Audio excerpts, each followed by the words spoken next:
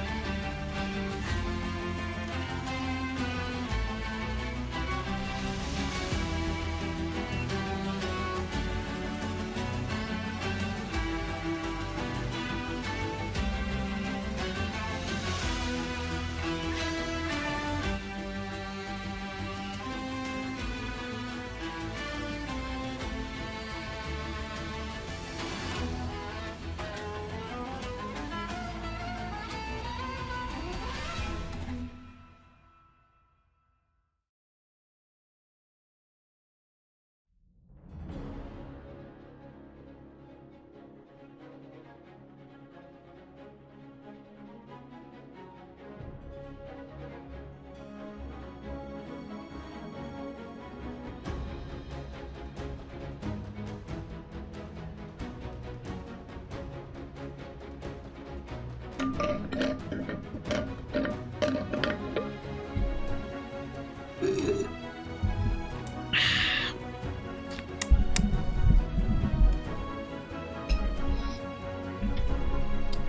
we doing? We Fridaying yet? Is it time? Is it time? Is it Friday? We playing D&D yet? We all played D&D last night, right? Was that just me? I assume we all played D&D last night. That's what we do on Thursdays, right? There's no avoidance of that. Thursday is the night again. Because when I first started streaming, everyone played D&D on Thursdays. Everyone. Because everyone complained, I can't watch Critical Role because I play D&D on Thursday nights. And then something happened. People went back to work. The world changed. People stopped playing D&D. And the faithful still played occasionally. A Wednesday here. Maybe the true D&D players played on a weekend. And then something happened in 2024. A shift. A new meta for D&D. A return of the old. Everyone started playing D&D on Thursdays again. So it is the official D&D day again, and I hope you guys played D&D last night. I hope your games were good. Welcome back to the stream. Welcome back to the VOD. Good to see you.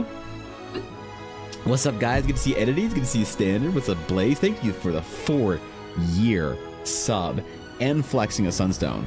Jesus Christ, Blaze. That's a long time, man. Thanks for sticking with me for 4 years, man. I appreciate it. God damn, bro. What's up, dude? Good to see you, Alf. Thank you for the, I think that's a lurk emote. That's a lurk. Yep. Thanks for that. Appreciate it. Thank you for the 31 months, Jacob. I appreciate that. And thank you, Ashy, of course, for being the first, not only to the stream, but also in our hearts. Good morning, Cass. Good to see you. I do see you in YouTube chat. All right, listen. Want to confirm that you are not taking work at the moment. I'm not taking work at the moment. Oh, do you mean commissions?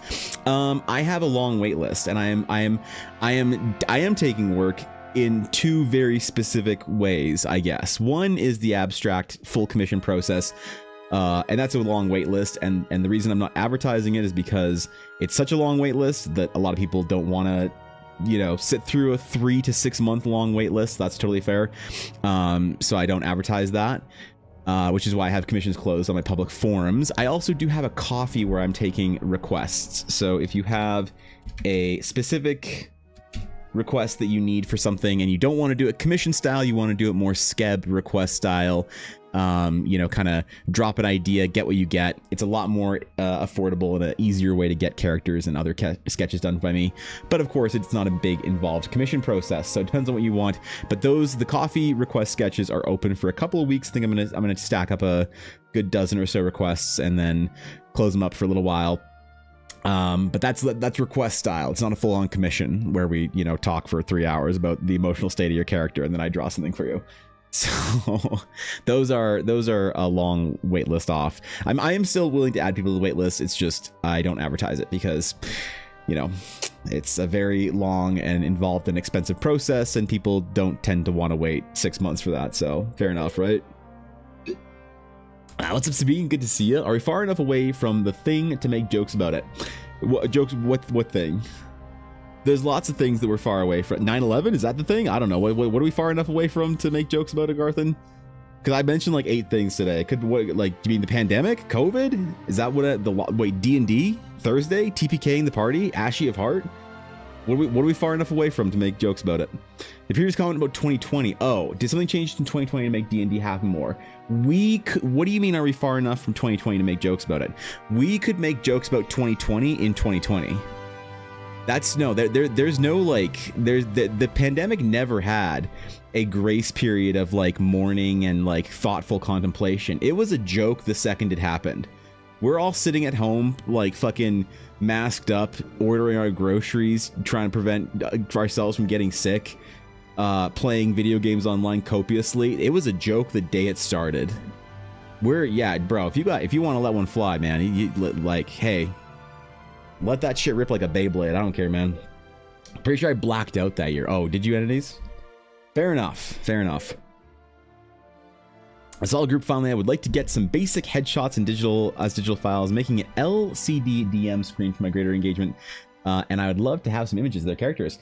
For sure. I mean, like that's the character sketches that I offer on Coffee are just headshots. So that's, if that works for you, you can put in an order and be happy to do that for you. But obviously there's, you know, if you're looking for a more involved commission process, that might be a little bit different. So I got 2020 meme mug for Xmas on 2020 for my workplace, right?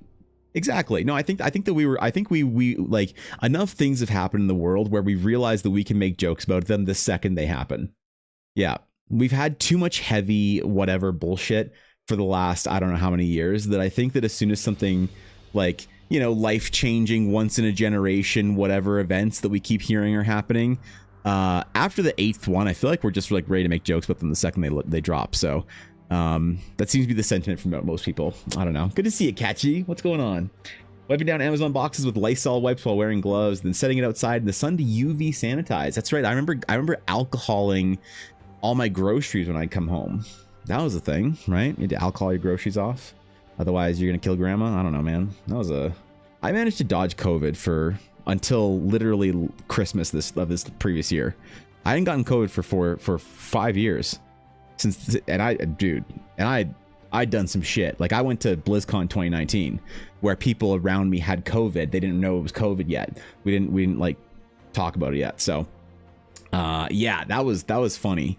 That took me, you know, till like literally within the last couple months to get it, which sucked, but that was fun. 2020 was the ports forbade the ports forbade sailors to get off their ships to visit a store or whatever, and they still have to relax those rules again because being quarantined at sea for weeks makes you medically dangerous. That's true. I saw Muppets Treasure Island, and I do remember the Cabin Fever song, so I'm assuming it's the same thing in the modern age of sailing. So you didn't lick your groceries clean. No, I didn't lick my groceries clean. I should have.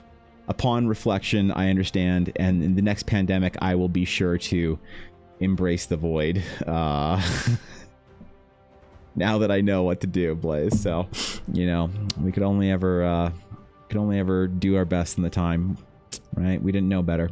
Oh well. Every time something new happens, I hear like an echoing whisper of Jolie Bindo from KOTOR in the back of your head. Saying what? What is Jolie Bindo saying in the back of your head? I've got to have Endrick roll for Cabin Fever. Ooh, I'm gonna take 1 on that roll. Yeah, I'm gonna if Endrick's Cabin Fevering, I'm taking 1 on that. I got a sword. Man, Endrick, my D&D character, he's such a tragedy right now. His only brother, his order member, Brother Ulnar, died saving him in combat. Endrick had to continue the mission on. And now Endrick's in a party with a salad, a Lady Blackwood, and a twink. And so he tried to find some masculine companionship with Andy by having a male, you know, emotional drain in the bath where they don't talk about stuff. They just grunt through their pain. But Andy didn't want to. And so that night, Endrick just sat in the bath, staring up at the sky, sobbing quietly, alone. He's such a tragic character, man. Oh well. We'll see what we can do for him next game. I don't know. I pull ropes to hoist sails. Good. Good. Don't ruin my vision of what modern sailing looks like. Come on, man. Come on, dog. Let's not mess around, all right? I enjoyed my D&D game last night. We did not get TBK'd. We know where we're going, though. We met a very important figure. I didn't romance my sword. Twill didn't talk to me, though, either, so that was tough. You know, not only did Brother Ulnar abandon me, but also my sword did in my time of greatest need. So now we're going to go take vengeance upon some keep in the middle of the forest and hope there's some sort of creatures guarding it that I can sate the rage of my paladin avenger with. So we'll see what happens next week. It's gonna be probably a dungeony combat-y week next week. But we survived another one. We made it to the town that we were in, or they were going to, and And apparently Ashley's going to make us fight a Charizard at some point in time. I don't know how that's going to work, you know? Like, what's the average D&D level of a Pokemon? That's a legitimate question. Like, is a Charizard like a 4th level creature? Or is it like a 12th level or something? On the power scale, right? We don't know these things yet. So when Ashley threatens to make me fight Charizards in D&D, I don't know what that means. That could mean an easy, quick combat, you know, fire breath, it's dead, 10 HP kind of thing. Or it could be that I get my character wiped and I can't play anymore. So, I don't know. I suppose we'll have to find out. The Jolie Bido quote, look, everybody always figures the time they live is the most epic, most important age to end all ages, but tyrants and heroes rise and fall and historians sort of the pieces. Sure. I mean, definitely that's relevant in the modern day where everything seems to be an unprecedented event in unprecedented times. And you know what? I think there's a bit of fatigue in it, hey? There's a bit of fatigue in the whole we live in unprecedented times struggle, where at this point I think I'm ready to just start living in precedented unprecedency. That's either very sagely or incredibly stupid, I don't know. It's supposed to be Dragonair, but you said you'd quit if it was. That's true, I did. If I have to fight 2 Dragonairs, a Dragonite, and a Lance, no, I didn't say that I'd quit, but I did threaten to turn our game into Grave of the Fireflies, where I carry Andy's corpse across a mountain to bury him with his favorite candy box, as my half-burnt little sister. Oof, man, man, we can't evoke Grave of the Fireflies that easily, right? I don't even know if half the other players have seen that movie. Oh god, this is a bad turn to our D&D campaign. It got dark real fast, man. Oh jeez. God. Now I'm reading through the Digimon homebrew book. Okay. Right. Well, Metal Greymon I don't know about, but if I have to fight a War Greymon, I'm gonna be mad. Come on, man. Would it bring a Final Fantasy boss in your game? Yeah, it's true. Ashley hasn't made us fight Ultima yet, or Ultima Weapon, or Ultima Weapon, or anything around the Nier raid. So I guess we'll have to wait and see. Where is the Nier raid? Which expansion is that in? When do I get to start doing Nier raid transmog farming? Is that Stormblood, or is that the one after that everyone likes? Shadowbringers. Fuck. Shadowbringers. Damn it. Okay. I need to get through Stormblood. Honestly, we've been trying to get through Stormblood, Elle and I. We have to check our houses today, actually, I think. But the problem with that is Ella has been getting headaches whenever we play Final Fantasy 14. So we can't play for too long. We can play for like an hour or two, and then she gets a headache, which really sucks. I don't know what it is about the game, but something's bothering her about it recently. So we haven't been able to play much Final Fantasy 14. It's really been a bummer. So we're still stuck perpetually, it feels like, in Stormblood, which makes me for a sad Lalafell. But I was considering doing some Final Fantasy 14 fan art, actually.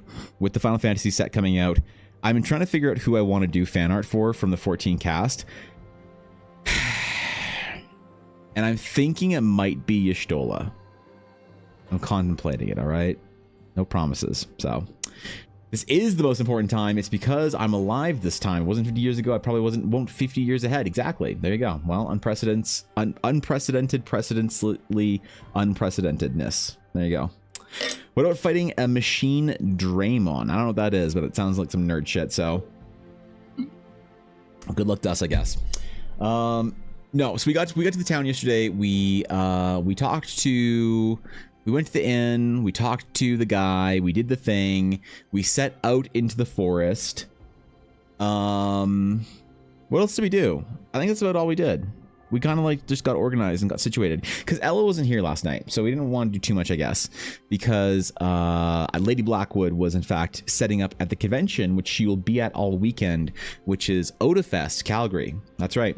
Otafest stands for, or is short form for, Otaku Fest. Otaku being a derogatory word towards somebody who's too overly obsessed with a niche subculture, however, has been adopted in a prideful way, mostly by Western English-speaking young people, to be a rallying cry for their anime fandom in a way to sort of shirk the shame of being a degenerate anime nerd. So she's at Otaku Fest, or starting to Ota Fest Calgary this week, selling her Blackwood dice with her good friend Selena. So she will be away all weekend, unfortunately, at the Anime Con. Am I going to go to the Anime Con? No. Have I been to the Anime Con before? Yes.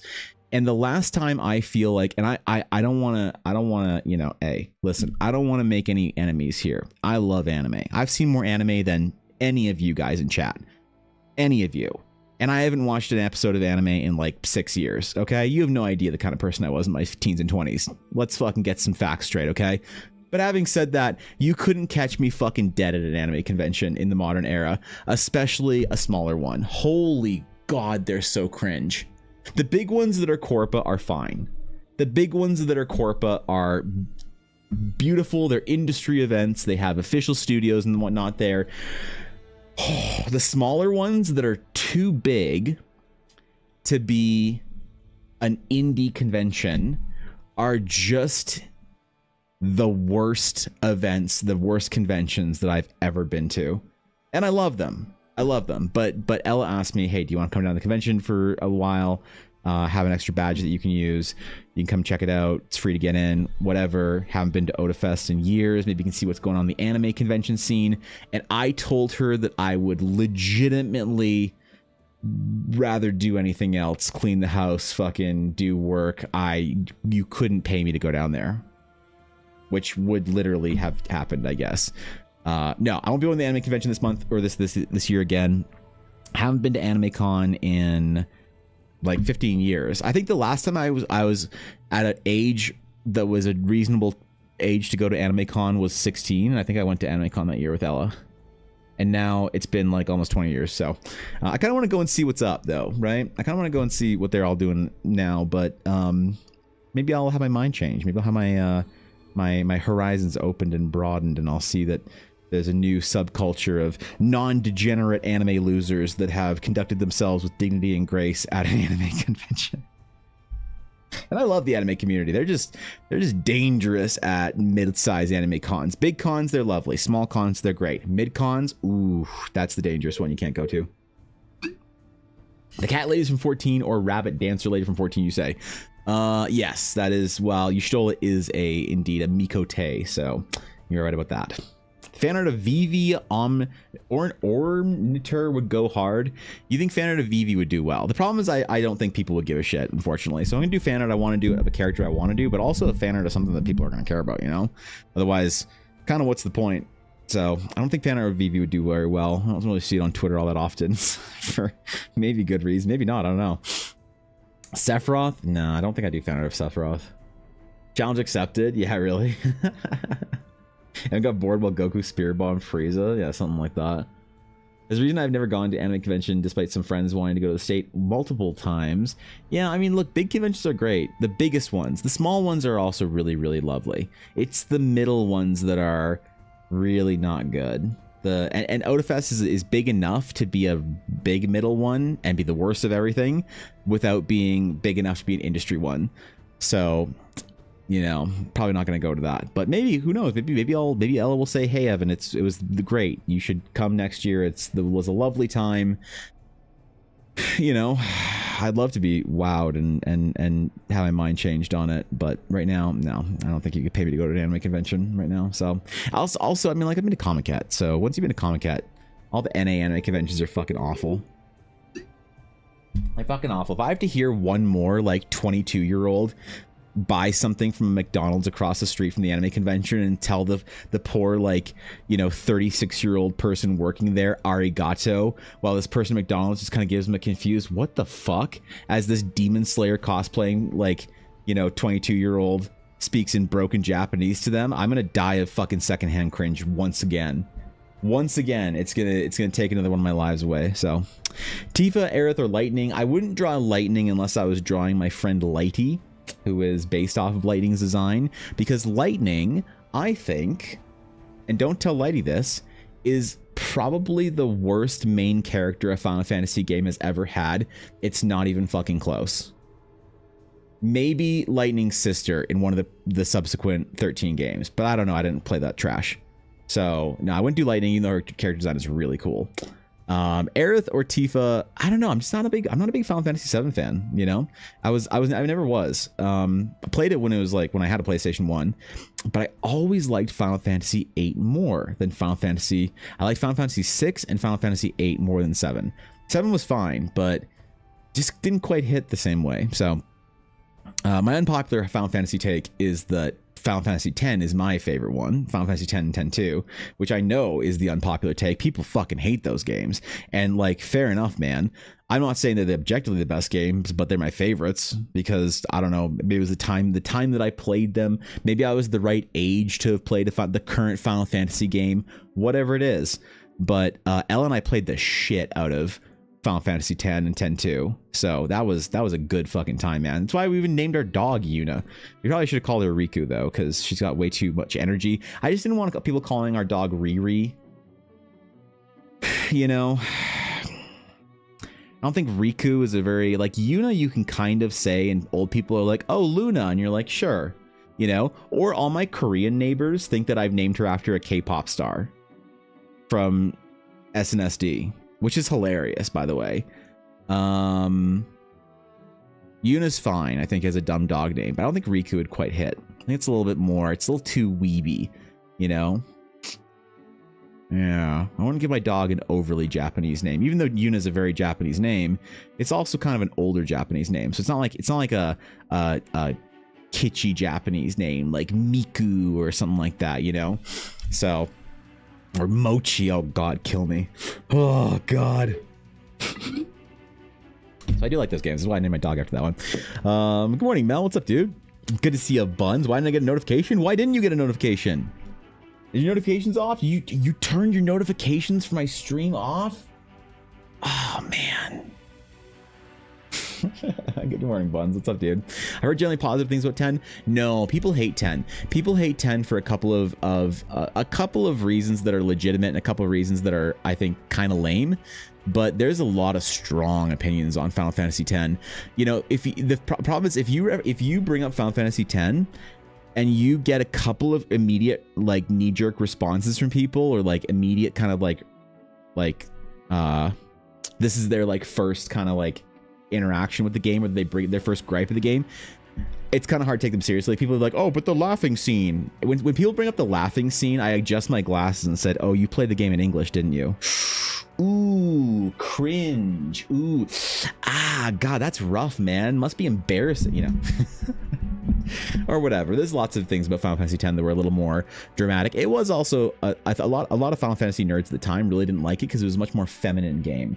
Not that I think that's a good or bad thing, but I think the whole idea of the like arcing love story centered around like the struggle of Yuna rather than like the Squall Renoa or the Squall or the you know, Cloud Tifa sort of traditional arc. I think a lot of people didn't like that. Certainly people didn't like Final Fantasy X too. No guys I knew played Final Fantasy X too because they weren't about to play a game with a bunch of fucking girls as the main characters. But I was really in love with Yuna as a character. So Final Fantasy X 2 was fantastic. I didn't mind that. I didn't mind being called little gay boy for liking, you know, this is high school era, by the way, when PS2 was out, for liking Final Fantasy X 2.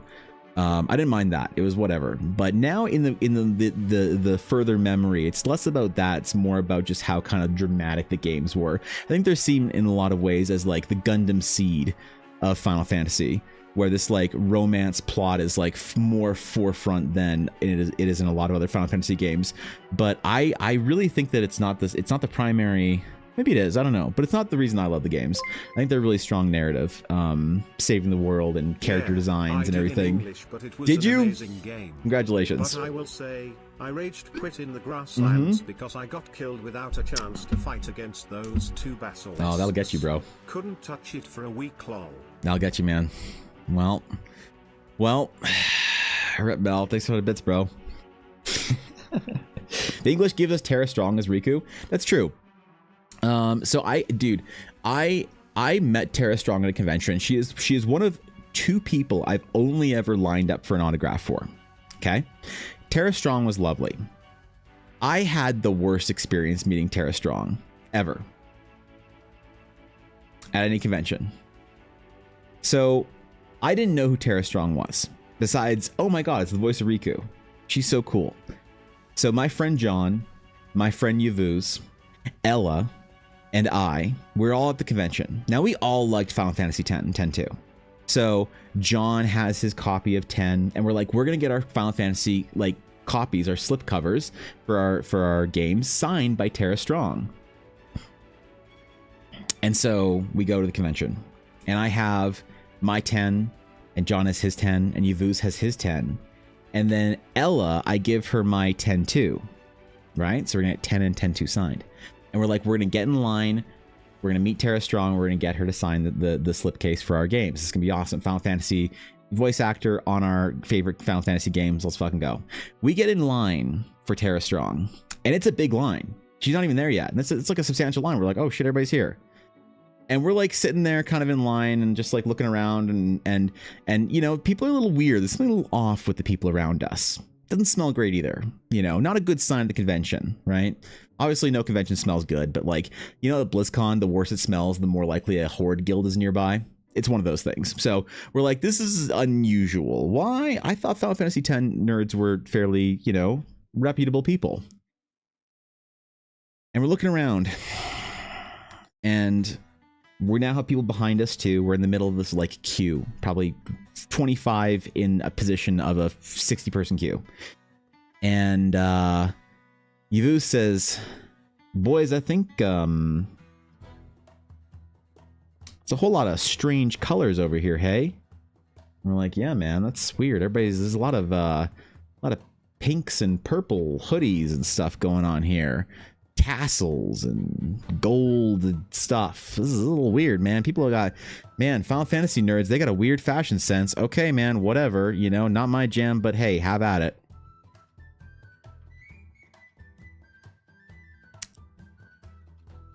We wait another 10-20 minutes.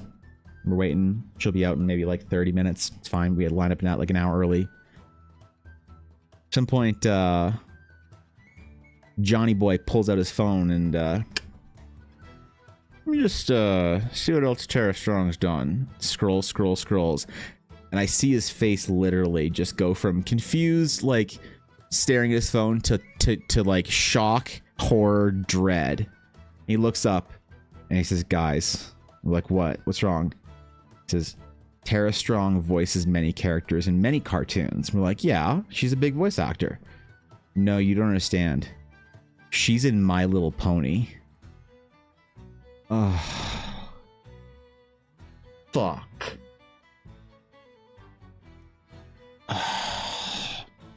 Not only is she in My Little Pony, I didn't realize this. We had to, Ella Googled, she's like, guys, she isn't in My Little Pony. She's the My Little Pony. We're like, what? She's like, she's the main character of My Little Pony. And we look around. Suddenly, all the pink and purple hoodies, all the white fucking Stardust whatever sprinkles and shit, all the ice cream cone looking fucking weirdos, like, make sense. We're now trapped within like every brony in Calgary, Alberta is like within like a 20-yard radius, man. Like, we're in enemy territory. Like, holy shit, dude. I felt like the FBI had me on a watch list. I'm not even in their fucking country. Wrong country. I don't even watch the show, but I feel like I was still on an FBI watch list. So we have to wait through the line and, you know, avoid contact with anybody because people start trying to talk to us. Like, oh, what's your favorite episode? Like, no, fuck. Stop it. Spray bottle. Get back with you. Back, man in your 40s. Wearing a brony hoodie. Back. Eventually we get up to Tara. And she's like, hi guys, you know, super nice. Hey, thanks for coming out. Super cool. And we're like, hey Tara, super nice to meet you. Hey, you know, I was wondering if it'd be all right if we could get something signed. She's like, absolutely, yeah, what do you want me to sign? And we like pull out our Final Fantasy slip covers. We put them on the table. And she just like steps back. She goes, whoa. You guys are here for Final Fantasy X? We're like, yeah, it's our favorite Final Fantasy game. And she was absolutely enchanted by that. She was like, I never get anyone here for me to sign as Riku. And she talked with us for like 20 minutes, man, just making everyone fucking wait behind, asking us about our favorite parts of the game, quoting Al Bed to us, talking about like stories about how they had to like ad lib, you know, fucking Al Bed like insults to each other and shit. She was so lovely and so sweet. She signed all of her little things. She signed mine with a heart. And then I see these bronies behind us being all like Madge and shit. Like, what are these fucking weirdos? These JRPG fat nerds doing in our brony crowd? She was so excited to talk about literally anything besides My Little Pony. It was hilarious.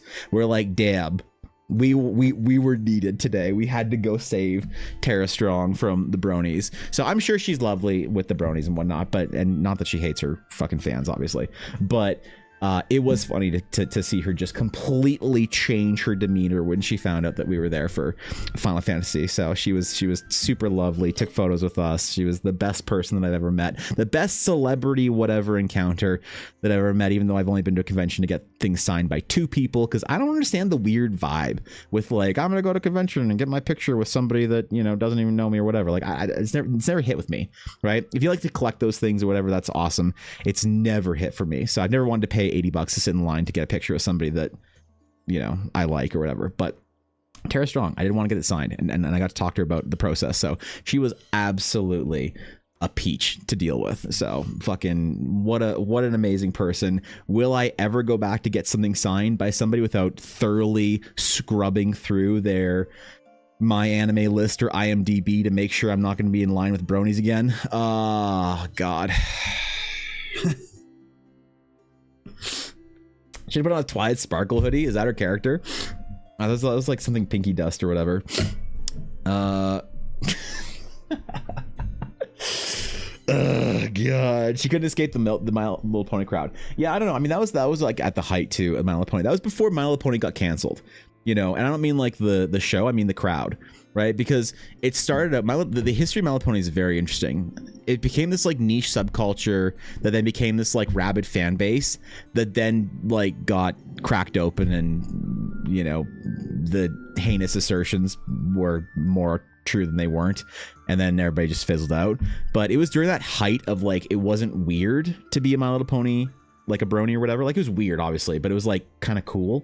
So they were everywhere, man. So yeah, that was probably the year to go to the convention and you know, get a thing signed by the fucking main character. I don't know if she voiced more characters from My Little Pony, if it was just the one, but I know she was the main one. I'm not sure if she did like 5 of them or whatever. Tara Strong was Raven from Teen Titans, but she has such a huge resume that it's difficult ranking overall. Yeah, I think was Raven? I don't remember Raven being Tara. Yeah, I guess it was though, right? Wasn't she? No, she was. I thought she was the other girl from Teen Titans. I mean, you'd know. I'm not questioning you. I'm just questioning my own memory of this whole thing. Anyway, will Eldaracon have a ball pit? Will Eldaracon have a ball pit?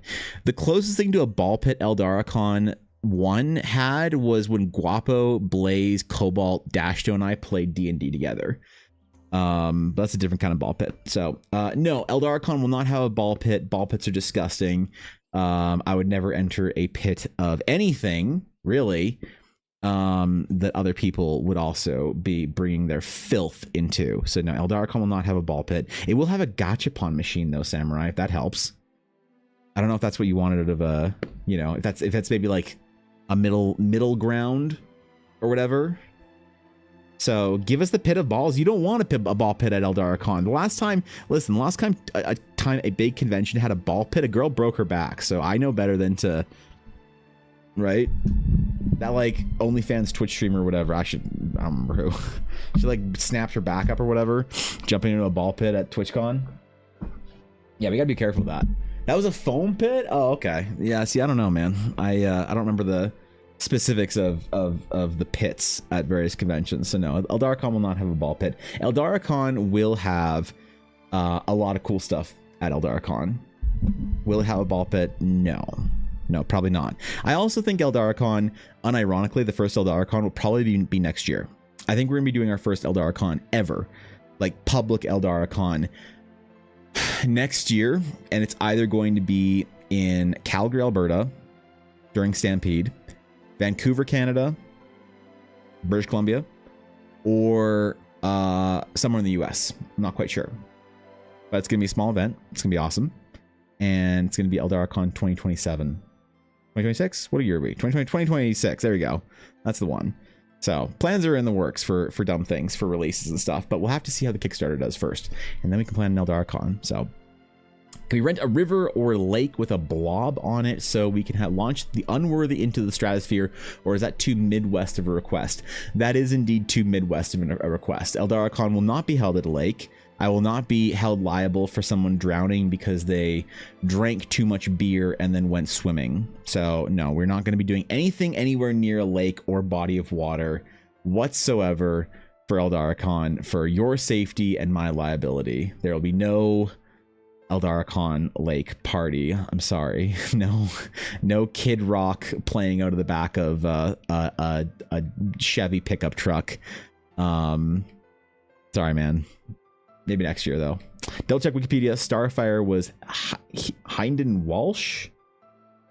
Okay, I don't know who that is. So yeah, I mean, look, I'll trust you, man. I don't remember the fucking cast as well. As long as we get an Eldara Tumblr meme, I think we'll be okay. What does an Eldara Tumblr meme look like? Wait, what? What is it? What is it? Is this a specific type of meme? The Tumblr meme? EldarCon boat party. Well, we could do a cruise. We could do an Eldara cruise. That's the thing that like big things do, right? That's like the Star Trek. Do they still do Star Trek cruises? That was the thing when I was a kid. They do like the Star Trek cruise or whatever, where you go to sea with like William Shatner and fucking Jonathan Frakes or whatever. That's like a cool idea. Cruises are great, dude. You know, because if somebody jumps off the edge of the boat and dies, then it's not your fault because it's the cruise company's problem, right? We could do Eldara cruise. I think if I was going to do EldarCon anywhere in the world, if I could choose anywhere in the world for EldarCon,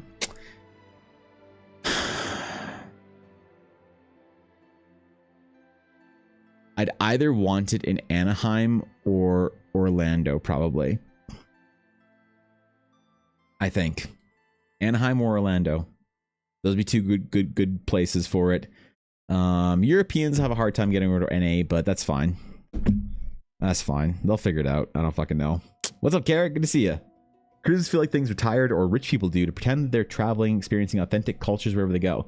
Well, here's the thing, man. I went on an old people cruise once, and it was pretty good. The one and only cruise I've ever been on was to Alaska on a specifically elderly, senior-y oriented cruise line called Holland America with my mother-in-law and her husband and Ella. They took us on a Alaska cruise with them, and we were the youngest people on the boat, maybe in our like late 20s. So it was lovely. There's nothing like sitting around a bar at 2 PM drinking fucking whiskey with a bunch of old dudes you don't know complaining about stuff that you don't care about, right?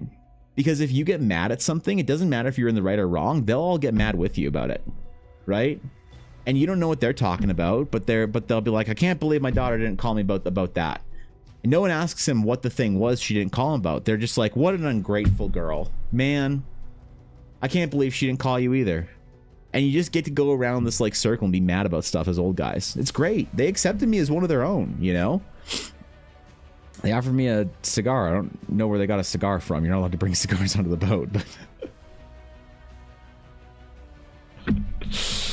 still took it. I don't know. I didn't smoke it. I just accepted it and took it back to the room. Was like, look what an old guy gave me. EldarCon on the top of a mountain. Yeah, I don't know about that one. Riverboat cruise in Europe? I don't know. Then you have to go to Europe, though, right? Isn't Europe expensive? I don't think I can afford to go to Europe. Yeah. I can't even afford to go to Ottawa, so. When Alaskan cruise the Royal Caribbean, there were a lot of elderly Asian grandmothers playing mahjong. That's lovely. I love that. That's fucking sick. Part of their starter pack? Yeah, you think so? Elder Brat Summer. Okay, dude. All right. Okay, man. We gotta draw some E-boys today, all right? You know what I haven't drawn in a while? I haven't drawn an E-boy. We're gonna draw some E-boys today. So, time to get some actual art done, because I think the internet thinks that I'm not a serious artist anymore. I hadn't uploaded videos. I was uploading daily for about 2.5 months, and I stopped uploading videos daily. I don't know if anybody noticed or cared, but I stopped uploading videos daily because the medical shit that I was dealing with in my ear and fucking appointments and whatever, it was just a lot. It's been a really, really fucking tough couple of weeks for me.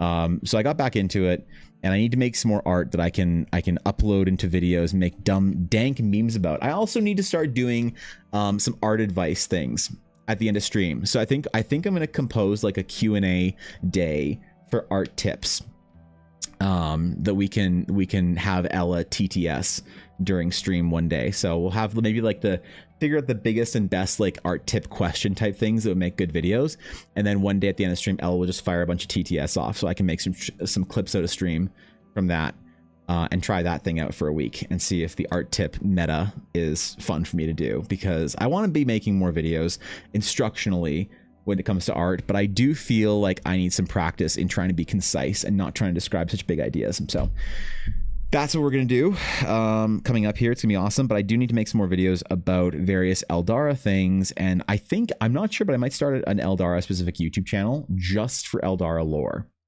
I'm not sure that's a good idea or not, or if I should just put that on top of my Evan Blair Art YouTube channel, because some people have very aggressive opinions about this. Either one, if you're doing something different than your YouTube channel normally does, make a new channel for it. Fair enough. And other people say just have it all part of one channel, you know? Like, don't even worry about it. I don't know what to do. So maybe we'll try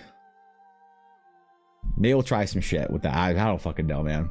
I know, so I feel like you probably had things you're dealing with, so I didn't want to bother you about it. Yeah, no, I mean, like, I really couldn't fucking like honestly, streaming is still right now really difficult for me, because I hope I'm speaking normally, but I definitely don't hear it. It's such a weird experience. I can't fucking hear out of my left ear all that well right now. I just lost hearing, and there's like a really crazy buzzing when I talk, and it's like really fucking annoying. And I've had tons of appointments and specialists and been on whatever, all sorts of shit and stuff, and so had to miss streams.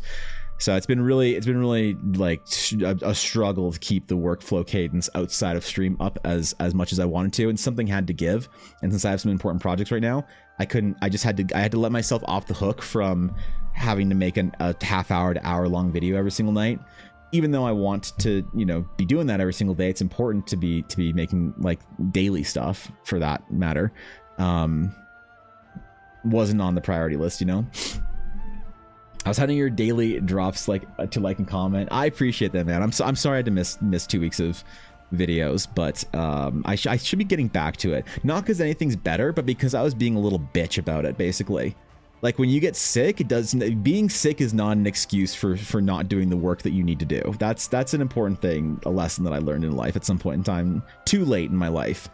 And I think I spent too much time. If I gave myself a couple days off, that'd be fine, but I shouldn't have given myself 2 weeks off of like doing the things that I'm supposed to. And you know, thankfully I didn't miss any streams because of it, though. Like, because of me being a whiny bitch about it. The only time I had to miss streams was because I had to like an appointment that I had to go to or whatever. So when Mikote and Vieira canon to Eldara?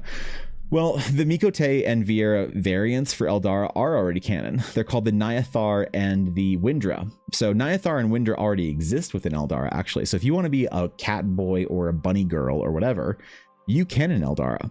Now, am I going to focus on those ideas to the point in canon where they become front line, you know, right in your face standard characters?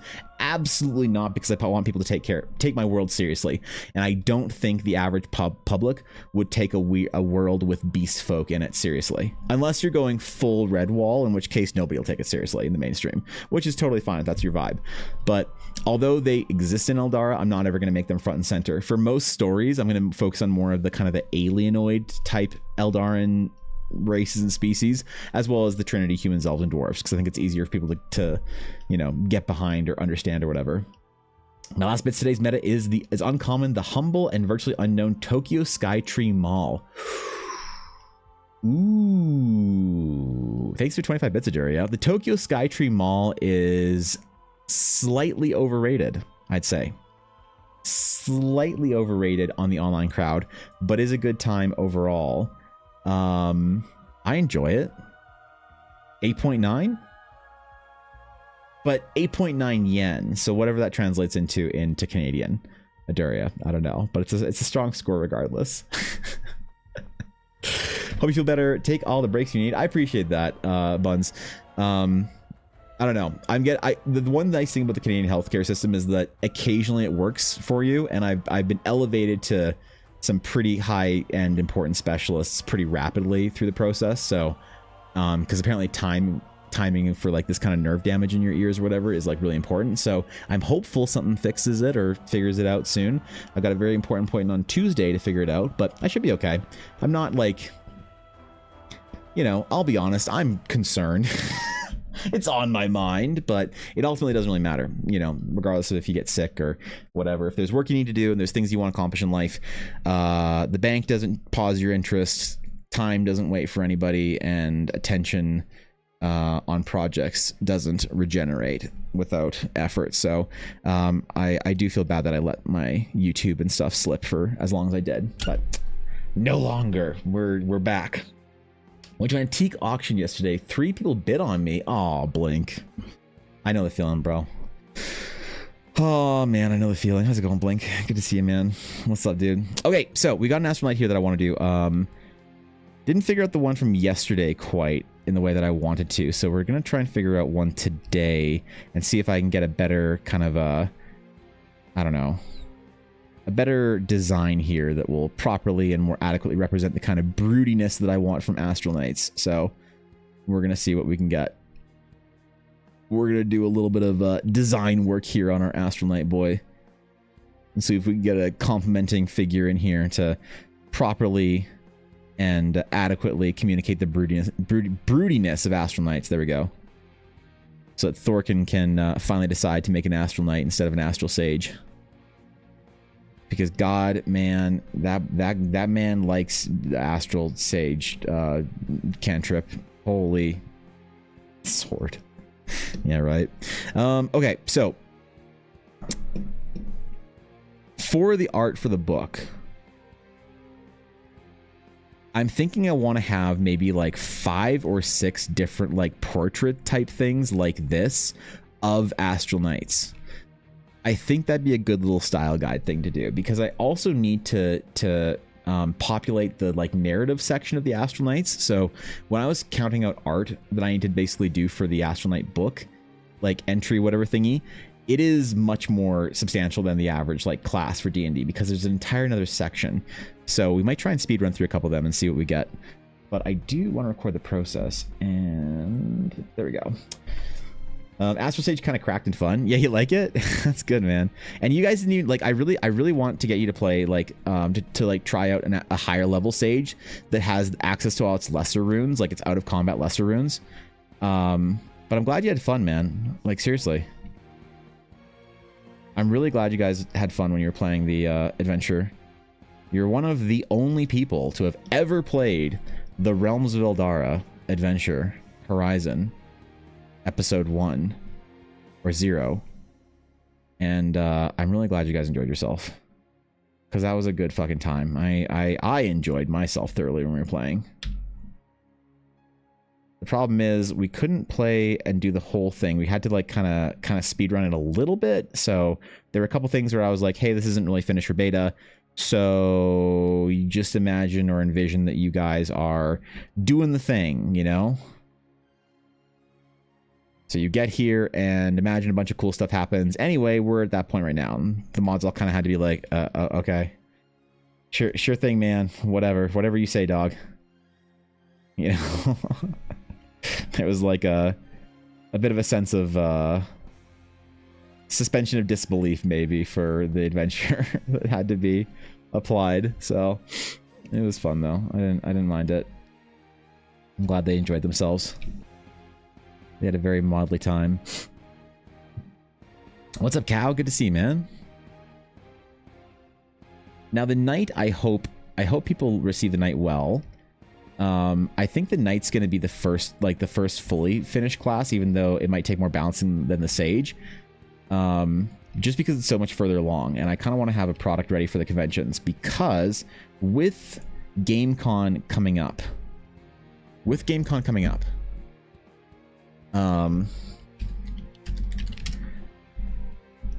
I need to be very aware of timeline for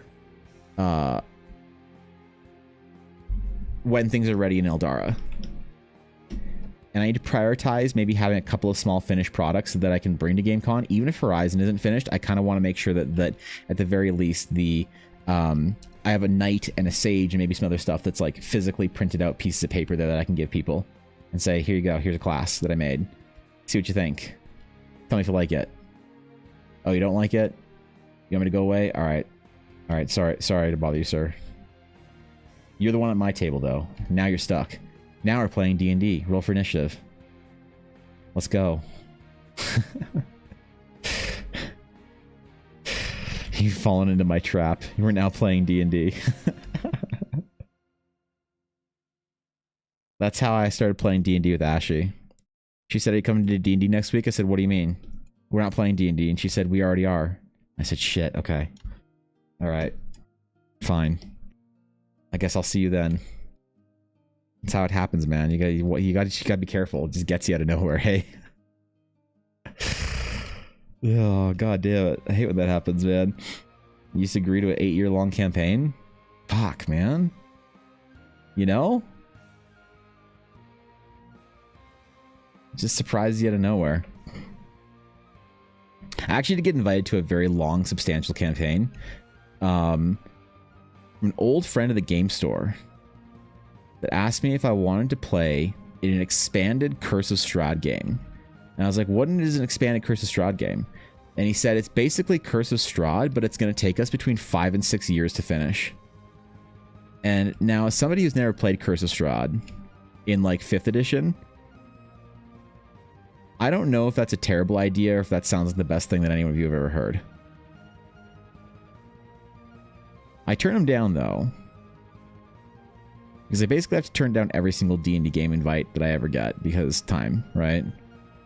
But it was one of the more intriguing ones, the idea of playing a very long-term Strahd game, like expanding out on an adventure by X number of years or whatever. So I went to a con and accidentally became a D&D player. Is that what happened to you? Damn. Poor guy at the conventions, man. You too? Yeah, me too. Ah, shit. Well, I did actually introduce like D&D to somebody at the Edmonton Expo. It was this girl who was like really excited about my art, and she was like asking about what it was all for and whatnot. And I told her it was for like a D&D game, and she's like, I never played D&D. I was like, damn, you gotta play some D&D. Like, what the hell, man? And she's like, I know. Like, what do I do? Like, how do I start? I was like, oh, you just like get a book and get some friends and whatnot, and then you like play your game and whatever. I kind of gave her a little run through. She's like, yeah, but what if I actually want to start? I was like, oh, what is that supposed to mean? And she's like, well, you know, like not like, you know, this sort of like the way you start a game when you like try and get your group together, but like, what if I actually want to start playing D&D? I had no idea what the fuck she meant, but it's like she was like looking for me to have like an answer for her or whatever, like something in like, I don't know, like a secret. You know what I mean? Like maybe she thought I had like a secret or whatever to tell her about how to start playing D&D. Like there's like a club or something you have to like be initiated into or whatever. I didn't quite know what she meant, but she asked me that like 3 times. She's like, okay, but like, what if I want to actually start? It's like, you still buy the book and gave it to your friends. What do you mean? What? Wait, what? Am I missing something here? This is a meme? Like start immediately? Maybe that's what she meant. She's like, what if I want to start like right now? Like this second?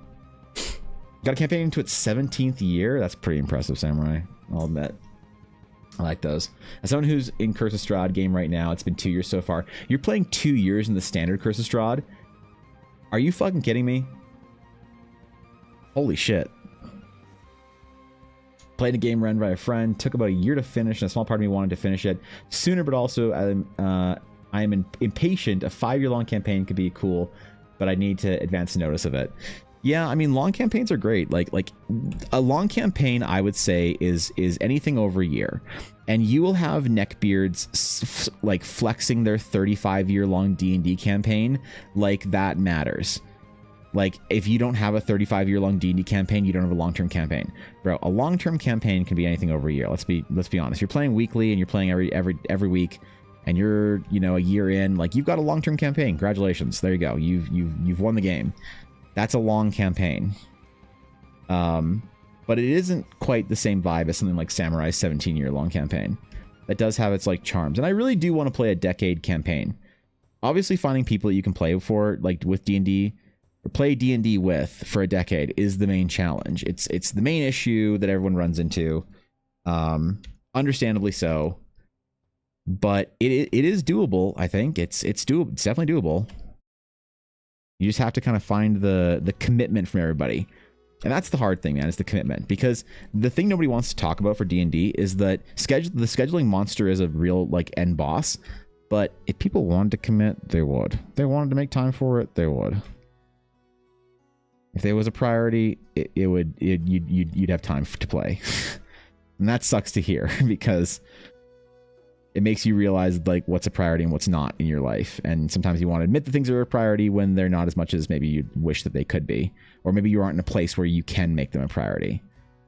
So it does kind of suck, but it is possible. And it just requires a lot of commitment from a group of good friends, which is why I think the most important quality for a D&D group is indeed the friendship that you have in your crew, as opposed to like the actual, you know, the game, the DM, the map, the whatever, the story. If you're hanging out with friends, you'll have a much longer campaign than if you are just kind of straight chilling, I think, for a small campaign. Daniel, did I say that right? Thanks for the follow. Appreciate that. Welcome in. Honored to have you. What's up, Lexer? Good to see you. Our sessions for Christmas Squad keep getting canceled due to IRL reasons equally by everyone. That's fucking rough, man.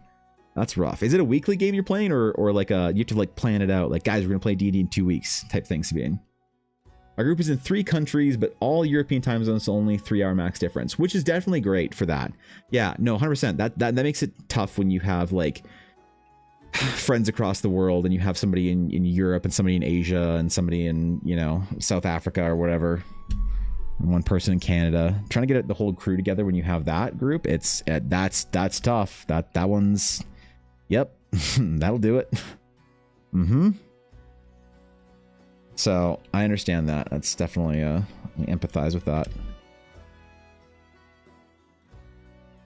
But I think that if you want it, you make it happen. You know, if you really want that D&D adventure, you make it happen.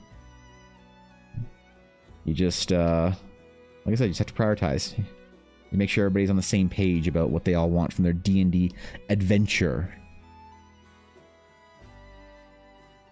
And then you just get it. You just do your D&D game. What do you mean? It's easy. What are you worried about? If only it was that easy. The longest campaigns I've ever played in are like, you know, maybe like 4 or 5 years, which are great, but I haven't done that in a while. Something always inevitably comes up with somebody. That's the way it always tends to go, hey? And you just have to kind of deal with it. You just kind of have to figure it out. Oop, where is this? What layer are we on? There we go. There we go. All right, time to merge this garbage. So I want to do a bunch of different also examples of swords. So we might do some sword design today for our Astral Knights. Do a whole bunch of just like sword sort of designs along these lines, with like obviously a finished grip and stuff, as opposed to just a measurement handle. That'd be kind of a nice little page thing to have for our Astral Knights as well, you know? Who's the guy you're drawing? He's just an example of an Astral Knight that I'm putting in for the book. We need a bunch of different examples of different like kind of like archetypical Astral Knights, different you know, Eldarin specific species and vibes to show people kind of what Astral Knights can be, just to help kind of paint that picture or whatever. So we're doing like a little, maybe like a little more of an ode to the original Astral Knight E-Boy right now, but we'll probably do a couple of them this week or this week and next, so we can get in for the release of the actual class art on time, because I am on a schedule that I'm putting myself on right now. Started playing a few years back and have switched between settings quite a bit. We have successfully played it such a long game since 2020 or 2021. That's pretty good. Conquest a campaign they want to run for a year, but we're a player down. In the pandemic, I got into both tabletop and Star Wars to get social interaction. My now prominent group started Star Wars Edge of the Empire campaign, and my GM threw me off into a deep end. I let me play it as Ahsoka in disguise. I only watched Rogue One back then. That's kind of funny, actually. I've never really liked doing that, where you have like a mainline character that like is in your game. or that even like a player is playing as like one of the mainline characters. So, but that's still pretty good. Like Ahsoka's like, oh shit, Sabine, thank you for the tier 1. I appreciate that. Thanks, Sabine. That's very generous of you. Well, welcome to the guild. Hope you enjoy your emotes and what else do you get? Ad-free viewing, emotes, fucking clout. Dude, seriously, thank you for the subs, Sabine. Welcome to the Dragon's Claim, officially. Holy fuck.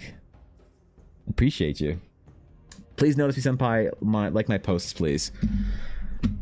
No. All right.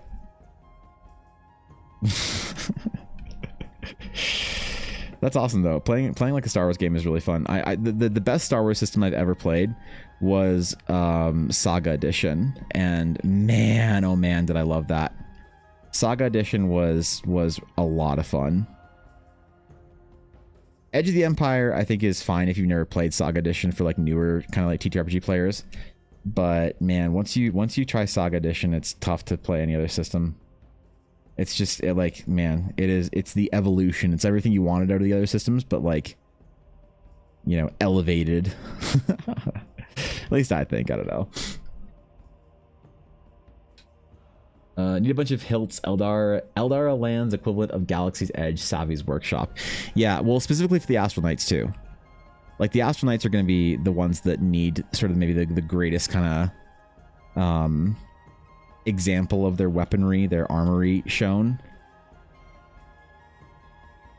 Because realistically, they're the ones with the most specific like design requirements to be like safely within canon. If people care about that. Like obviously again, no one's going to care about like playing characters and shit that are in canon, but I still want there to be a sense of like, here's how to have a character feel like they're a canonical member. Like I have to take the world seriously, you know? I have to take people, the potential of people wanting to play in the world seriously. Otherwise it doesn't happen, you know? And so like part of me is kind of like always at a crossroad of like, do I do a thing that like, why should anyone care about this thing? Versus, well, if I don't care about it, nobody ever will. So I think that I have to like take, I have to present the Astral Knight and the various like things in Eldara as if there is a legitimate reason to care about the canonical gameplay for it and the canonical design, canonical storytelling or whatever. Simply because, like I said, if I don't start, then nobody will ever. So I need to like make a proper like playing an Astral Knight, a canonical Astral Knight kind of guide, design guide, all that kind of stuff too.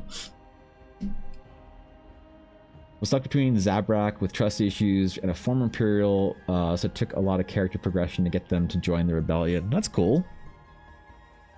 That's cool. Yeah, I mean, Star Wars is a great setting to be able to play D&D in. I really miss my Relics of the Force game that I had with Dashto and Ella for years. It was pretty fun. I mean, probably the best D&D game I've ever played was that Relics of the Force game that I ran for the two of them. They were really enchanted with that game, man. They were always wanting to play. I need a good gauntlet ref here for me. I need a good gauntlet ref. What can I do? What should we do? Maybe something a little more... I need a good gauntlet ref. What can I do for my gauntlets? Ooh, that's kind of cool. Ooh, wait, I like this. Hold on. Yeah, hold up. Wait.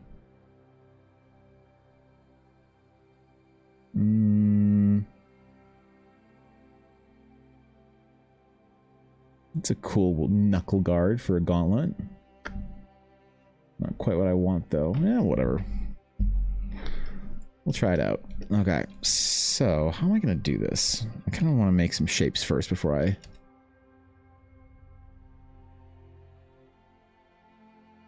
Let's try this out and see if it works. Sword design should be a prereq for Astral Knight creation, my opinion, right? Look, man, it's an important class, and I want people to take it seriously. But I know ultimately, at the end of the day, People are going to want to play whatever ridiculous shit they're going to want to play, and it's not going to really matter. If I say this is what astronauts do or look like or say or teach or whatever, people are always going to want to do their own version that they think is like a better story or whatever, and you know, fair enough. But I'm still going to always have like a canonical sort of like guide for how to like play an astronaut and advertise it as the best way to play an astronaut. Because I do think that's important to like to value the like I mean I think that the best D&D stories that you get are the ones where you put your character story second in service of the world.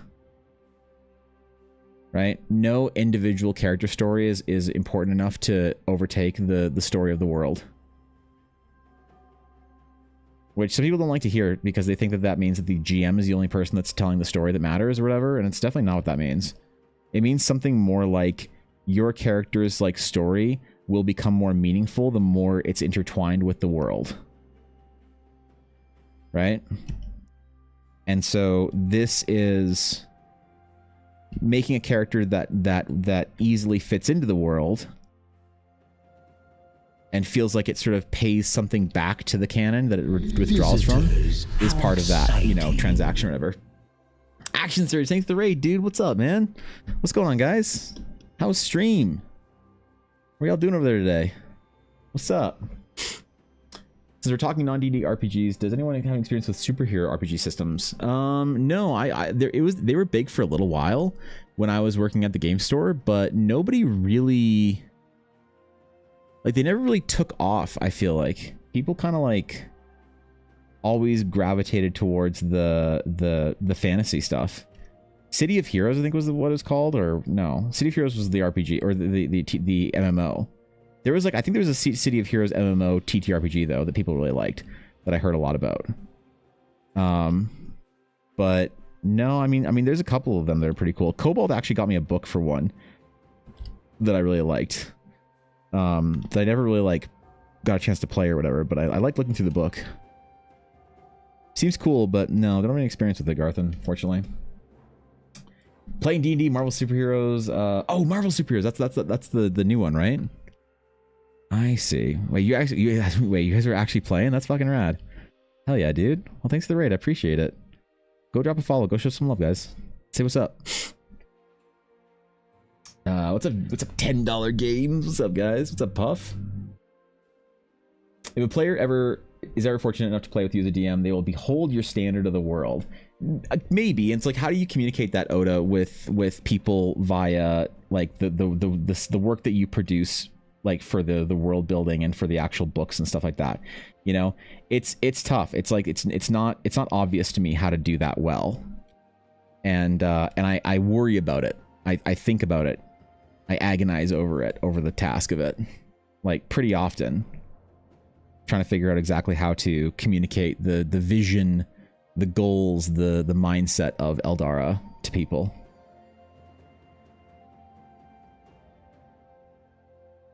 But it's also not really an issue for my games because like I don't play non-canonical games with people, and it's something I get a little bit of heat for. But basically, if somebody wants to play a version of Eldara that isn't like doesn't fit with canon for me, like I just don't play with them. So it's more like a concern of how to get people to play the game with people, you know, outside of my own games, right? Because I can always ensure that there's like continuity, but obviously for your own home game, that's not like a thing that I can ever really interact with, nor would I ever really want to step on the toes of your great and mighty and illustrious DMs. But still, I think about it, you know? Try and do this like gauntlet design based off of some of like 3 different gauntlet types here. I'm not sure if it's gonna work, but this is either gonna be rad or kind of lame. One of the two. Like the old Marvel Superheroes, but we just finished our session for D&D. I see. Let's go, dude. We had a good session. But we got at least 1 TPK off, you know? Get those snot-nosed little players back in their, you know, fear seats or whatever. I did not get TPK'd last night. I was very upset. So, I'm just taking it out now. taking out my frustrations. Every time I play D&D with Ashley, I try and get TPK'd, and she just never lets me. Lame. So instead, my Avenger cried in the hot springs all by himself after his brother Ulnar perished in a fight. So, oh well. Even Dragonlance has quite a few different writers. Completely writes everything. Even Dragonlance had quite a few different writers completely write events differently. The Unreliable Narrator, The Recovery of Hammer of Karas, the 3 completely different books on how the Dwarf Civil War resolved. Right, yeah. There's like an adherence though the entire time, right? Continuity, Fishy's character is the only Astral Knight that gets a special weapon since they found it. Well, that game wasn't canon. That's not a canonical story. Like, don't worry about that. The Path of the Lumari thing never got resolved. You guys never got to see the end of it, unfortunately. So the events that were like transpiring as far as how the Lumari were like coming about and stuff, yeah, that's not a it's unfortunately not a story that we got to really get into. Keep Fishy's canon? No. Ran through your game, my wife wanted to play something different, so we made a fake corgi race for her monk to play. Oof. And I worked the whole side story of her visiting her corgi version of the Shire. She cried of happiness. Definitely one of my proudest moments of the DM. That's cool. All right. There you go. Right on, man. Fake corgi. That's an interesting idea. All right. Cool. I like it. Let's go. Ask the same question again because you didn't see it the first time. Sorry for the repeat, but where do you get your refs from? For what specifically? Like the gauntlets I'm using? I just googled Gothic gauntlet. Depends on what the ref is. If I'm just looking for like a piece of gear to figure out how a connector works or whatever, or how to layer plates on top of each other or like knuckle guards, I'll just Google it. If it's something like it's more substantial, like poses and shit like that, I'll usually take them myself, or seek out like certain artistic tools, like certain artists do. Like they hire like models and do like very very high end sort of photo shoots for classical posing and shit like that, and those are good too. Those are really good, but it depends on what you're looking for, the level of ref or whatever it is. Oh, and thank you, Proxy to Digital, for the follow. Thanks, dude. Appreciate that. Welcome in. Creative doesn't have to be yours, for sure. I know my Forgotten Realms is a bit different than canon. Yeah, and that's like the kind of the thing. Like, as I'm creating Eldara, people are always going to make a different version of the world. I like the thing that I always tell people, like in the documents and stuff that I make for Eldara related content, is like this is designed with something in mind, right? Everything is designed to complement itself within the story. So you don't have to care about that, obviously, because it's your table. It's your version of the world. And if you're playing in Eldara and you're playing your version of the game, why should you care about the silly, like, canon rules that I set up? You shouldn't. You have my blessing to go do weird shit, obviously, and, like, discard the canon and disregard my writing and things like that for the world in a way that you see fit for your own game. But with that caveat, things are intended and written to be sort of like connected in this world in a specific way. So the specific stories, the Astral Knights, it's kind of like the amount of times I have to explain to people why the Astral Knights all use the longsword and no one deviates from it. People either get it or don't, you know? It's so funny that when I say that the Astral Knights all use one type of weapon and canonically they don't use any other type of weapon ever for any reason, and you as an Astral Knight wouldn't want to use any other type of weapon, the average D&D player starts crying, and the average like story like author is just like, oh, makes perfect sense, you know? So it's kind of one of those like funny things where I guess it's also kind of like who's your audience too. So I'll always say, like, here's the way to play a proper Astral Knight. If you want to be the special Astral Knight that has like some, you know, great sword whatever and wears full plate armor and has a shield and, you know, a shotgun, it's like, sure man, whatever. But maybe try and like consider the design choices made for the Astral Knight and why they are built the way they are and why I designed things the way I designed them. And I guess if people like it and they like have a sense of respect or reverence for that design, great. And if they don't, then, you know, there's not really anything you can do about it. So I'm not gonna lose sleep over it. But I do feel like people need written permission to do weird shit. D&D players are definitely a weird bunch where they kind of need you to like give them a pat on the back of the head and say you're allowed to do the weird thing. Like obviously, I mean, that sounds a little like kind of I don't know, dismissive or a little bit memey about D&D players, but it's kind of true. Otherwise, why would Wizards have made like Tasha's and all these other books where they give you permission to not use the rules exactly as written? And most like enthusiast D&D players, like most people here, would be like, I don't need Wizards Coast permission to like play an orc with elf stats.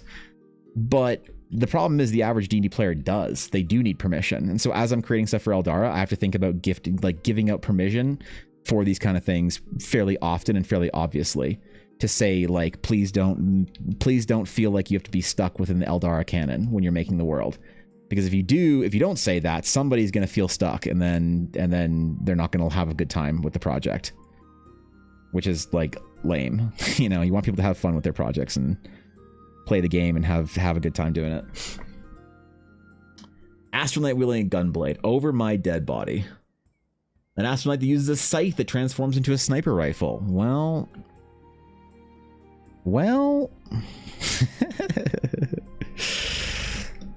That sounds rad, dude. You tell me the story of that. Let's go. Tell me how it happened. What? How'd they get a scythe? Between retentiveness and DMs who try and deny the use of anything, it's a big part of why those permissions exist. Yeah, I think it's a Wizards problem too.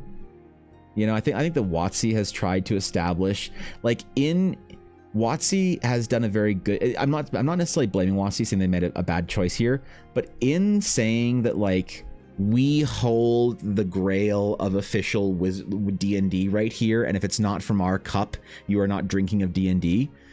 They make a lot of money because they can print more stuff. But the problem is, in doing that too, they set an adherence to their rules that wasn't part of the original sort of like spirit of D&D.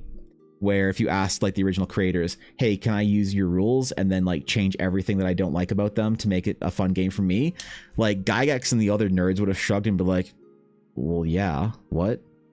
But now if you say to Wizards, like, hey, can I use your rules but change everything that I don't like to a game that I want to play? Wizards like, ooh, Billy, you aren't playing D&D at that point in time, and I thought you wanted to play Dungeons and Dragons, the greatest TTRPG of all time.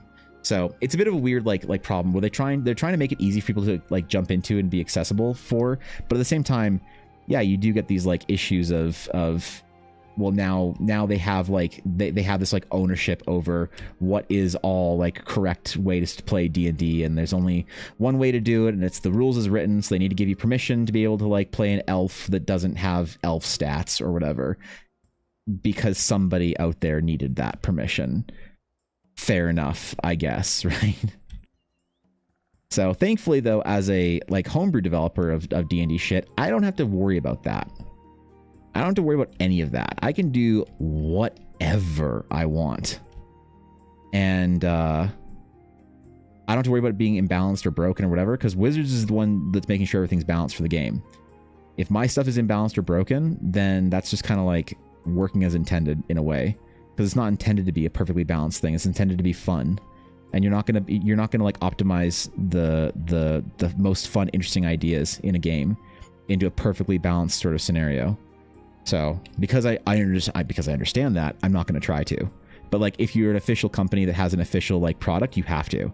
So Wizards has their hands bound in a way that I don't. So I'm going to always conduct Eldara in a different way, if that makes sense, you know? My Astronaut weapon is actually a power emblem power emblem into my skin that can end the world and not a sword. No, that checks out. Yeah, okay. That yeah, fair enough. Yeah, Blaze gets it. Blaze understands. That's a Astral Seal katanas, right? Bring the weebs into it. So that's me. Lovely having permission to deviate, because how else would I know I'm not disrespecting all the people who worked on it? Because that's the intent of the product. The intent of the product. So Sleepy, who are you? If you deviated from the rules system of D&D, who would you be disrespecting? Who would you be concerned about disrespecting? The designers that work for Hasbro that own D&D, or the original creator of D&D? Who are you most concerned with like adhering to their vision? Legitimately, and this isn't a trick question or a wrong answer. Do you care more about respecting the vision of the current people that run D&D, or the original creators and the original vision, even if those visions are at odds? The creator, great, because the original creator said, "Don't fucking worry about the rules." When that guy stopped making D&D and gave it to Wizards, basically through, I mean, it's more complicated than that. It was Wizards that started saying, "Our vision is the one that matters. You have to adhere to our vision of D&D to play it." They're the ones that started saying that. So now modern D&D players, they're like, "Oh, you have to adhere to like Wizard of the Coast rules or whatever." You know, whereas the original creator, they just said the rules are supposed to be a fun guideline that you're supposed to do crazy shit with. If you don't want to do something different, do it. Like, it's your game, never, you know. And it wasn't until a more modern age where they started like wagging their fingers and saying, if like we're the ones that make D&D, so you have to do it this way, young Bob. And now they did that partially. And again, I'm not completely just shitting on Wizards. I don't have a fucking, you know, grudge against Wizards. I like Wizards. I love them. But they had to say that. They had to say that because they had to take the glasses adjusting neckbeards and rein them in. The problem is when you cast that wide net to catch the Reddit mods, you also accidentally catch all the other players too. And so the other players are supposed to responsibly understand the difference between what Wizard says about the rules and what the intent of the game is supposed to be. So you're not disrespecting great, like good emotional intelligence, EQ stuff, like not wanting to disrespect the creators. But when the original creator of the game said you're supposed to use the rules as a guideline and not use it as a hard and fast, like set in stone thing that limits your fun, you're totally good to be changing it. You're 100% good to be making the game however you want, which is one of the reasons why I say from the beginning the permissions for Eldara. Like, look, here's how you play a good Eldara game, and here's how you're supposed to play it. And I think you should play it this way because I think it's the best way to play Eldara by a long shot. It's not even close. And I'll be egotistical, whatever about that. I'll be arrogant about it. I know how to play an Eldara game better than any of you, right? You'd hope, anyway. But with that said, I would never want somebody to not have as much fun as they could in a game. And so if you want to be an astronaut that uses a sword or a great axe, like, fuck my canon. Like, go do what you want to do, man. It's your table game. Like, have the most fun ever, dog. You know? Why would deviating from the rules equate to disrespect? That's a wild idea in a TTRPG. I don't think it's a wild idea for somebody that's newer to the scene. I think that's a very true, like, I think you represent a very like true statement there, but I think I think you are informed by a culture of being within TTRPGs. Someone like Sleepy, who's a bit newer, doesn't necessarily understand the intent behind them and doesn't want to step on any toes. So I think I think saying it's a wild idea is unaware in some ways of what the newcomer might be thinking of the scene. But I get where you're coming from, although I think you're right. I think that like understanding why people would think that is important too. You know what I mean? Gygax definitely adhered to the rules he had at his table, but encouraged you to use the rules you wanted at your table. Exactly. Basically, only organized play has the balanced and official thing. It started with Gygax, who codified competitive D&D with timed dungeons. The official module for timed dungeons. That's sick, dude. I've never seen like the time dungeon model, whatever Mythic Plus shit that they did for D&D. That sounds rad. What kind of school things? School. What kind of school does people go to? They learn that you have to play by the rules. Did they not learn to cheat in schoolyard? Yeah, right. Right? You ain't cheating. You ain't trying. Bro, come on. The amount that I cheated on exams when I was in school, holy God, could you believe it? I can't. Even I can't believe it sometimes. Oh my God. Thank God for my friends Mary and Yavuz and John for letting me cheat off them in math. Holy crap, dude. I don't remember writing a single fucking exam. Like, legitimately. I was not a good high school student, man. I was not a good high school student. You shouldn't cheat in your classes, kids. Don't fucking cheat in your classes. You'll regret it later. I regret it. I regret cheating in my classes, okay? There. I'm just laughing because it's funny, not because I'm proud of it. D&D Open Championship. The Open first ran in 1977 Teams of players competed to complete and score well in a pre-written multi-part adventure, with higher ranking teams advancing to later rounds. Eventually, a single winning team was selected based on scores. The championship was originally handled by the RPGA, a fan organization run by TSR. That's really cool. That's some shit that I didn't know, man. That's rad. I fucking love the history of our hobby. Right? If you can't catch this dude during tag, you shout, "I got you," when you get close enough and stop running after him. Usually works. Really? I don't know. I guess sure, man. Fuck yeah. Regret doing nothing in school. Wait, that could be taken multiple ways. Action surge. Finishes laughing about cheating. Don't cheat in school, kids. Well, yeah, it's funny as fuck. Like, it worked out for me. But don't you shouldn't cheat in school. You're cheating yourself by cheating in school. All right? That's all it is. But it is really funny just to think about the level that of the amount of exams that I cheated on when I was in school. That I'd copy off my friends. Oh my god. Holy shit. Oh my god. They let me copy off them for fucking everything. It all worked out though. Look, man, I went to art school. All right. I need a 60% average in all my core courses to get into art school. I was fine, dog. I was fine, man. I mean, it is funny, right? Don't you have to work? Cheat on the games. Oh, that's what it is. Okay. Yeah. You play Monopoly. Mm-hmm. I didn't do my work because I thought I was above it, but later I regretted it. Right? I didn't think that I was above it. I was just like... Maybe I did. I don't know.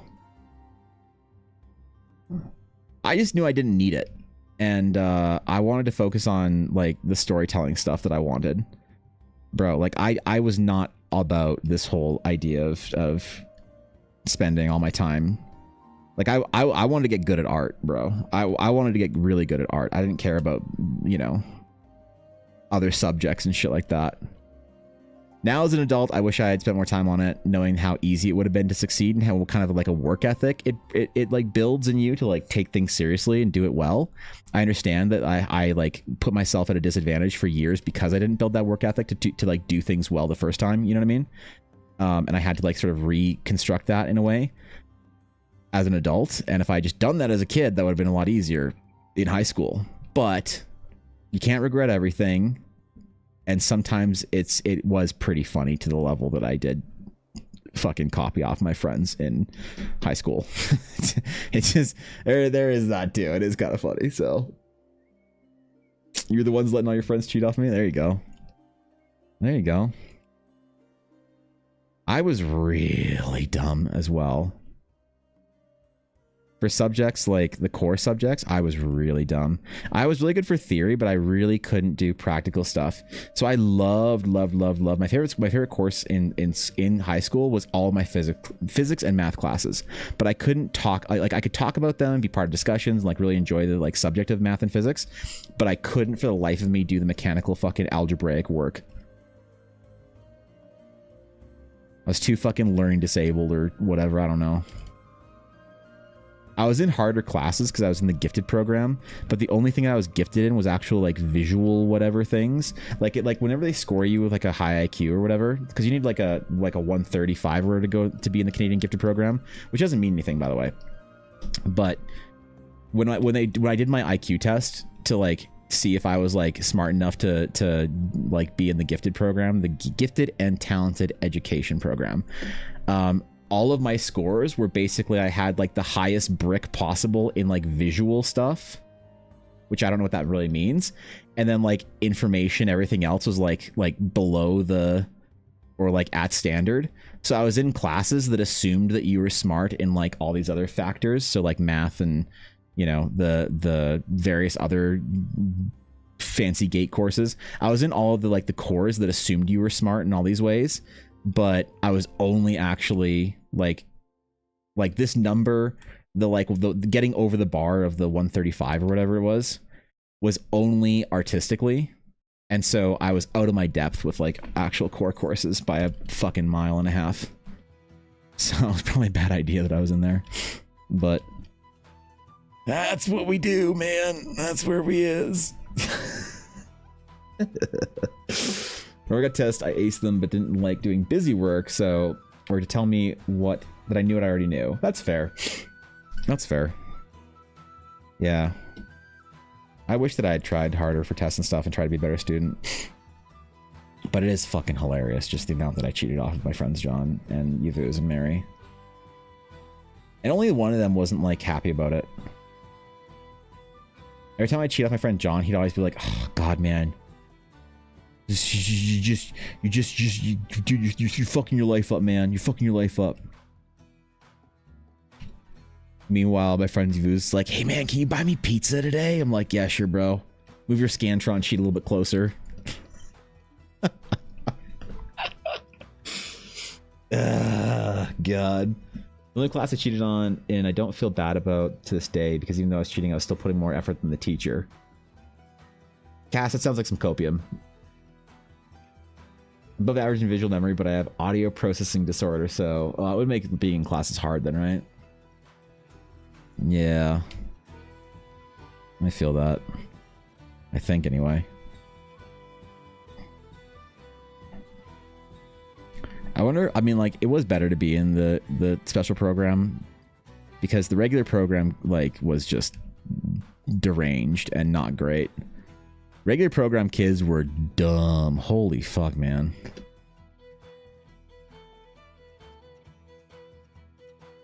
When I'd have an option with a bunch of the regs, oh god. Ugh. High school kids, right? Ugh, man. What a tragedy. Most of the millionaires wouldn't have been described in that way at the time. Remember when I started computer programming on monochrome screen, Bill Gates and Steve Jobs weren't household names. Right, yeah. For sure, actually. Yeah, that's right.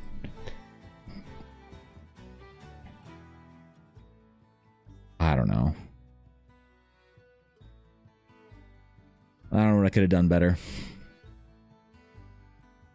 Can't judge yourself when you were a 15-year-old or whatever, necessarily.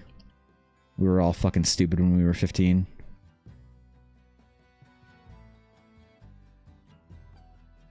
It's like pretty dangerous to hold yourself to a high standard when you were in high school.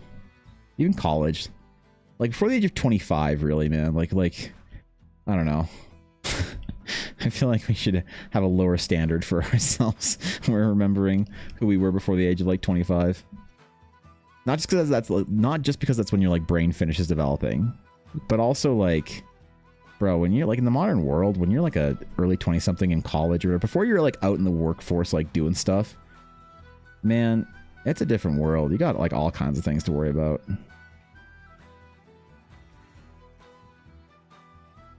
I said some stupid ass shit when I was like in my early 20s still. I had some dumbass fucking ideas. Stupid ass ambitions. I don't trust anybody that says that they were like in control and like well adjusted and stuff when they were 21. You know what I mean? Never had a special class in my school because everyone is learning the same things. My classes are too slow for me. That's fair. Yeah, that's reasonable. We played like so much Magic the Gathering at lunches though in high school, which was great. Had a really phenomenal like instructor for our mathematics classes that basically just let us play Dungeons and or Dragons as much as we wanted, and other various card games and stuff at lunch. It was really cool. We go to our little room, get our little Magic the Gathering cards out, and our little Safeway brand Pringles, and our pizza and shit. And all the kids who had families that loved them got their, you know, lunches out that their parents made for them. And the rest of us who didn't have families that loved them got our fucking, you know, Safeway or Shoppers Drug Mart food that we bought that day out. Oh yeah, dude. I remember that. We just played Magic the Gathering for an hour during lunch. No longer did we have to get bullied by playing Magic the Gathering on the ground outside of our lockers. We could actually play in peace in the resource office. What's up, Vale? Hello. Luckily when I was 21, Twitter wasn't a thing yet, right? Yeah, I look back when like before I purged my Facebook. When I was 20, even when I was like Facebook came out when I was in high school. Dude, my Facebook fucking posts were all so stupid. Oh God. Imagine you're like posting on Twitter when you're like 12 all the way up until the modern era. Good God, man. Still done today. Life's a series of fuck ups we try to turn into a good story. That's a good way of thinking about it. Yeah, man. Keep in mind, at the high school I went to, someone literally did a demonstration speech on how to clean a hunting rifle. That was a rural area 38 years ago. Damn, bro.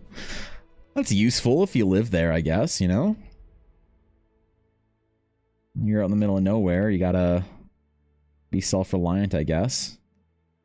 You know, if you live out in the Canadian Rockies, even like close to where I live, and you don't know how to hunt and fish, you don't know how to chop firewood, you don't know how to take care of yourself in the winter, bro, it's a bad time. So there's something to be said for that, I guess, for those kind of skills. Teach kids how to do practical skills, how to hunt, fish, take care of themselves, do taxes, things like that. That should be at least a little part, like a bit of your education, right? Like, who remembers the like investing portion of their whatever class? I sure don't. The brand new school who forgot to add handheld consoles to their band list. Oh no. Friends and I played Mario Kart during lunch for a whole year, and they changed the policy the next year. Damn, dude. Yeah. We play on our Switches, our DSs every day too, or our Game Boys. The Game Boy era, the Game Boy Advanced era in junior high school was awesome because we trade around games and stuff and play and shit at lunch. We play Yu-Gi-Oh at lunch, and then in high school with the DS era, we play Fire Emblem and Pocket Monster games. That was good shit, man. Imagine not having Pocket Monster games and being in high school in the modern day. I couldn't. Glad that in the internet used to teach people to use the golden rule that faded. Lurk more. Yeah. Say less. Say less, lurk more. Just, you know.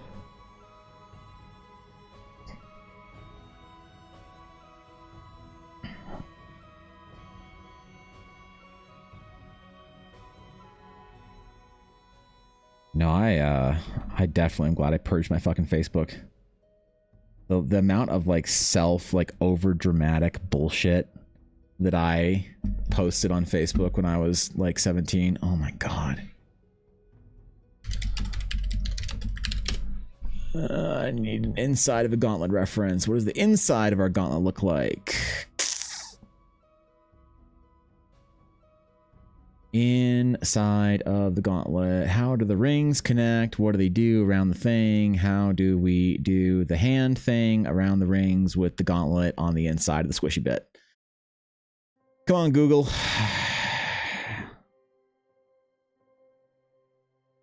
You can do it.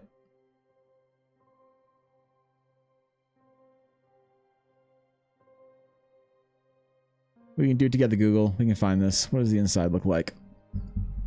You're an Emblem fan too?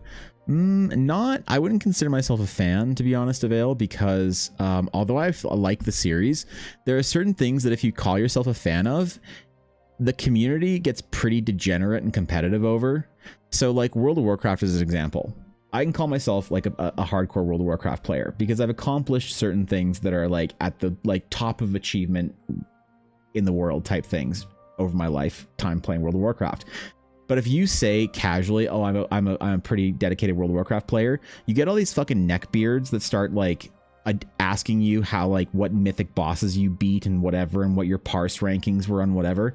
And the Fire Emblem community is very much the same way. There's a certain like RPGs and certain like franchises and series that are more welcoming. Like if you're like a Sonic fan, I don't particularly love the Sonic community. Like they don't kind of care how in depth you are with it. They'll like welcome you in no matter what. But the problem is if you suggest that you're a Fire Emblem fan, people start like getting like as if you're like taking something away from them, you know? So they'll start asking you like how the expectations that you've played every single game and you know every single plot point, that you know every single little character and you can quote every single thing. So I've played a good chunk of the Fire Emblem games a little bit, but could I quote stories or anything like that? No. Have I finished a Fire Emblem game in the last couple of years? No.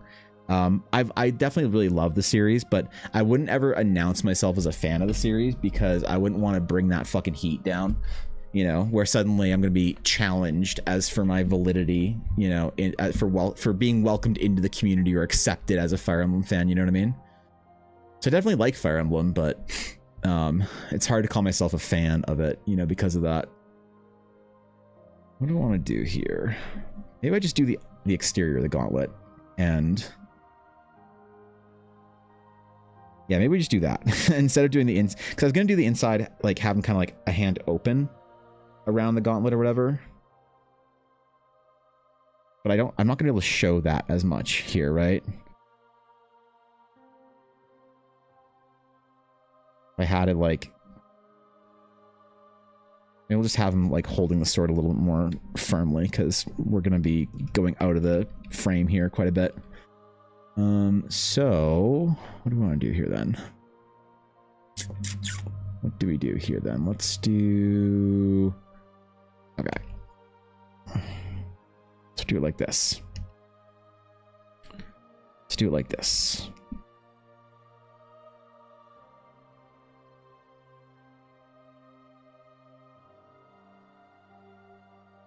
Let's see if this works out. Looks good.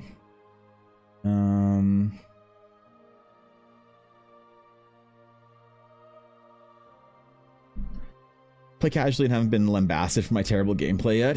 Oh, really? Yeah, there's certain franchises like that, you know what I mean? Like if you aren't like in the absolute top upper echelon, that it's like you don't deserve to call yourself a fan of it.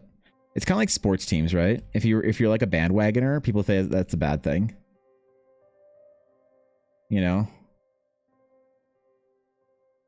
Cuz it's like, I don't know why people get like so hung up on the idea of them being like the true fans of a whatever it is, a game, a show, or anything like that. You call yourself a fan? I know it's a lot of VTubers like that too. You're like, oh man, I'm so sorry that like Gura graduated, and they're like, what? You're not a Gura fan. You don't get to be sad. I'm like, oh, okay, I'm sorry. I didn't know. My bad. My bad. I'll be careful next time. You'll be dead. You fucking Ponda Baba and Dr. Vazand over a fucking JPEG. I abandoned it because I lost motivation a bit and had zero time. Zero time. What? Fire Emblem? Or what? Like a piece of someone asked me / expects me to make is the things. Wait, what? I think I missed context. Is there a link to the coffee? I spent 10 minutes going through the Patreon Twitch. Oh, shoot. Should be right there. Is it not on my link tree?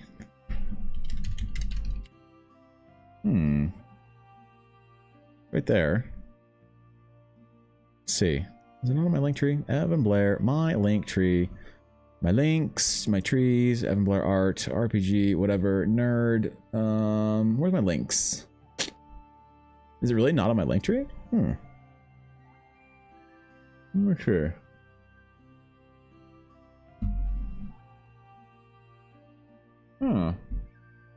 Add.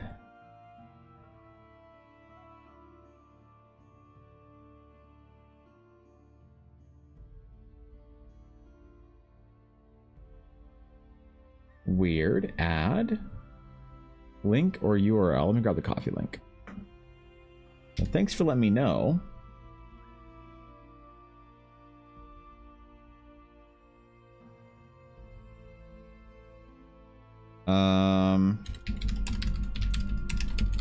Coffee request sketches. gonna put that down at the bottom below Patreon, I think. There we go. Well, thanks for letting me know. Yeah, that's weird.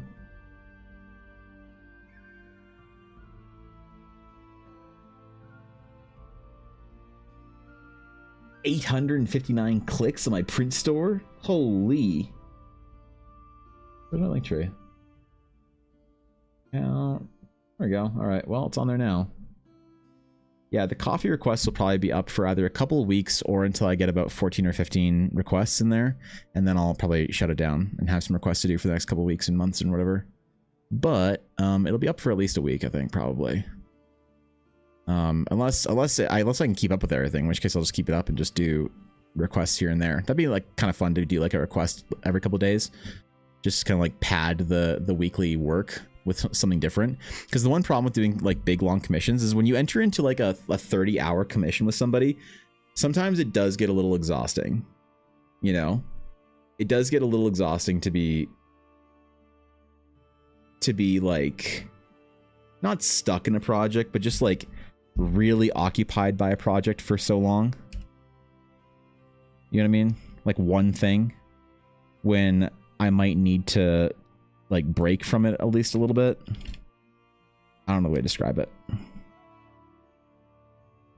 I need to be able to focus on multiple sort of projects at once, I think, for my own sanity. If I don't have a couple things to bounce between, like I will run into a wall with a project all the time that I need to not look at the project for like 3 to 5 days. You know?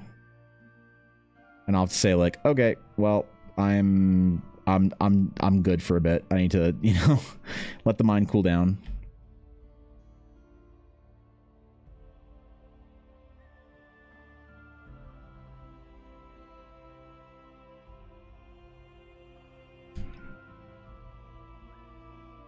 So it's nice to have like another small project here and there. I would take honestly more request sketches for like smaller type like projects here and there if it was casual enough. So there's a couple people that I do work for that are like, hey, whenever you have like a free minute here or there or whatever, I'd love to do. Oh, wait, how's this whole hand gonna be? It's really gonna see just the edge of it, right? Just the edge of the thumb, I think. Yeah. In that case, chat, I apologize for driving Evan insane with my call to yawn. Ivan Blasulik. It's definitely kicking my ass, Jacob. It's one of the I told you this was something I had no idea how to do, and it was going to be one of the hardest projects I'd ever have to like kind of figure my way through. And it has been kicking my ass for the better part of a year. And to be fair, I wasn't like sure, like I wasn't spending all my day and night working on it because like I wasn't sure when you'd be home and whatever, and if we could talk and whatnot. And then you had to leave sooner than I thought. So now that you're home, it's like fuck, I'm in the middle of another big project. I can't get to the thing until for another week or two. So I got to try and like burn through the big project I have, and then while you're home and I can catch you, I can be like, okay, now we're gonna do this over the next like 2 weeks. Burn, get this thing done. But I'm excited for it though, so. Appreciate you, Jacob. Thanks 100 bits, man. Home to the end of June, most likely? Okay, fuck. Ah, God, that's gonna be tight. Because I'm gonna be working on the big one that I'm doing for the thing until probably the first week of June. Maybe oh my God. Oh, God, this is gonna be tight. That's okay.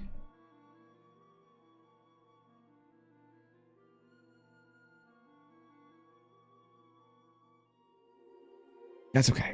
That's okay. No stress. No stress. No stress. I don't stress anymore. That's the thing that I don't do anymore. I'm not allowed to stress. Not allowed to stress. I made a rule for myself this year that if a project was stressing me out too much, I was just going to drop it. Like any project whatsoever. Like stress me out too much, you know? Not like the healthy amount. I'm not allowed to stress over this. Projects are fun. Projects are fun. I was working Discord. If you want to see finished work, that you posted earlier. I saw the stuff that was posted this morning. There's some pretty cool shit in there, actually. A friend who has no idea about the orb meme just recommended me an anime called Orb on the movement of the Earth. I have no idea how hilarious they are. That's not funny. We're not encouraging the orb meme. No, come on, Sleepy. Please. There'll be no orb meme encouragements from the Dragon's Claim members. So I need you to calm down.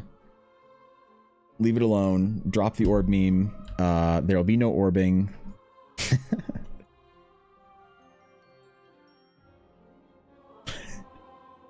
Right? Ah, shit.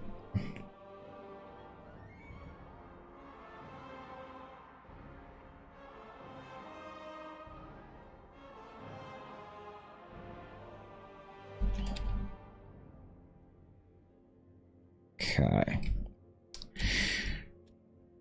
All right. I think we're good to start doing some actual like art here instead of our just like art under sketch. I'm trying to get right so we can just jump into the actual proper art portion of it. Make them a little bit bigger.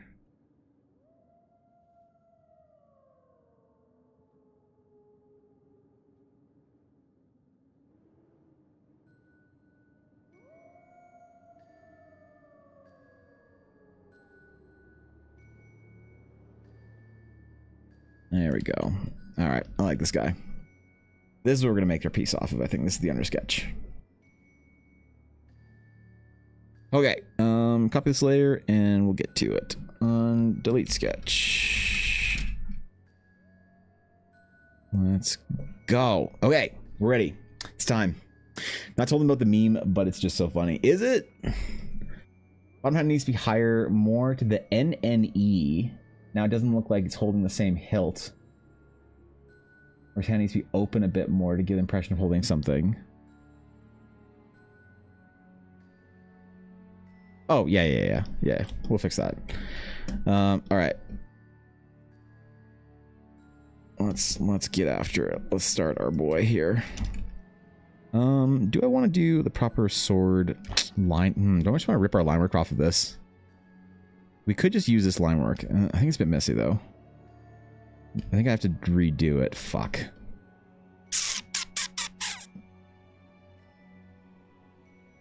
Yeah, let's redo it. Well, maybe I can just clean it up actually. Let's try cleaning it instead.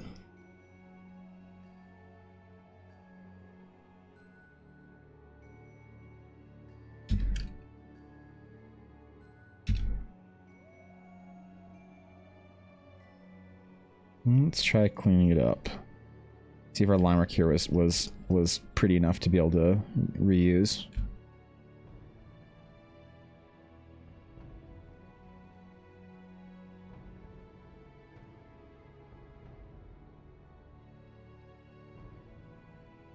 I think it should be fine.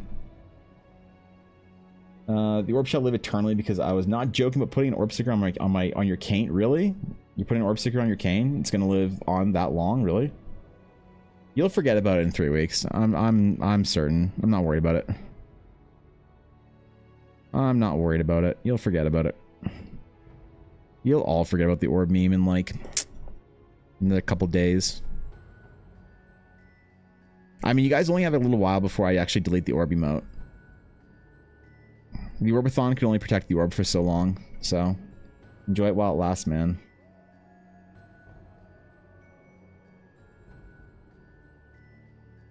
Soon, only the tier 3s will be orbing, and I shall cackle from my empire of electronic blur art microtransactions. And you will all cry villain at me, and I will look down upon you and say, I know. That's canon. That's how it's gonna happen. Soon the sticker arrives, I'm going on there. Don't be. It hasn't gotten there yet, really? Your package hasn't gotten there? Well, yeah, okay, never mind. America, right? Because Thorkin's gotten his, and a couple other people have gotten theirs, but...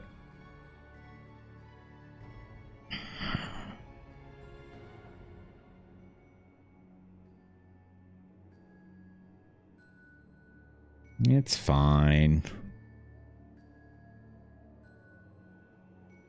probably there right now. Wait. An Orbellion built on hope. Oh, man. Well.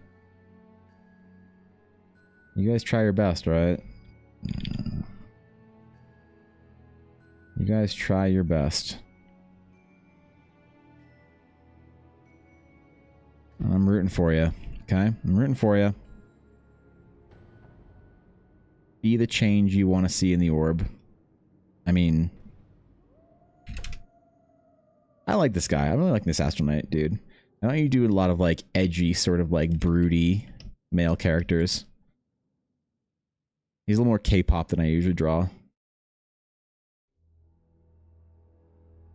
I got accused in a TikTok comment of making all my characters toxically masculine because they all had beards. Can you imagine that? Can you imagine the shock and chagrin I had when I chose not to approve that comment? There's so many, like, you guys don't see a lot of the shit talking comments on TikTok because it actually like auto hides them. So it'll say show additional comments or whatever, like, or approve comments. Maybe it's on Instagram as well. But there'll be comments all the time on YouTube, TikTok. You can see, I know you can see them on YouTube. You can click newest on YouTube and sort it differently. You can see all the hidden comments that YouTube hides. But I don't think you can see them on TikTok or Instagram unless I approve them.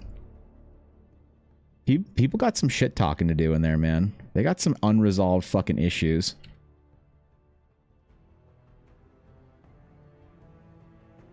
It's not even like I draw every character with a beard, but even if I chose to, I resent it. Beard's the epitome of toxic masculinity. According to that fucking person. Holy shit, bro. Santa's a beard? Yeah, clearly they never played, they never listened to dwarf metal. Clearly they're not an enjoyer of Windrose. We'd successfully make the orb cannon and beat the Orbathon. You didn't beat the Orbathon, you almost beat the Orbathon.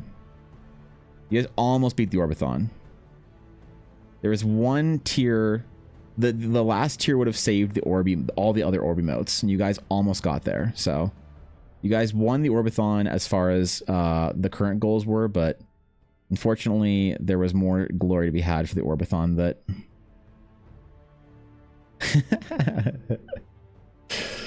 He looks like a romantic interest to a young adult dystopian novel MC. Is that a good thing? Because I'll admit, I have no idea what that's supposed to look like. I'm just going to take, like... entirely take your word for it.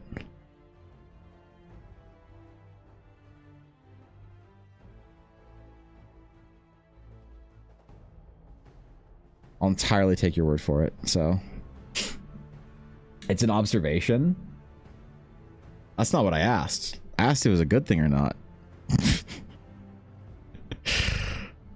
I need more specifics here, right? I need an observation with commentary, all right?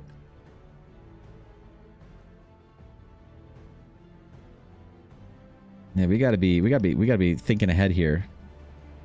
We can't simply have we can't simply be invoking book talk girlies without knowing what we're getting into. Because if I have to beard him up to avoid that, I will. I'll make beards requirement for the Astroknights. Let's go. Depends on how you feel about the cliche. Oh, I see. Okay. Fair enough. Fair enough.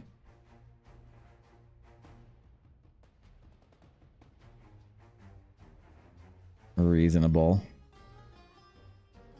When Ella comes on stream with total Taco Bell, that is the only thing that saves the orb. Yeah, I don't think Ella would ever come on stream with Taco Bell though, because, well, two problems. One, Ella's never going to be on the stream. You guys, there is no price that you guys can afford to summon Ella Blackwood onto the stream. None of you could afford it. For one. And two, if she gets Taco Bell, she's gonna get it at the faraway mall and eat it there when it's fresh and not bring it home. Taco Bell does not fucking travel, dude. If you ever had Taco Bell, you know that shit doesn't travel. So.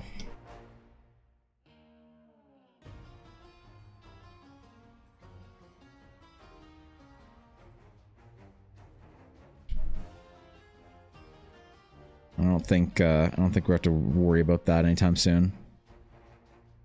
Maybe. Could be a concern. I don't know. Seen Ella's hand sometimes when she hands you things or shows up her nails. Yeah. That's about all you're gonna get, I think, from Ella. She doesn't want any of this being on fucking Twitch nonsense.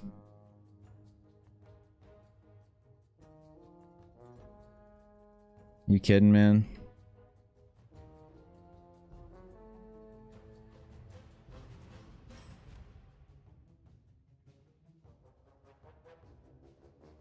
Y'all ain't convincing her anytime soon, I'm afraid. It does if you live 5 minutes away. Yeah, not an hour away. So.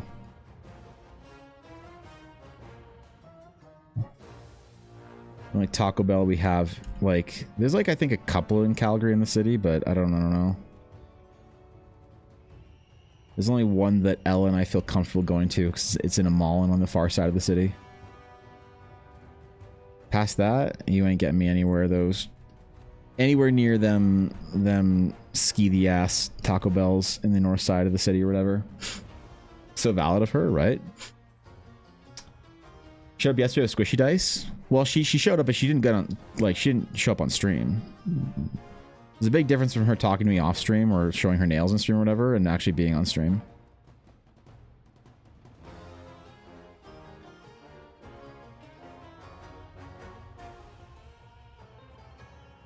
There's a big fucking difference, man.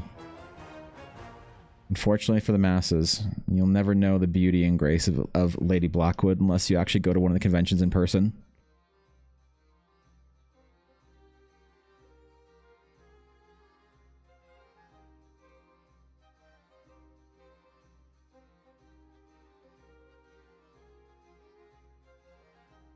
All right. Gauntlet time. Wait, maybe we should do his face first. What's the best like process for doing these videos? I think having the character's face done first is always better. So, all right, we'll do it that way. I buy squishy dice just to chomp. Do not chomp the dice, please. They are not edible. We will not be eating the dice. There will be no consuming of Lady Blackwood's dice. I think she's probably going to include some pretty, like, substantial squish dice in the advent calendar this year. I think she said she had some ideas for some things. I don't know. Obviously, she never, like, promises anything, but... They look sour and sweet. They don't look like anything. Do not put the dice in your mouth, dude.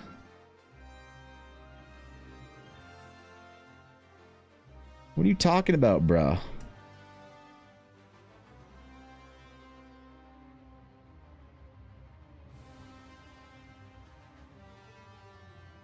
Who does that? Holy.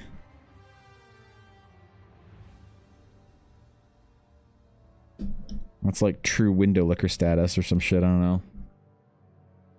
Squish dice would be perfect for the nacho dice. What's a nacho die? Pay the dice. Are you going to be held liable because if not, then I'm eating them? I mean, I don't know, man. Probably not.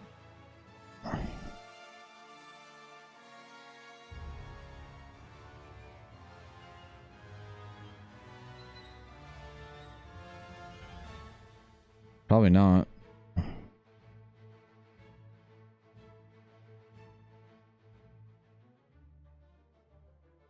God, that one fucking idiot at her convention that put some of her dice in his mouth and was like disappointed they didn't taste like the colors that they looked like and just walked away. I still can't get over that.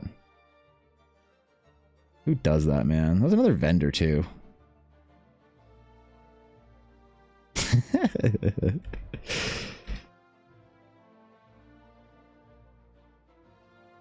Should have actually swallowed it. Damn it. No, bad Evan. Did she charge him? No. Ella was just kind of like aghast and shocked. And so Guy was like, I don't know how to word this nicely or properly or correctly. Guy...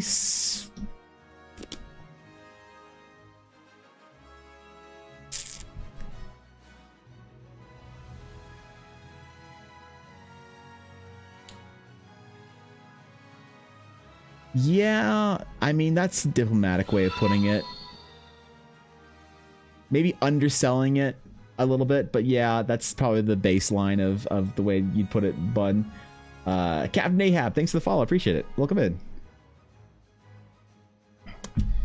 Yeah, definitely there was something. So it's one of those things, you know, where it's kind of like, what's the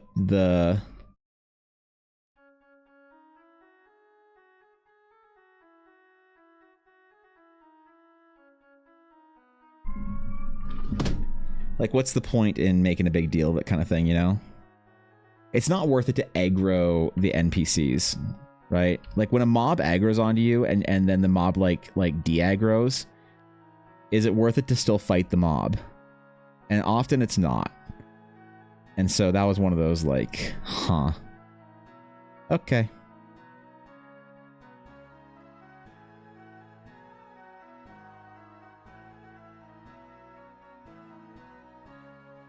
Yeah. Yeah, there's definitely a divergency there that was not quite right, but again, I don't know how to word it properly. How are we doing today? So I see we're drawing some fighters today. What's up, dude? That's an understatement. Yeah, what's going on, Senex? Thanks for 100 bits, bro. Appreciate it. Thanks for the 100 bits, man. IRL mobs have really shitty loot percentage to drops. Yeah, it's just not worth it sometimes with the IRL. When like a crazy person aggroes onto you, man, the best thing to do is just like kind of de-aggro them. Get out of combat.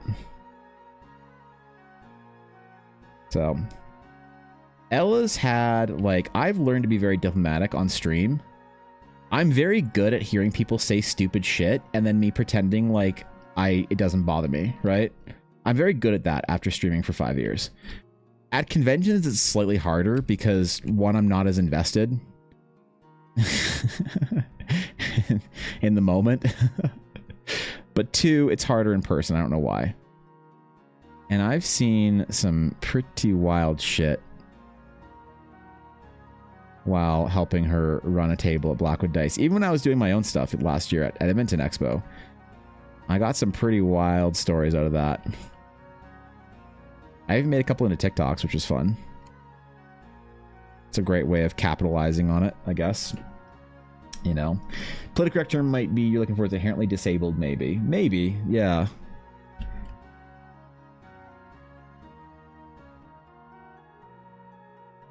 Yeah, definitely the social cue of not putting something in your mouth, whatever, that you don't want to buy was an expectation maybe one couldn't have had for this person. Though maybe I'm underplaying it. Maybe I'm like, maybe that's a low expectation that I should hold people to better standards for. I don't know. You know? I get told that by my mods sometimes. That they're like, hey, we should ban that guy. I'm like, nah, I think that they're just like, you know, a little whatever. They're like, no, have a higher expectation, higher standard. Fuck that guy. I'm like, okay, fine. Fine. I've given my mods much more permission to be more fire and brimstone recently. And they've been protecting the guild hall. It's been a thing.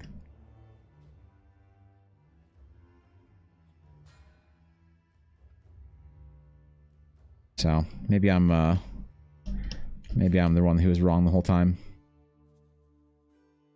I should have been more fire and brimstone. Online, you kind of expect a level of stupidity, but realizing that kind of people are real is another thing.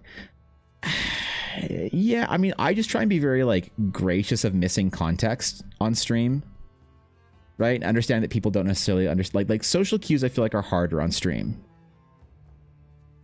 It's very hard in chat and with stream and with the parasocial nature of Twitch and stuff. It can get weird, and I try and be very accommodating and gracious for that when I can. But IRL, it's a little bit different, you know. It's a little bit different at conventions, I think. Whether it should be or not, I don't know, but it just feels different.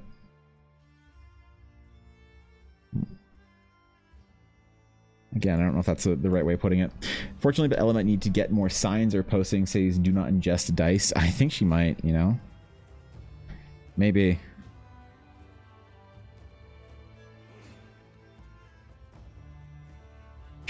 Ella, like, there's some weird. Ella's had a lot of weird types of people. Like, yeah. The average person that buys her dice are like really nice and really cool.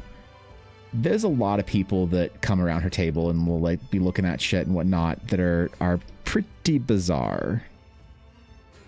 It's pretty strange. Let's put it that way.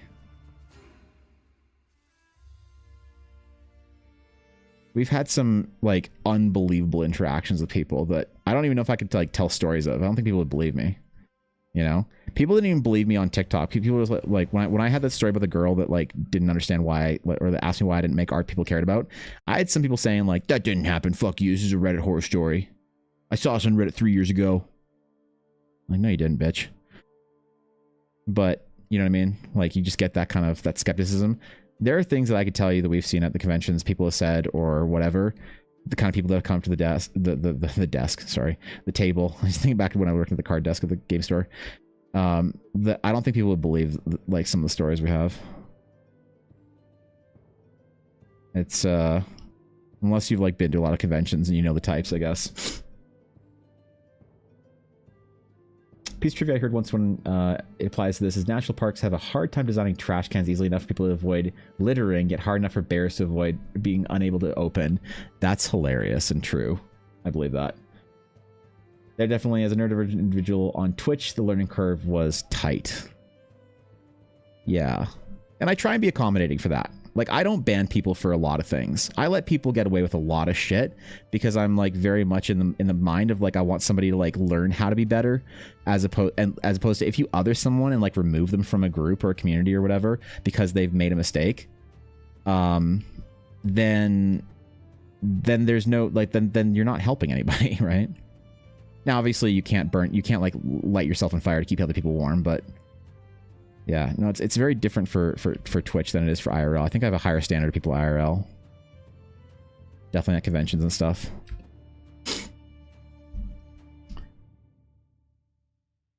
It's hard for me to get used to trying to interact with chat and all DM at the same time, so mostly just say forgive me.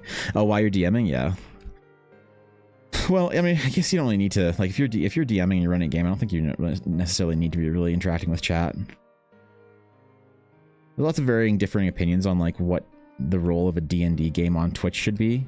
Some people say like, oh, if you're not interacting with chat, then why are you on Twitch? Why not just like record the process? A lot of people think that like you should just like completely focus on your game and only your game. It's definitely tough. I don't think there's a right way of doing it, or a one singular way of doing it, I guess is the way I want to put it. Maybe, I don't know.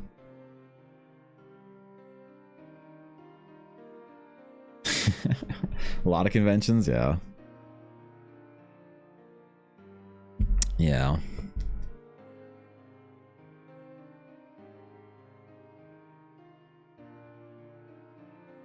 The ones that I always think are the funniest were the people that were trying to like convince me that I should be doing like fan art instead, and like only fan art.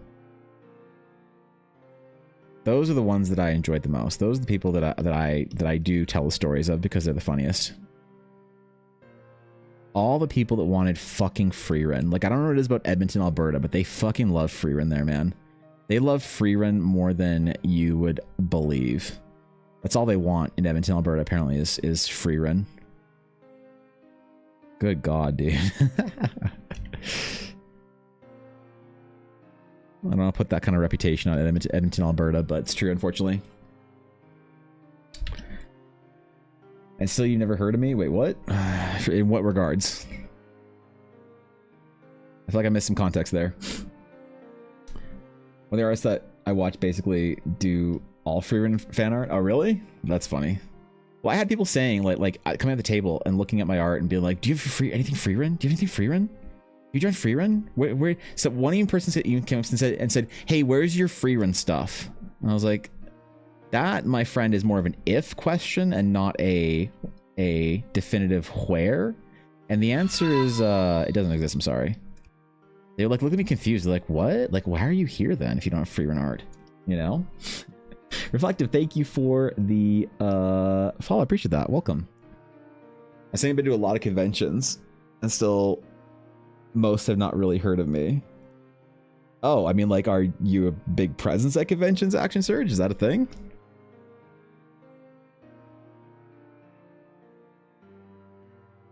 In Canadian conventions? Wait, what? Should I have? I know you from Twitch. Do you have like a huge following somewhere that I didn't know about or whatever? Because it is funny when someone tells me like, oh yeah, I've got like 3 million followers on like Instagram. I'm like, oh okay, yeah, that makes sense. That checks out. Checks out. Not as Action Surge. Oh, what's your main following as then?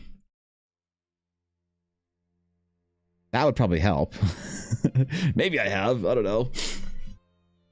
The hell is Freerun? It's an anime. It's like a whatever. Ryan Germain. You on Instagram?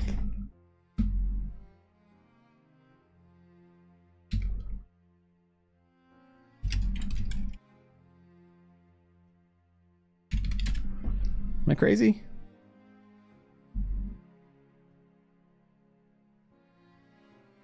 Huh. Yeah, maybe I'm just uneducated in the convention scene then. So I don't know. I don't know, man. Well, definitely branding yourself on Twitch as your name would be easier then, I think, if you wanted to sort of build that brand recognition.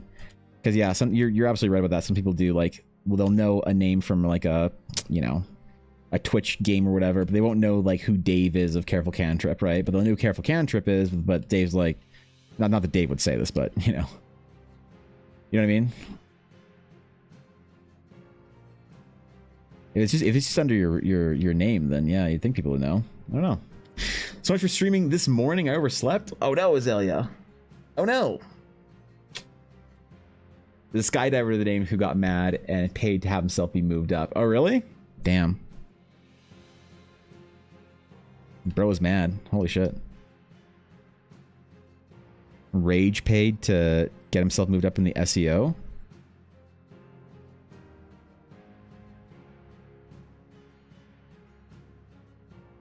Wow. Bro was upset. Bro was upset, apparently. Well, Azalea, it's probably fine that you overslept because you've been working really hard recently, right? You've had some pretty crazy hours, if I'm not mistaken. It's good that you're catching up on your sleep. Pay off that sleep debt that you incurred over the last week or so. Remember, the amount of people that can get by with actually less sleep than between 7 and 8 hours a night is a percentage of a single-digit decimal percentage. So you should definitely get good sleeps. You should definitely prioritize that. And if your body's doing that for you, then I got no complaints.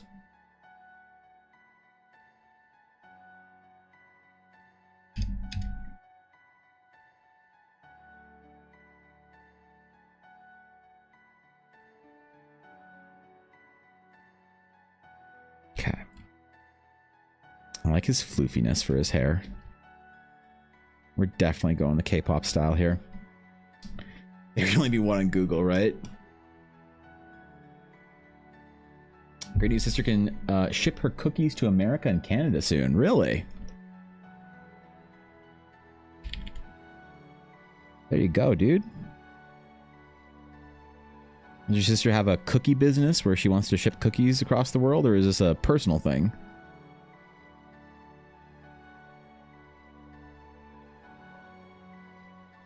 Either way, I'm excited for her. Let's go, dude.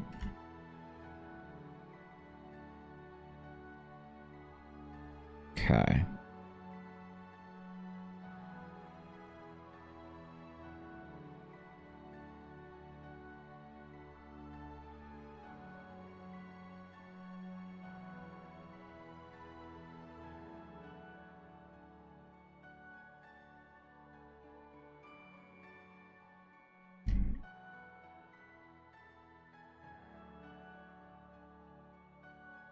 Okay.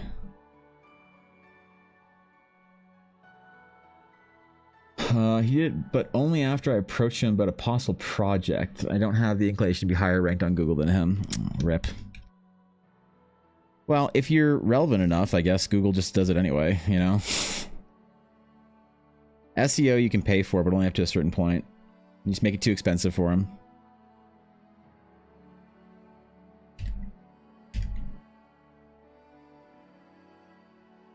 Right? And that works. To do all kinds of SEO bullshit with my old graphic design days. Basically never fun, but it was an interesting game that I understood very well when I was doing it. You could either organically get it or force it through Google. And if someone's forcing it, and forcing SEO never actually beats out organic. Which is funny because you think it absolutely would. You think that Google would absolutely prioritize it. But nay, not so. Relevant, keep it that way. But I thought you said people should know you at conventions. What do you mean? I'm getting mixed signals now. Yeah, me too.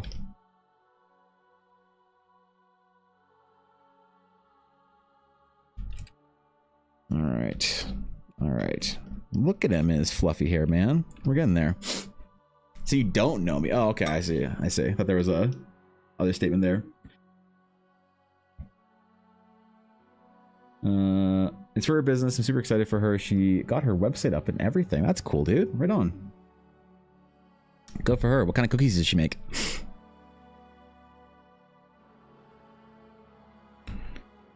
What kind of... Are we talking like the Instagram fucking crumble cookie culture shit?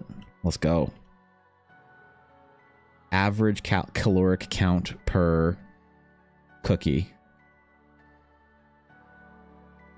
Sub 800 not real cookie. Wait. That's not the way it's supposed to be.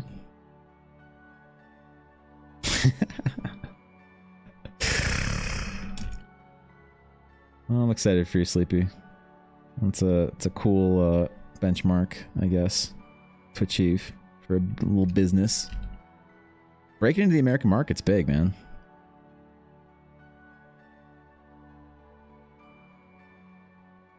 There's a lot of people there. The vast majority of people that are customers of mine for prints and stuff are in America. To the point where I don't really offer European shipping anymore on my prints because it's just too expensive. You know? Just way too fucking expensive to have European and Asian customers. Not really worth it, unfortunately. Much as I'd love to. Gotta be real. 800 calorie cookie Monka? Yeah, dude. Crumble cookies, man. It's a big thing on Instagram right now. Or TikTok and social media and stuff. So this is a company, they make like 800 calorie cookies. I tried one. It was okay. Like it was alright. But honestly, even like right now I'm on 1400 calories a day. For cutting, but like even on like weeks or months that I'm like on maintenance, like closer to 22, 2500, whatever, I still couldn't imagine spending like that much of a budget. You can spend 800 calories on a lot of things, and that cookie did not change my life. So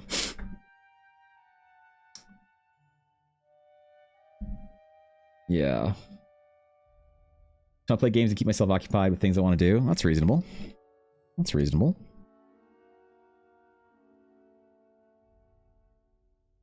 Do what you want to do, yo. Don't stress.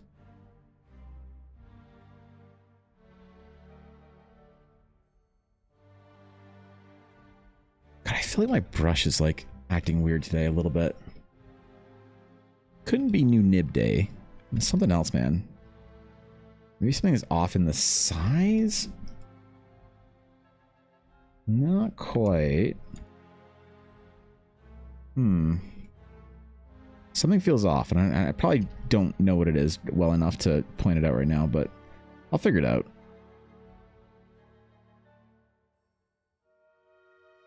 I'll figure it out. In your count of calories, what's a normal number for a cookie? I don't know, like 200 maybe? I think like a normal chocolate chip cookie or whatever is probably like 200 calories, somewhere around that.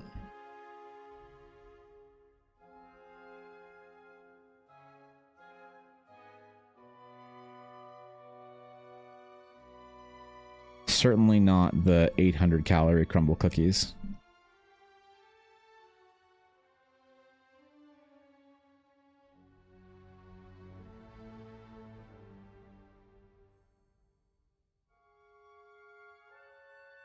Yeah, man.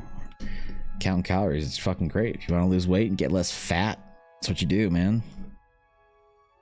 That's what matters at the end of the day for me. Calories in, calories out.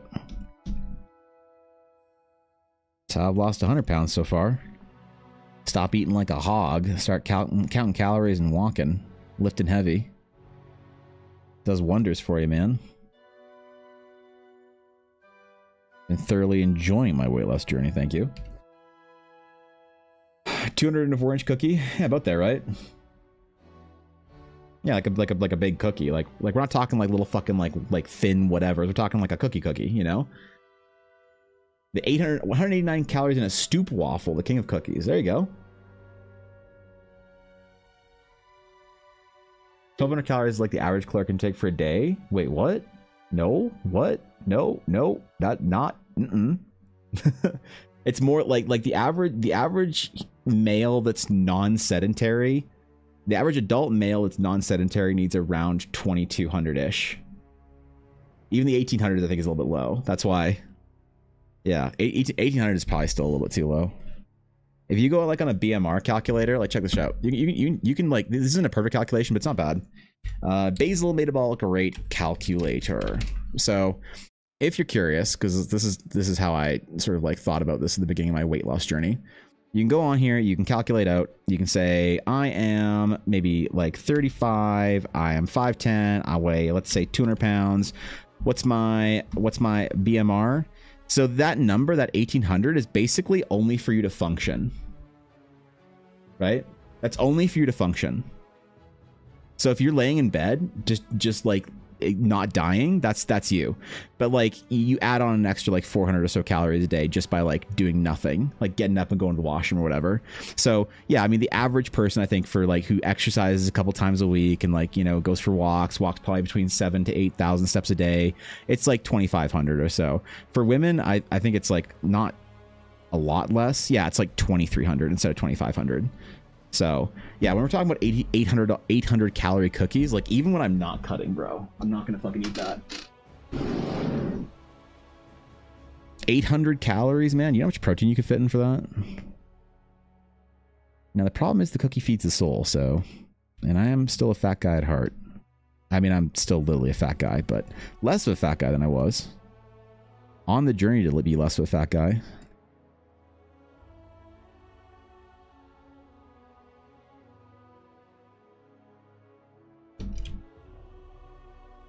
We'll get there though this summer. I think this summer is the last like big cut that I need to do. So I'm very much looking forward to it. 20 to 3,000 for male per day, according to the Dutch Health Institute peoples. Probably if you're active, yeah. If you're decently active, then yeah, probably 2,800 to 3,000 is probably more in line. But sausage, fruit, a little bit of goat cheese. There you go. There you go, man.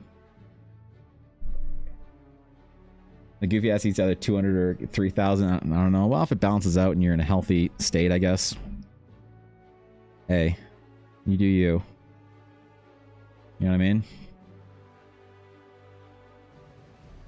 If you're healthy and all your tests and shit are coming back positive, man, bodies are so different, so wildly weird that you want to feast and famine one day of the week and starve yourself in another, and it's fucking working. Like, hey, that works, man. People been doing that for millions of years. Some people fast, some people do whatever, man. The reason I got so fat in my 20s is because I just didn't move and ate like a fucking absolute hog. Dude, when I was like 25, I'd eat fast food like 3 or 4 times a week. I would. I'd be like too busy with work and shit.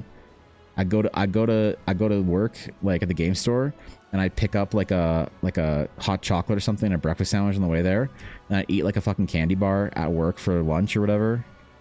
Bro, it was not good. It was not a good time for me. You bet the Rock and taking 6,000 to 8,000 a day? Yeah, if you're that big, I guess. You need it. These are the food sensitive cookies. They got caramel walnut, chocolate chip, Oreo, monster, bites, red velvet. That's cool, dude. Right on. That's some good shit. Good for your sister, though, hey? Starting a business. A young entrepreneur. I like that. Starting her cookie empire. Is that like a fun project your sister's doing, or is this like a career? She always wanted to be like a baker. How serious are we about this cookie future here, Sleepy?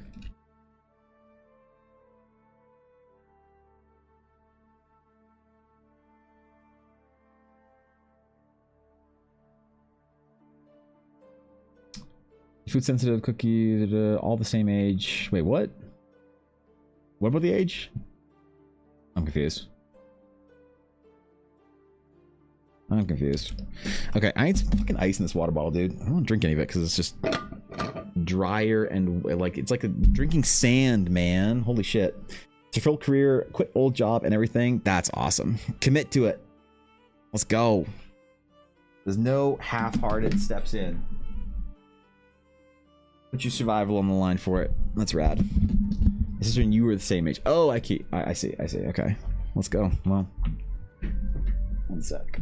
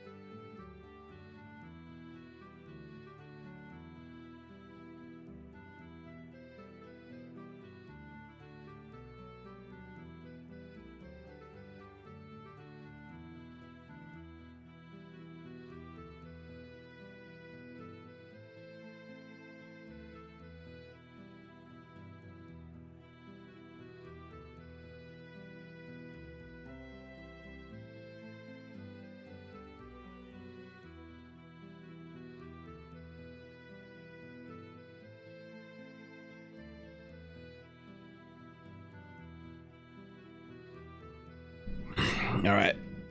All right. All right. Time to draw our boy here.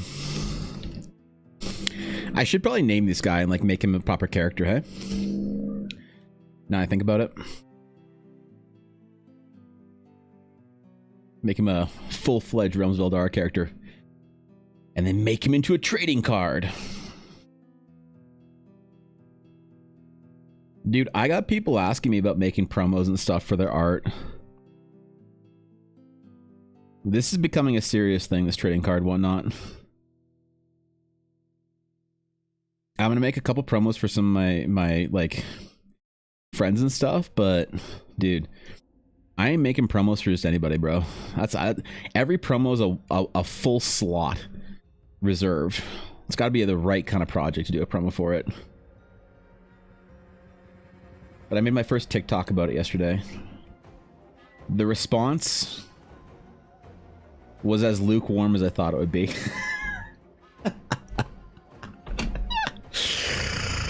Oh man, that video didn't do well. That's fine. I didn't expect it to do well. It was more of a video for me. I have like a budget. Ah, fuck, I think it is New Nib Day. Yeah, it is. I have a budget for videos. Videos that I want to do really well. And videos that I don't care if they do well. You sure you made was not lying? Yeah, well, to be fair, YouTube is don't ever judge YouTube in the first 24 hours. YouTube spikes up randomly. So a YouTube short can get 500 views on it, and then 3 days later go up to 10,000. It happened a little bit with TikTok and Instagram, but it's not the same way. So never judge a YouTube short for like too early. They'll say it's like a 5 of 10 video or whatever, or a 10 of 10 video, and then randomly it'll go banana bonkers. But also I knew it wouldn't do well because for some reason there's certain pieces of art that YouTube doesn't like. So Luna Aerolace, YouTube doesn't like that piece of art, right? Like legitimately, if you go back on my YouTube and you look at the Lady Luna pieces that I've done, they are some of the worst performing videos I've ever made on YouTube, and I don't know why. There's something about the art that YouTube hates for that video when I use it for videos. Also, coincidentally, there's Miniful's piece, her angel. YouTube hates those videos. So if I ever make a video with Minnie or Luna as art for it, YouTube just does not want it. You know, I don't know what it is. But anytime I make like there's certain characters that do really well for YouTube shorts. Characters in color tend to do better just because I think people react to it more. It's got more of like a relatability to it or something. I don't really know specifically what it is. I have an idea. Anyway, but no man, like Luna, this piece, or like when was the last time I made a post with Miniful's art? 2.6 thousand views doesn't seem like that bad, but considering you look at the videos around it, 14k, 14k, 11k, 12, 12, 10, 8 or 7, 16, 12, 15, 4, right? Like that's pretty bad for it. So yeah, I don't know, man. There's just, again, there's just certain videos, certain pieces, certain like art that is just cursed that I cannot reuse for a new video on YouTube. TikTok's fine. They you know, Instagram totally fine. YouTube fucking hates those videos. I don't know why. I want a Ring of Horizon, but I want you to sign it. And yes, I know it's signed, but still. Yeah, well, there you go. Like, do you mean like the print for it? I do sign all my prints. Whenever I make a print, like I run my own print store. It's a terrible decision that I made as an artist to run my own print store and to make my own prints, but I do it for my own pride. So anytime that anybody orders a print from my print store, it's made like I sign it a second time on the actual print. Like I treat it like a proper formal fine art print. So it'll be double signed. It always comes like that. Any Patreon or print store piece that I do is always signed by me as well, in addition to the actual signature on the digital piece. it's something that I do because I know that digital art is a little bit more like impermanent than traditional art. And so the more I treat my own digital art with reverence and care, and the less I commodify it, the more I get to sort of like LARP as if I'm doing real art. That's why I bought like a $1,500 printer, so I can make my own like gallery grade prints and then ran my prints for myself. It'd be way easier if I just ran it through one of these sites that does like print on demand stuff. And that's what almost every artist does. But I do my own print store through my own like home and business, whatever, because I like how it makes me feel to do it. So I can get it through Patreon that way. The Ring of Horizon was last month's print, so no. This month's print is it's the ring, or it's the runes from the end of the Horizon adventure. So no, that Patreon print is gone. I think it's on my print store right now. But no, the Horizon ring was last month, unfortunately.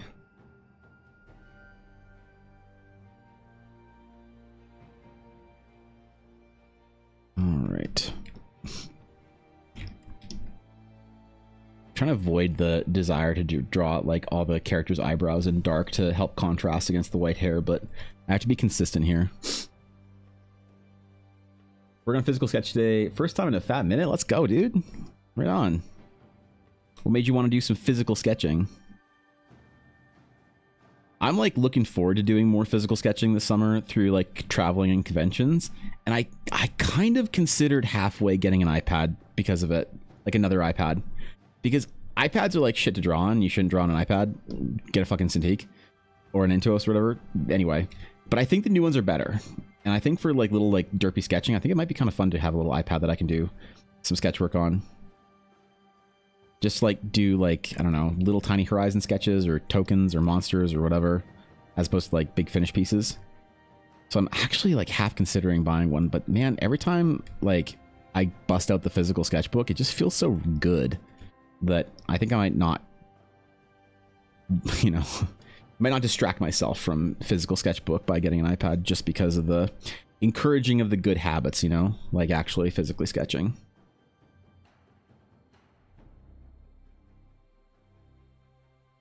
But I was in the phone store and did see the iPads and thought, I'm tempted. iPads are so deceptively affordable too, because you put them on your phone bill, so you don't really like see the $2,000 cost. When people talk about how they can't afford a real tablet, so they bought an iPad, it's like, bro, you're still paying $2,000 for your iPad. It's just over, 2 years or whatever. Which is like, I get it, still makes it more accessible for a lot of people, but let's not pretend like it doesn't still cost something. But man, they almost got me. They almost got me when I was in there. If I'll toss for drawing iPad out the window, please do. Please do. If you aren't drawing on a 36-inch $14,000 Cintiq, you can't call yourself a digital artist. Yes, but please, not just toss it the window. Please into a body of water as well, if you wouldn't mind. I hear every single time you toss an iPad into a body of water, Tim Cook gets another $1 in his Monopoly game that he plays with Bill Gates, but I don't know about that specifically. So, you ever made a Gen Con? No, I've never made it to Gen Con. I've had opportunities when I was working at the game store, but haven't made it to Gen Con during any of those. Even though our game store won like awards at a Gen Con years and years and years ago, I didn't go to that one, even though I probably should have. If Ella ever gets to Gen Con, we might go, because for Blackwood Dice, but for like my own stuff, for Evan Blair Art, for Eldara releases, I don't really think Gen Con's the place to be anymore.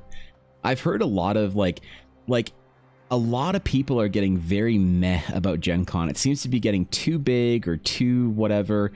It's just very strange to hear big creators talking about Gen Con with this kind of like, it's all right, but like PAX, man, like people are talking about like PAX East and other conventions, like they're kind of like overtaking Gen Con as like the tabletop RPG place. So I don't even really know. I mean, like Gen Con would be very expensive. And even if I was going to try and plan for one next year, like a big convention in the US or whatever, I don't know which one I'd want to pick. And I don't know if like Gen Con would be the one to do, I thought it was like the undisputed king, but like now people are kind of making me question things and think about things a little bit differently. And I don't know anymore. I don't have to think about Gen Con versus the other conventions, which one's good, which ones do we like, which ones do we not like, which one do we go to, right? No, I've always wanted to go to Gen Con, but Gen Con's also kind of the place for the Twitch streamers within the D&D category to meet up. And back when I was really a part of the D&D category, mostly, before I was kind of exiled for daring to draw in the art category. I'm kidding. No, they'd all meet up at Twitch at Gen Con. So GameCon Canada is there's a bunch of the Canadian D&D like people. Like I'm gonna be meeting up with Tank and Valiant Fox and Blackwater D&D and M and them all at GameCon Canada this year in June. But I don't know, man. I don't know about like any of the American conventions. I don't know which one's the one to do anymore. I haven't finished the page and it's been bugging in the back of my mind. Oh fuck, dude. Drawing on a tablet, you are physically sketching. You're just doing the permanent part on a physical medium. Yeah, that's fair. Bought an XP pen on sale. Been pretty happy with it. Yeah, XP pens are decent. You know, they're definitely like. I don't recommend new artists buy Cintiqs or Photoshop because I think while you're learning, an XP pen or a Huion are phenomenal products. I don't think you need to pay for the Wacom price point until you're at the point where you're like noticing the differences in pressure sensitivities and like color issues. Like, and a lot of artists will never do that with their career. Like, unless you're doing print stuff, the problems, a lot of the differences between Wacom products and like, you know, Huion XP pen stuff, unless you're doing print or commercial work, the color like issues and color matching and stuff like that is never going to be a problem because you can't match color properly anyway if you're doing like social media art. Because no one's on the same screen anyway, so it doesn't matter. XP Pen and Huion are fine, you know. I don't have anything against them. They're obviously not like up to Wacom standard, but they're definitely like great tools. It seems like I haven't touched one in a long time, so I don't know if they're like still good or if they've gone better or whatever. But they seem to be like they're doing a lot of good stuff. And like, hey man, the more competition for Wacom and Adobe, the better for me. So. Even if I never plan on using like a Huion or a XP pen or a clip or whatever other product there is for digital art, I still want them to do well. I still want them to put pressure on the companies that I you know buy products from for my art because it's going to make them do better stuff. Unless Adobe just keeps going down the route of just like completely investing in generative AI sort of like tech. At which point, I guess, I don't know, who knows if Photoshop will be usable in 7-8 years, but for painting. But for now, it's still the best software out there, unfortunately. It was my digital art career. I guess it didn't exist. Oh, man. Yeah, me too. You can join me as a washed-up wannabe digital artist then, all right, bud? It depends on what you go there for. What's the main draw to go to Gen Con, then? What are people Gen Conning for these years? What's the allure now? Because it used to be more about the games back, like in 2014, 2015, when I was like doing the game store stuff. Gen Con was the place to go to play like games and celebrate. But that was also back when they were called Euro Games. So Gen Con was the Euro Game Con, right? Back when tabletop gaming was specifically called Euro Gaming, which people don't remember that era. But now, yeah, I don't know what do people go to Gen Con for? What's the allure? What's the drive? Pax's video and arcade gaming as well, a bunch of pop culture stuff. Gen Con's basically tabletop gaming, period. Right. Which is confusing as to why the people that I'm hearing to talk about the best tabletop gaming is now happening at PAX like East or whatever it is, whatever the one in Philadelphia. That's the thing that I was confused to hear, but I don't know. Maybe Gen Con is just getting too big. That happens often with big conventions, right? They get too big and then they kind of like lose the spirit of it, and then people just don't want to go there anymore. So I don't know how much that's happened to Gen Con at all. I don't know much about Gen Con, to be honest. All I know is that Ella has applied to be at Gen Con as Blackwood Dice for 4 years in a row, and they've told her that she needs to keep applying for another couple of years before she has a chance to get in. So, okay. You know?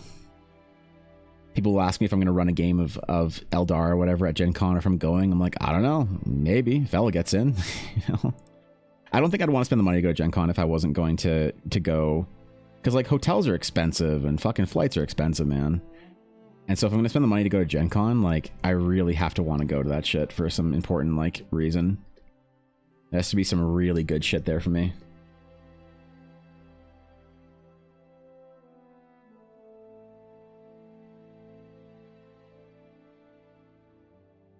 Which would be nice if there was, right?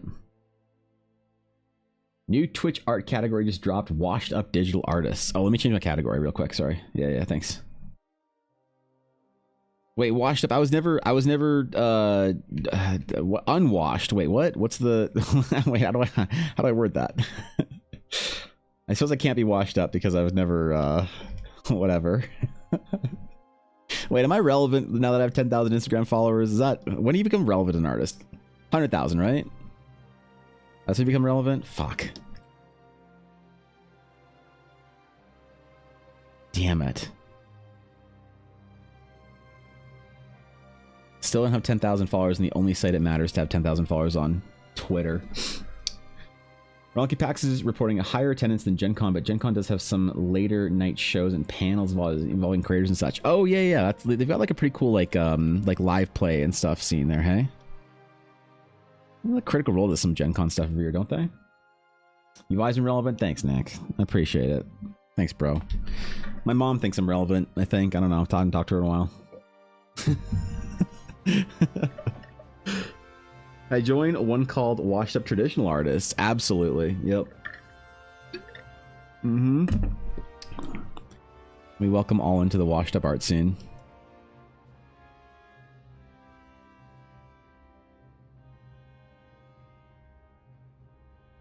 I hope I can enter into the era of my career where I'm just sort of esoteric and arcane, you know? Like I do. Okay, I know this is gonna out me. This is gonna self-report here as me being a terrible person, and I get it. But I'm gonna say it anyway because you guys deserve the truth from me. There's some part of me that finds it mildly amusing that I'm so unbelievably difficult to get commissions from. Like it's just not obvious. People don't know what to do. Like, where do I go? How do I Evan art, you know? And I don't mean like requests. Like requests are just you like fill in a form basically. But I mean like actual commissions. People like, they'll ask me in DMs, they'll ask in Discord, they'll be like, how do you get Evan to draw stuff for you? Like, how do I get an Evan Blair art commission? And nobody fucking knows. It's this strange process, this theoretical thing. It's actually very easy, but it's not like obvious. So, and I do find it funny. I know it's bad, and I know it's dumb, and I should be easier to get in contact with and stuff. You might not be able to go to Gen Con. They don't allow Canadian Norb cult leaders. Oh, really? Shit. Okay, I guess I can stay at GameCon then. Thanks for looking out for me, Moose. Yeah. Okay. Wait, I'm not in a cult. God damn it, Moose. God damn it.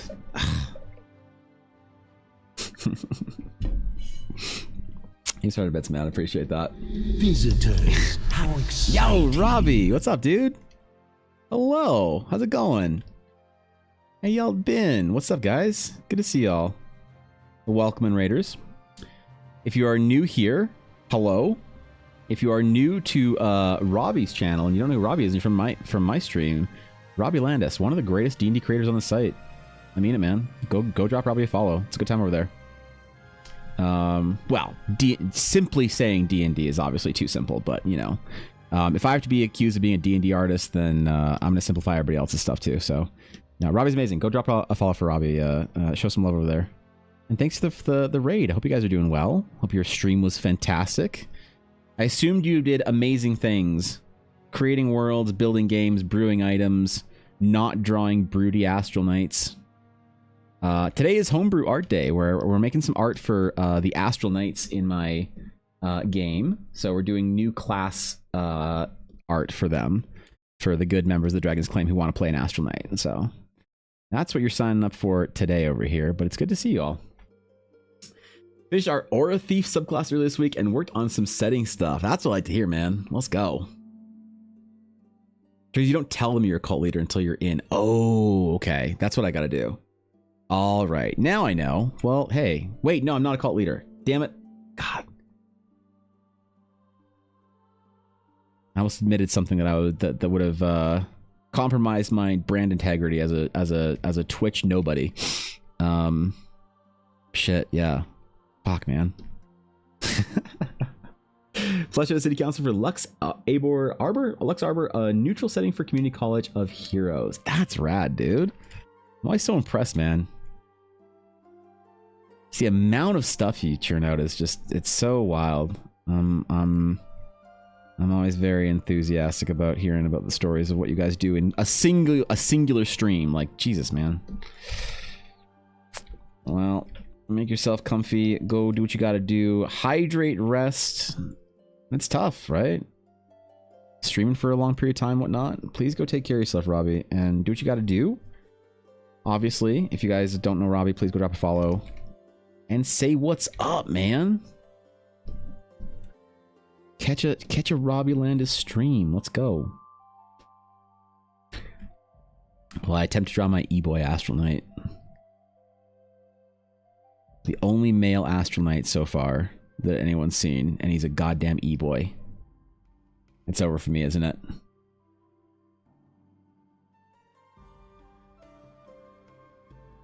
It's completely over for me.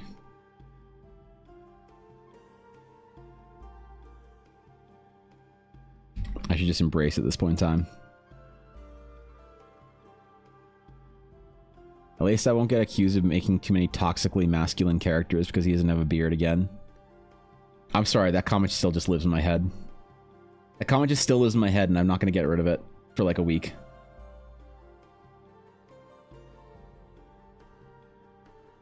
TikTok comments are wild sometimes, alright? I don't know my viewer, right? Yeah, me either.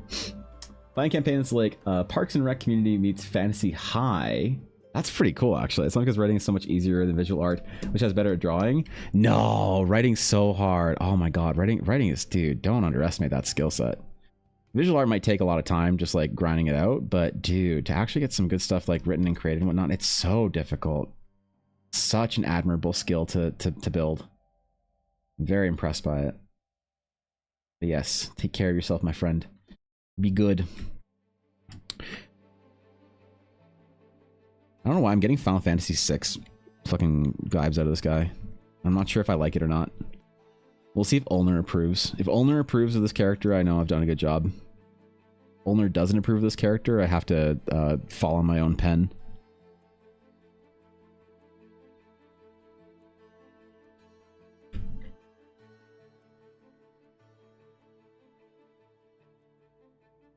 It's a very dramatic process nobody's really aware of, but it's the only way to save yourself from a lifetime of shame as an artist. -3 whimsy points. Great. Let's go. Good to see you, bro. What's going on, Conquester? A full name you today, bro.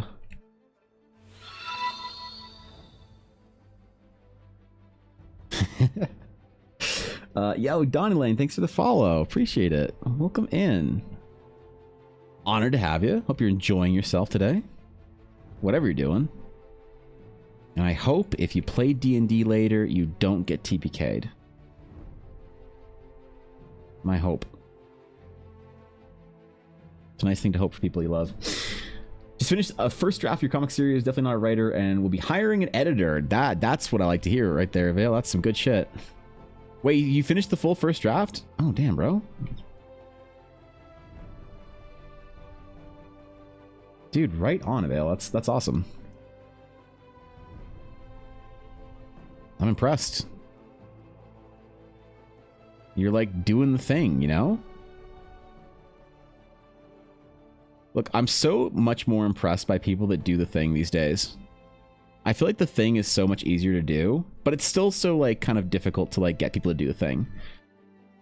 So when people are doing the thing, I'm all on board. And I know you've been doing the thing for a while, Avail, and now that you're finishing the drafts and actually doing the thing, that's really awesome.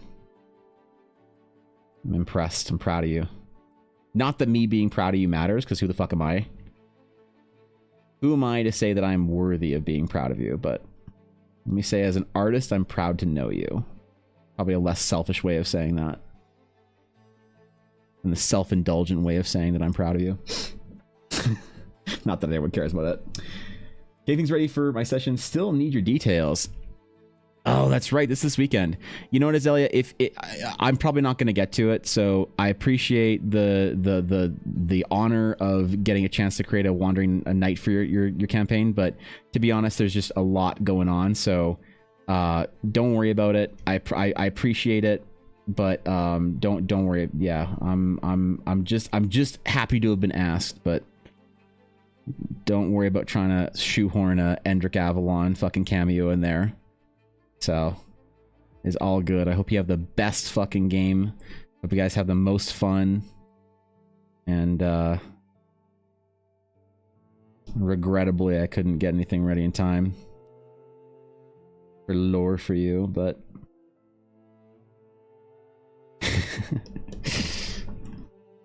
have a skeleton corpse on the side of the road holding on to like a tankard for me, then I guess.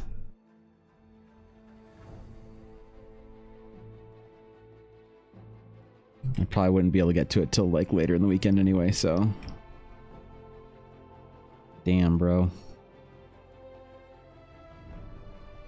Dude, I need to stop painting so much form or drawing so much form and start drawing more like light. I need to take my own advice and figure out how to draw again.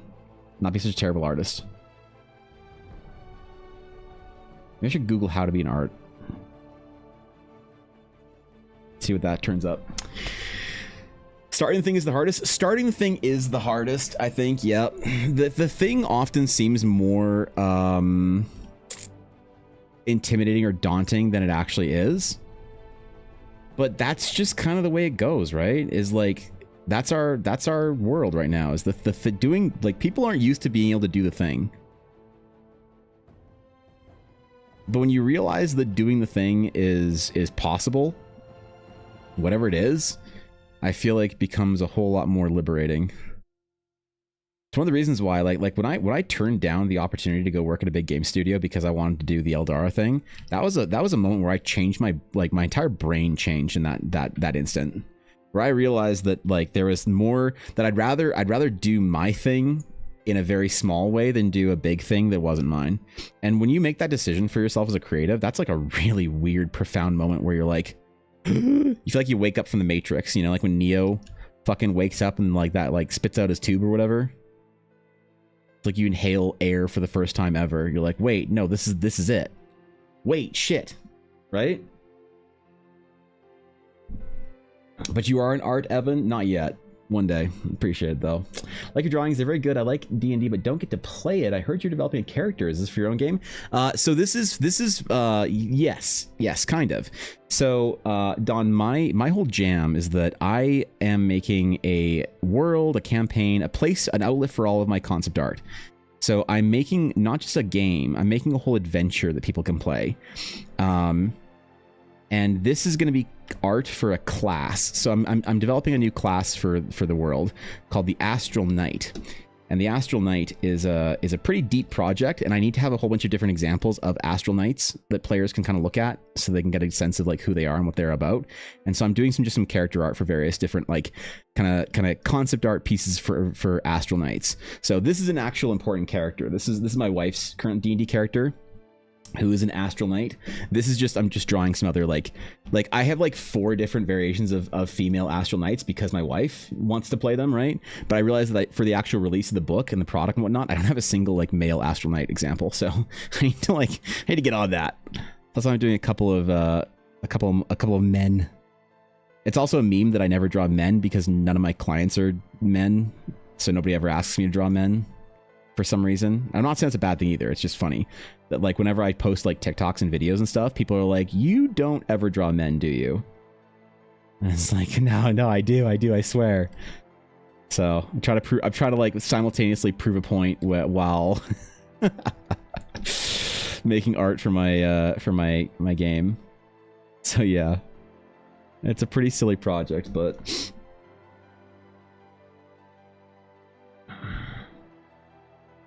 yeah, right. Who needs male examples? Just draw women, SMH. Where's his beard? Okay, listen.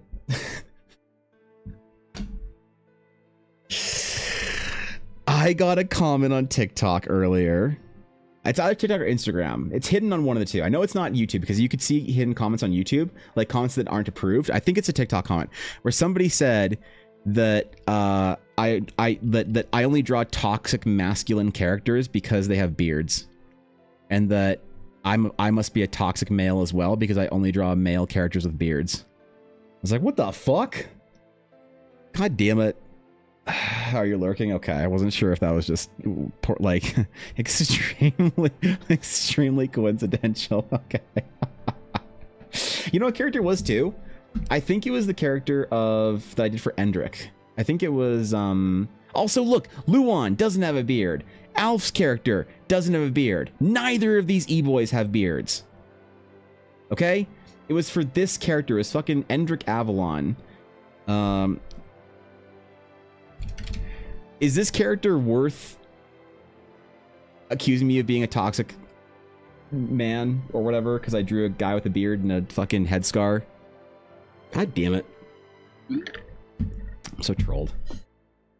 So fucking trolled by TikTok. I can't take TikTok serious anymore. I just have to like meme about it. I can't. The things people say to me on that website, it's worse. It's weird because the most unhinged comments come from YouTube, like on the spectrum, on the bell curve, but the most consistent unhinged comments come from TikTok. Instagram, weirdly, are the nicest. The nicest things on Instagram for the most part. People telling me a cool story. Play toxic twinks, trust me. Yeah, okay, guapo. Yeah. Can't please everyone. Anyways, only draw women. Yeah. Well, I mean, there is the whole thing about like, it's a meme about artists that don't know how to draw men because they like the female form more so. And that's fine if you're like, you know, you like drawing women or you're lonely or whatever. I don't fucking know. I'm memeing, of course, relax. But I can't make a cool D&D concept project without having a wide variety of different people and characters and whatnot, and I'll have to do a in-depth job for it. I'll have to be a good boy. Try hard. The beard drawing oozes testosterone, pure masculine toxicity. Well, there you go. Okay. Cool. That's conveniently what I was going for Endrick Avalon. Yeah, that's exactly what I was going for. Mm-hmm. That's what I wanted out of him. That's daddy, in my opinion. Yeah, there you go. All right, cool.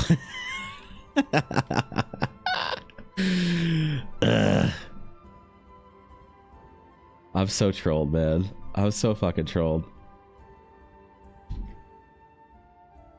TikTok comments are a wild experience. I just can't, like, I used to try and respond to every single comment, and now I just like kind of like comments that are nice, and I respond to like comments that have like something that like I can kind of respond to, but I don't read every comment after I post a video just because I can't.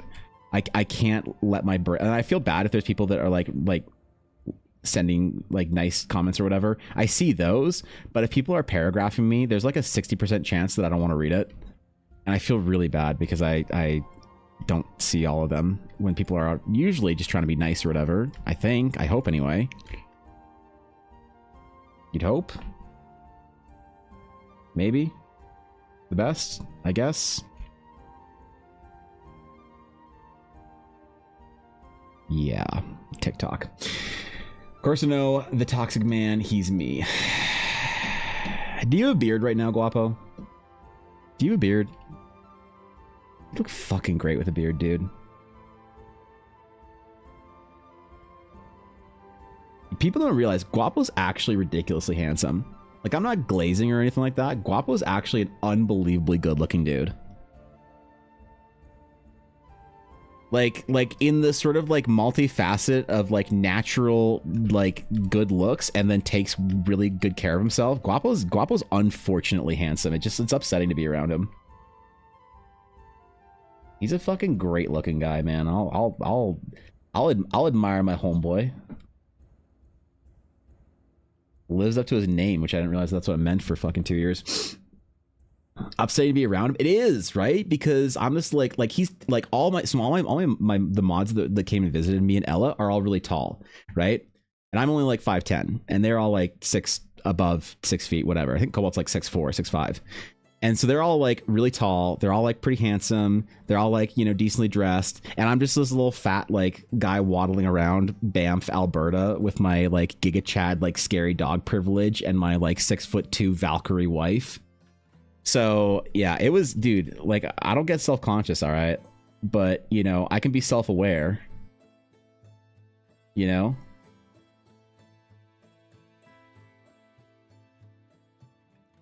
Right? I can understand it.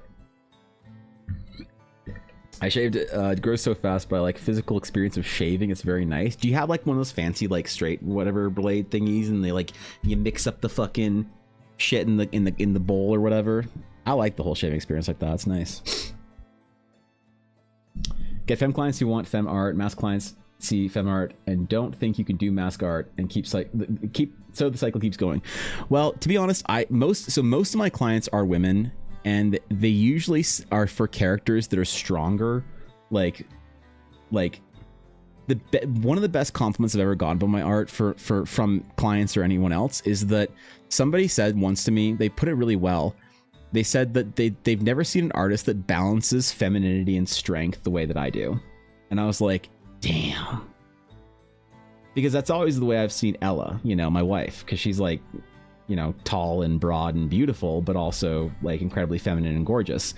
And I've always thought of that as being the quintessential feminine like superhero, right? And so I draw a lot of characters like that. And so I guess that attracted people who want that quality in their characters.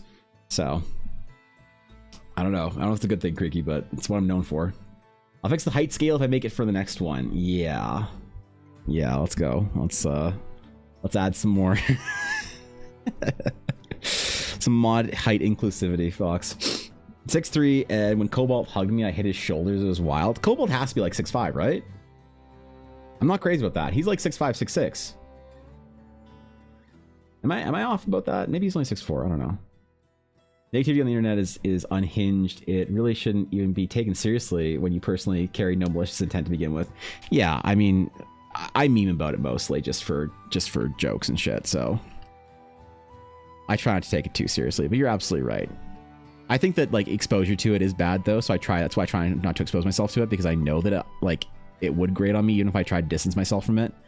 So I go back into the VOD to hear you, but thank you for being proud of me. I have a lot more respect for writers now. Yeah, right, Avail?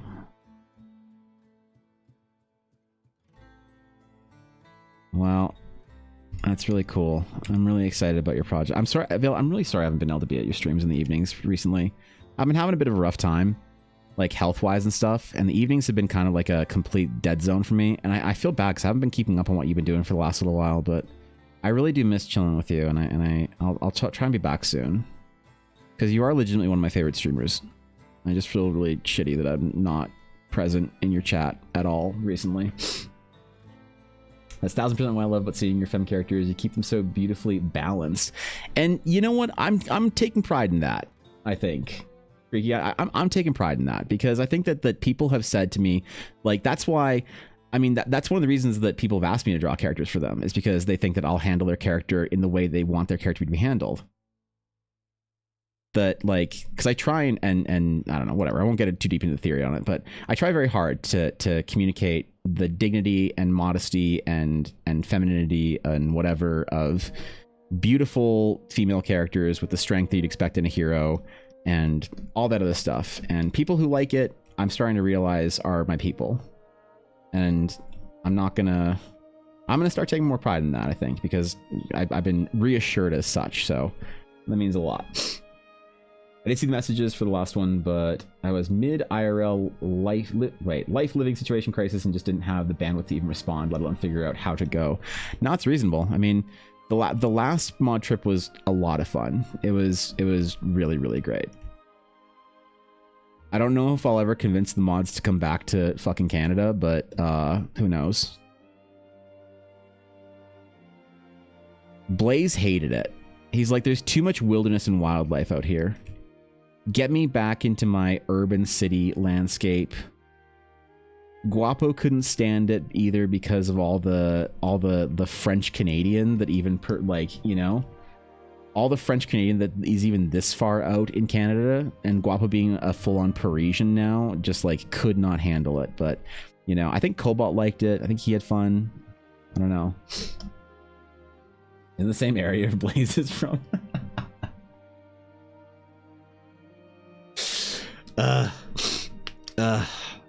It seems a little unfriendly for anyone who likes sleeping at normal hours. That is tough too. Sometimes is that you do stream pretty late, but. No, I've just had a pretty tough couple of weeks, so I've been avoiding a lot of things.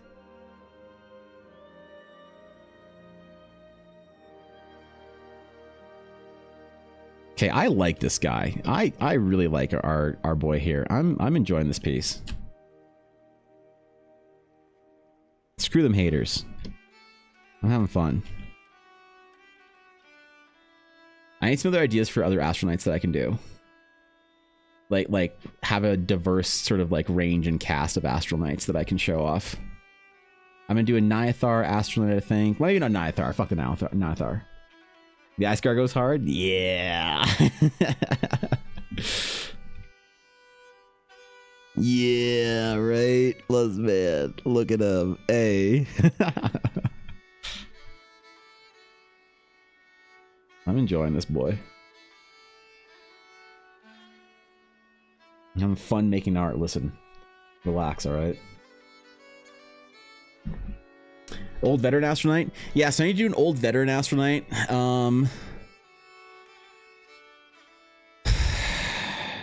Like a cool, like mysterious, like elven astronaut or something. I don't know. I like it. He's got the tood. Yeah, thanks, Bill. Name him Evan Jr. We're not naming him Evan Jr. Oh, we feel better. I appreciate it, Bill. I'm doing better. So I should be on. I'm on the up and up. So I appreciate that, but I still feel bad that I've been away for so long. I thought about making another woman. God damn it. God damn it. God damn it. Not again. Really happy to decide, or you decided to draw my astronaut. I see. Is that where I was inspired from? Damn.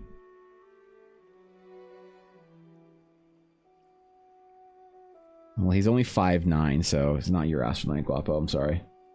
The biggest crime in the USA's Midwest is that it is not in the middle nor the West, right? True, Jacob. Make an older woman? Yeah, that'd be a good idea, actually.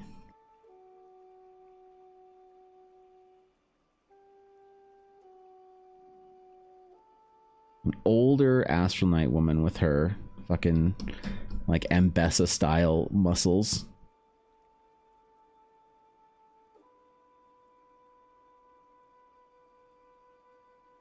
I kind of want to have like the bruiser, the juggernaut, the like kind of the classes or whatever of the astronauts all nailed down in the art, so you can kind of get a good sense of the different various kinds of knights you can be, the different fantasies and stories you can tell. 6 foot, 7 foot tall snow tiefling in plate armor. Well, they don't wear plate armor though, so why would an astronaut be wearing plate armor then, Nick? If they only wear their ceremonial guards on their arms and legs, what would I be doing at that point in time? Plate armor, please. Please. Thinking older Brienne of Tarth, or however you spell her name. Ooh. Well, so the like order, like kind of Grand Masters are, there's 3 of them.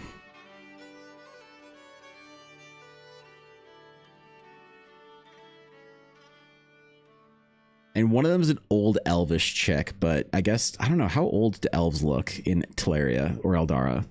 Do old elves look old? Because she's old as fuck.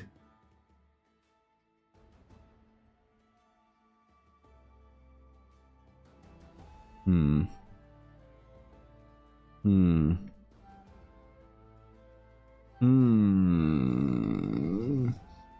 like you need to draw one of those leaders. I do. I need to draw all of them, actually.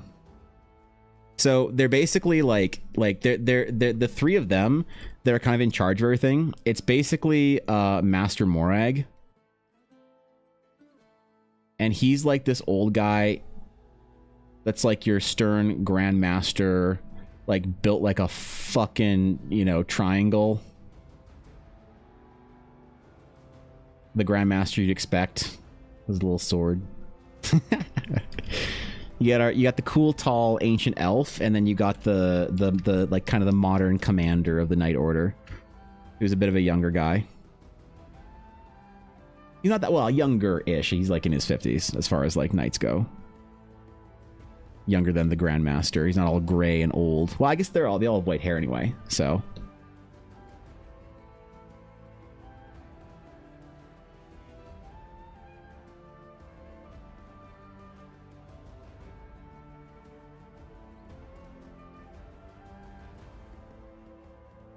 And sillily enough, not funnily enough, but sillily enough, I didn't necessarily have the courage to draw the commander because up until recently, I've been very anxious about drawing like characters of different races because I had some bad experiences on Twitter a couple of years ago. And recently I had to do some fan art of a character that's black, and I basically got a resounding like good job, Evan, out of that, and that healed the generational damage inside of me from the one time I got called out by some big Twitter fucking like drama whatever person for drawing a black character and told to stay in my fucking lane or whatever. So now I can actually draw the commander because he's just like, I don't know, the contrast of like dark skin and white hair is always really cool to draw too. So I'll have him to draw now, and I'll be more confident to draw him.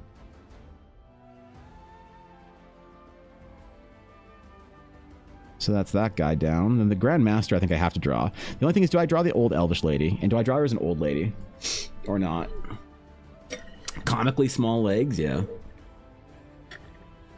Doesn't hold how old your elves get. Are they immortal or do they age? They do age. They just age slower. So they go through the natural process of aging for the most part. I just don't know as to how well they preserve their youthful look, I guess. Right?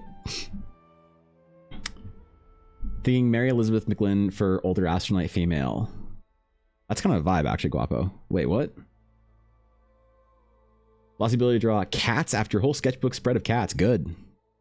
Good. That's it working. That's it filtering through your brain right now. You give it a week, Buns, you'll be on point. What's up, Thorkin? How's it going, man? You tell me, Thorkin, do I look like I'm making good Astral Knight? E-boy? Are you confident enough in my Final Fantasy inspired Astral Knight character here? Generally tired of people smiting anyone trying to draw people color, being mad they don't see more people color. Well, that was kind of what happened. So like I had drawn a character named Malaya, who's an astral sage, who's she's this like dragon folk horned astral sage. And I got like retweeted, like quote retweeted by some like larger account. Larger is relative though. I think they only had like 10,000 followers. But when you're like a person on Twitter, where you're a brand new artist and you've got like 200 followers, like a 10,000 follower account's like massive. And they told me to stay in my lane basically and not try and draw characters. But then it'd really heartbreaking because people would come in, they'd be like, "Hey man, do you just like where's like what about people who are Asian in Eldara? What about black? Do black people exist in Eldara?" I'm like, "Yes, of course they do. Like, why don't you ever do art of it?" And I always be like, "Oh God," because I got called out on Twitter and I'm fucking scared now. But I broke that curse, and I was very scared to do a character that I did a little while ago.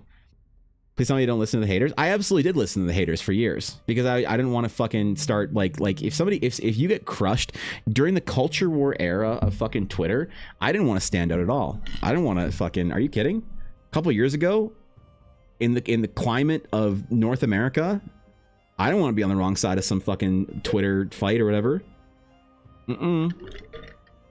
Nope. But I drew a character recently named Hermitha for Chelsea, and Chelsea was so nice about it, and so I finally like broke my curse of like not drawing like textured hair. Oh my God, what is happening with Photoshop? Right? And Chelsea really loved her, and I had a bunch of people say like, "Hey man, this is really beautiful. You should like do more of this." And it gave me a lot of confidence to like actually draw the characters I want instead of, you know, fucking hiding. So I'm excited, man. I'm excited. See, the LP gains challenger grind soon. Okay. Fucking Thorkin over here. I understand completely, like, you can have your whole career ruined because of that sort of thing. Yeah, okay, I mean, let's just be honest. I get called out for drawing a black character right before the BLM protests. I'm not going to accept any criticism for hiding. Not that anyone's criticizing me and saying like, oh, you shouldn't have been hiding. I think I was perfectly in the right to be fucking terrified. I'm a brand new artist, just started streaming on Twitch, and some account basically calls me racist for drawing a black character because apparently white people shouldn't draw black characters. Everyone I talk to now is like, that person was unhinged and like, fuck that guy. And sure. But like, again, the climate, the timing, the whatever, I was not about to like, dude, I was not about to fucking, you know, stick my neck out and get like chomped on over it. So, right. Like, I'm glad now that I've kind of like overcome that and I can start doing things for myself and art that I want to do again, not feel like kind of limited or whatever. But no, in the moment, I should I have been that scared and should I whatever? Probably not. But like, leave me be. I was fucking terrified. I didn't want anyone to feel like I was trying to like, I don't know. You know what I mean? People complain most low key white people with the complex. Really? I don't fucking know. You don't need to worry about your great designing characters. I'm enjoying listening you explain your world and the characters in it. Thanks, Don. Appreciate that. Sounds like you used as an outlet. Disgusting in any case. Maybe. I don't know. I could have been wrong place, wrong time. Maybe they had a point. I don't know. I just said, nope, I'm just fine. Stay. Like they told me to stay. Like they literally said, stay in your lane, Whitey. And so I was like, fine, I'll stay in my lane. I'll draw pretty white girls and cool white dudes and not get in anybody's case and whatever. And there was also at the time, there was a big thing about artists, a big like artist thing where they're making a big deal basically about how like you should not take away drawing like characters from like actual people that are of like whatever, you know. So I just stayed in my fucking lane and didn't do anybody for a long time, and it was too long and I shouldn't have waited that long. But you know what, I was completely in the right to be fucking terrified. And after all that shit, that person doesn't even exist online anymore, you know. Their account's fucking gone. Like I don't know what happened to them, but I think I just like caught the bad end of a mean person. I don't know. The time is 100% fair way to handle it. Not the time to get eyes on you like that. That's the way I still feel about it.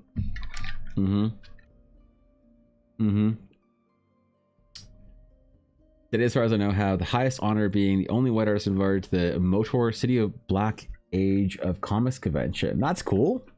Damn, bro. That's real cool. Yeah. But you know what's like really happy for me is that when I see people who are in my stream chat seeing me drawing like black characters and being like, bro, that's so cool, like characters that look like me now. Like that's dude, like I know it's kind of sappy, but I want everybody to feel like they're welcome in the world, right? And if people see me just drawing certain types of characters or whatever that I'm never drawing, you know, different characters, and then I finally do, and I see people being like, this makes me people happy to see you drawing characters with like, you know, textured hair or whatever, like that like makes me feel real bad for not having done that sooner, not like overcoming that fear sooner, you know. And like I did this painting of a girl who was based off of a friend of mine who was Southeast Asian, and I got shit for that. So that's a missing context. So a year before that happened, I drew a character that was based off of a Southeast Asian person, and so she's supposed to look Southeast Asian. And somebody on ArtStation, I think it was, said that I was fetishizing Asian women by drawing Asian women. And I was like, oh, fuck's sakes. And then so I get the thing about like being called out for drawing a black character a year later. So that's partly, by the way, the context also of me being just like already kind of like wincing into full on like panic mode or whatever. So if you know that others control you, you should draw whatever type of character you want. That's what makes games diverse and inclusive. Everyone wants to see someone who looks like them. No, that's fair, but no, I there is a very important game that you play of not causing and taking too much attention. So I think it's very easy to say you should never let others control you. But Don, you be a young artist having quit your job, going off into the world alone, and have a Twitter account with 10,000 followers calling you racist for drawing a character that doesn't look like you, and tell me you'd act any differently. Like, that's the one thing that I maybe am not willing to entertain, is the like kind of the moral, like, oh, well, you should never do that. Never let people control you. Never let people scare you. Never back down. No, absolutely. I was terrified, rightly so. You know, is that the best thing in the world? Maybe not. But for self-preservation, I absolutely 10 out of 10 times would take the fucking, you know, like backtrack course there and not cause waves. 100%. I don't regret that. I regret for as long as I did, but in the moment, nope. Are you kidding? Me getting fucking hate on the internet like that for the first time ever? I would completely would do that again. So Lady Drew looks like she'd be my cousin. Oh, really? Hell yeah. Yeah, man. This ain't how you just draw someone of different ethnicity for representation and get called racist. Yeah, that sucked. It's difficult, and I think maybe more difficult if you're not around any community and friends with diverse background to discuss this with. Well, it's not like I even had anyone backing me up. So, like, Guapo, you might not remember this, but there was somebody in our community that jumped on that. That she jumped on that shit. She doesn't come around anymore ever. I don't think she ever got formally banned for it, but she jumped on that and said, like, yeah, you were out of line for drawing that character. So it's like even the people I had around me were jumping on me for that as well. You know what I mean? Not sure if you remember that, actually. Maybe you're not a mod at the time. I can tell you who it was, but whatever. You know, I can tell you who it was. But yeah, I didn't have anybody backing me up. I didn't have anybody supporting me on that one, man. I had the people around me that had the most authority to talk about the matter, also telling me to shut the fuck up and not draw characters and whatever. You know what I mean? Janks here, I don't care what others think about me. I do what I want because I enjoy it. I refuse to give others power over me. Yeah, sure. That's awesome. Proud of you. I take a lot of inspiration from Middle Earth and Islam, including covering hair, but I spent my 20s in the Middle East. My closest female friend is Muslim, so I have no insecurity about it. Fair enough, yeah. Yeah, right? I would have defended you if anyone popped in mod chat. Well, I was all through Twitter and stream and shit, but I'll tell you who it was, Guapo. I'll tell you who it was. Guapo.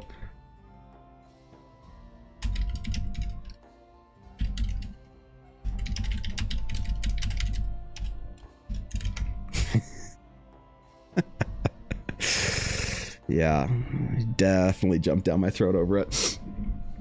Gotten so desensitized just seeing white people and seeing black people in media has me shocked and enjoying it. I never go out of my way to look for black people because I know there's a 9% chance there won't be any. Oh, I see what you're saying. Yeah, I don't know, man. I just want to draw characters and draw like cool stuff in Eldara. You know what I mean?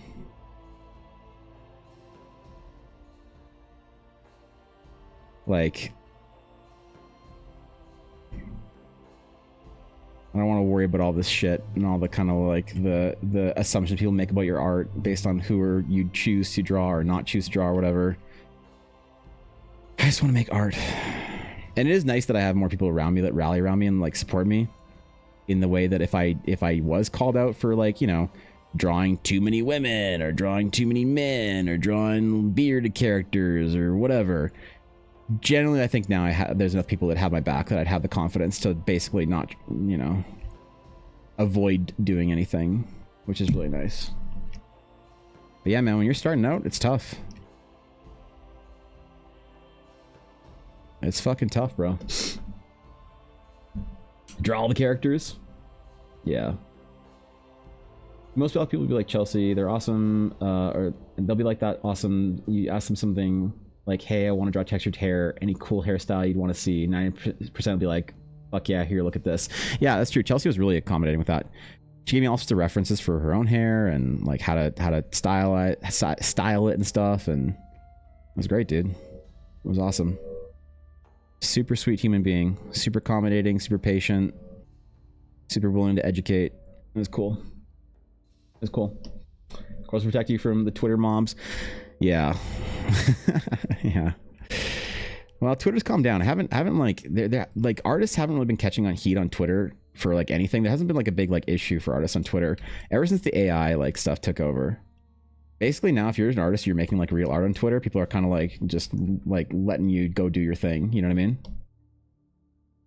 They just let you chill, and like I guess that's good, you know? Right? They just chill, let you chill.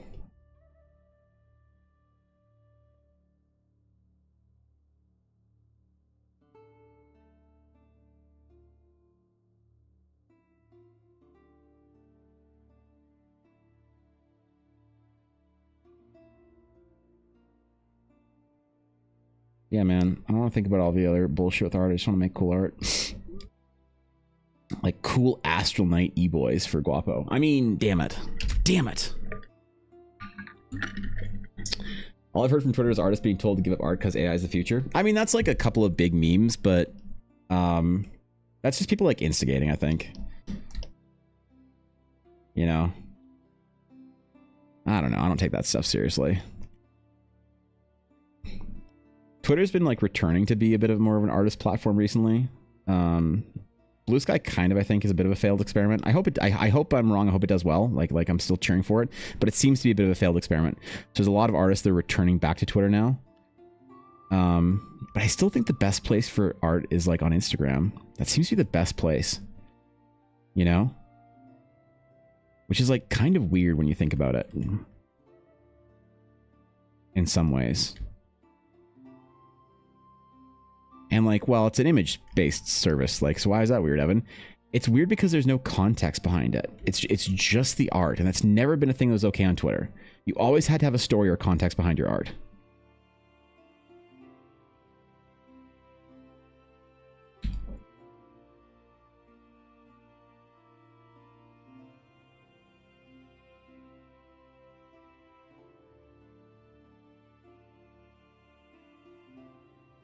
You know what I mean?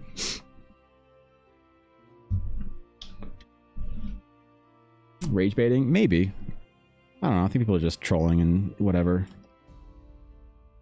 Like, look, the problem is AI is going to kill a lot of artists' careers. And there's things that you can do to ward against it, but a lot of artists aren't going to be willing to do it, and they aren't going to be ready for it.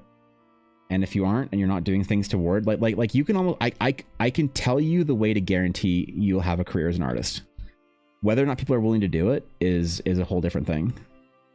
But I can almost like with certainty, like new artists sometimes will ask me like, hey man, you know, you've already been through school, you've done this, you've built a name, you've built a career, you've built whatever. I haven't. Should I still do this? And I always say yes.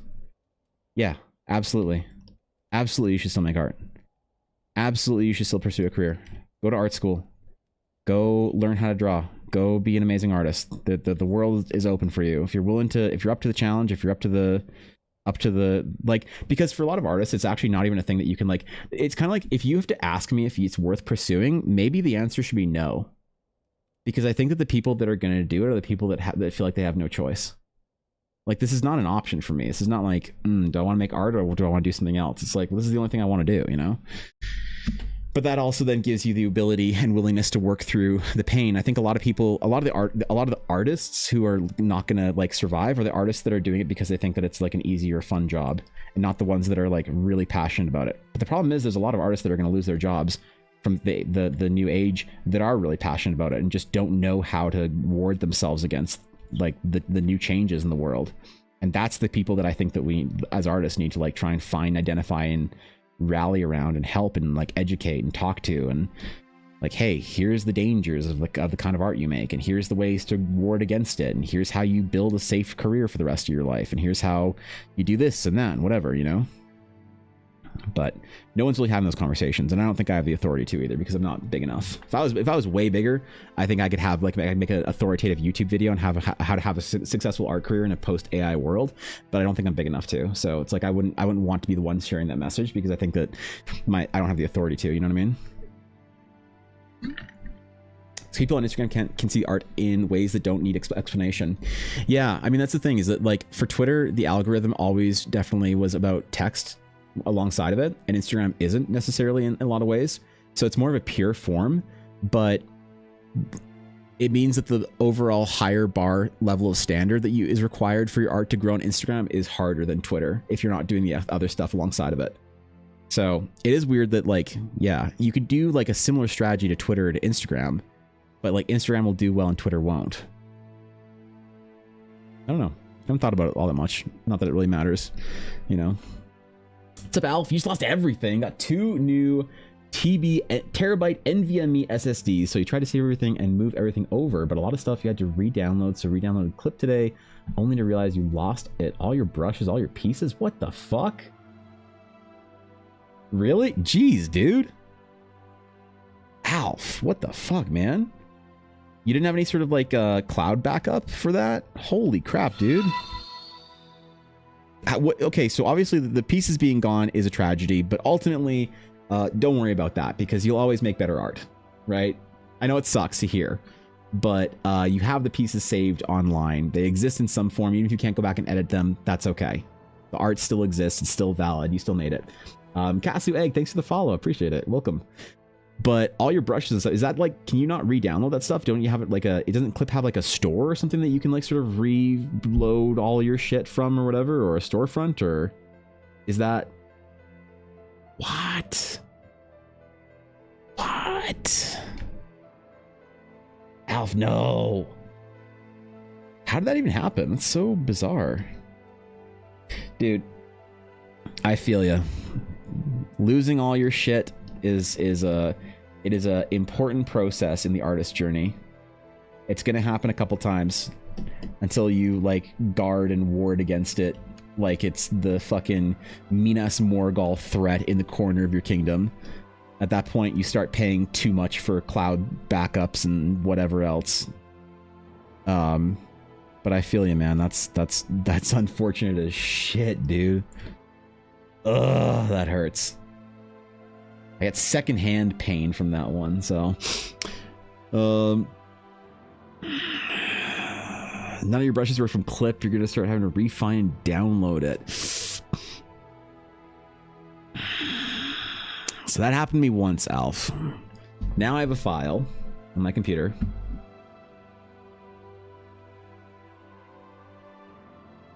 Okay.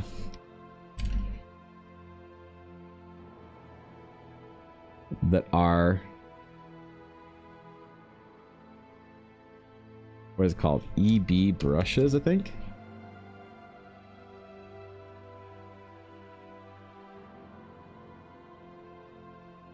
Yeah, the ebbrushes.ar file right here. And I try and save it every 6 months or so. Even if I don't update a new brush, I'll try, or my brushes, I'll still try and resave this.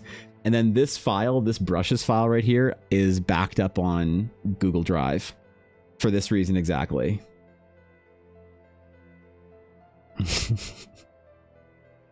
But you know what? I know it seems like a big hassle right now, Alf, but you'll probably actually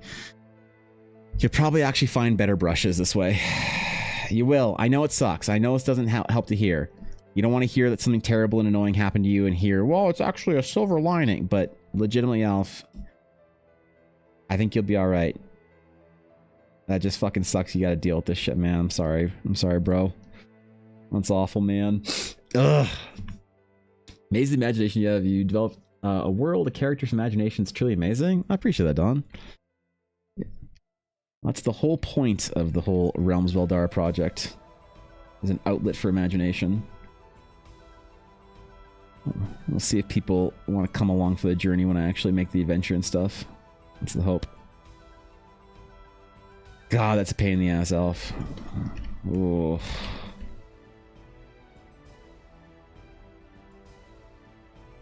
I mean, but also, you know, hey, your best art's yet to come, so please take some solace and become unbothered.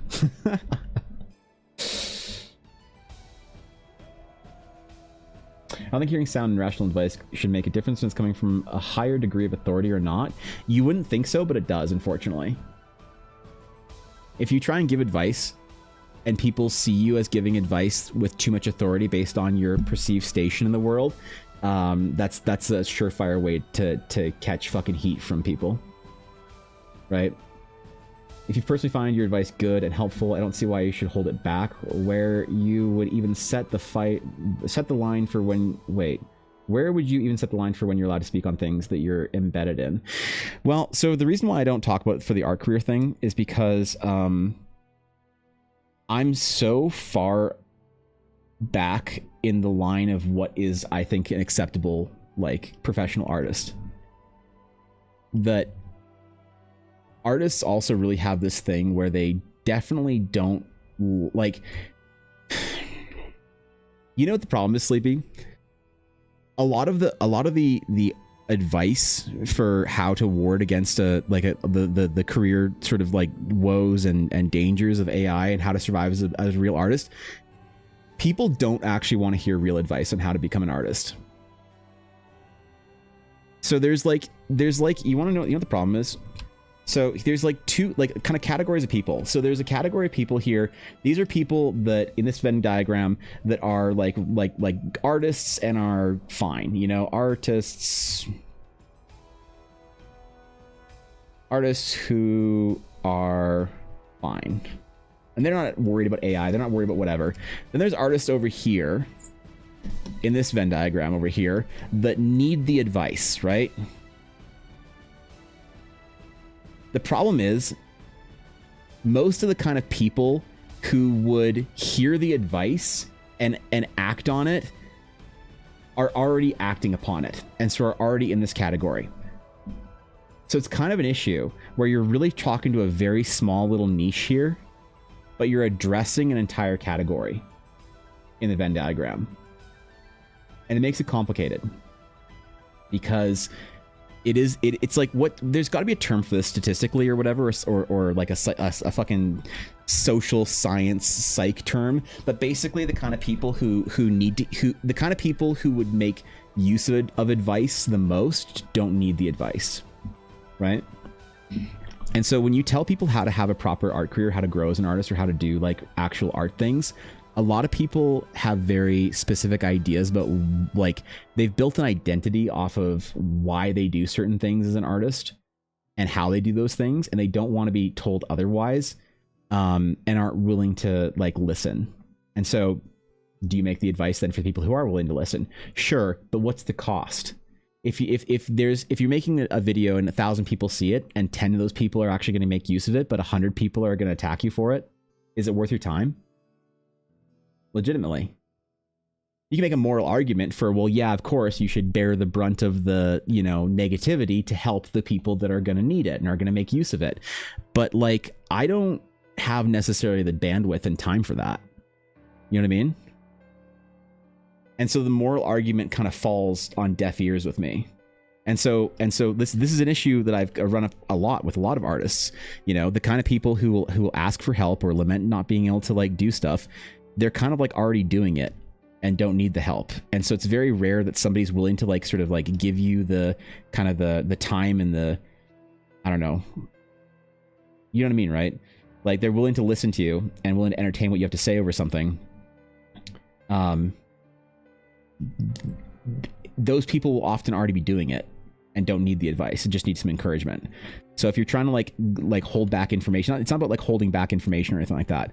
It's about so this is where the sort of status thing comes from, where you said you don't think that the status matters. So the problem is though that your status wards you against the criticism.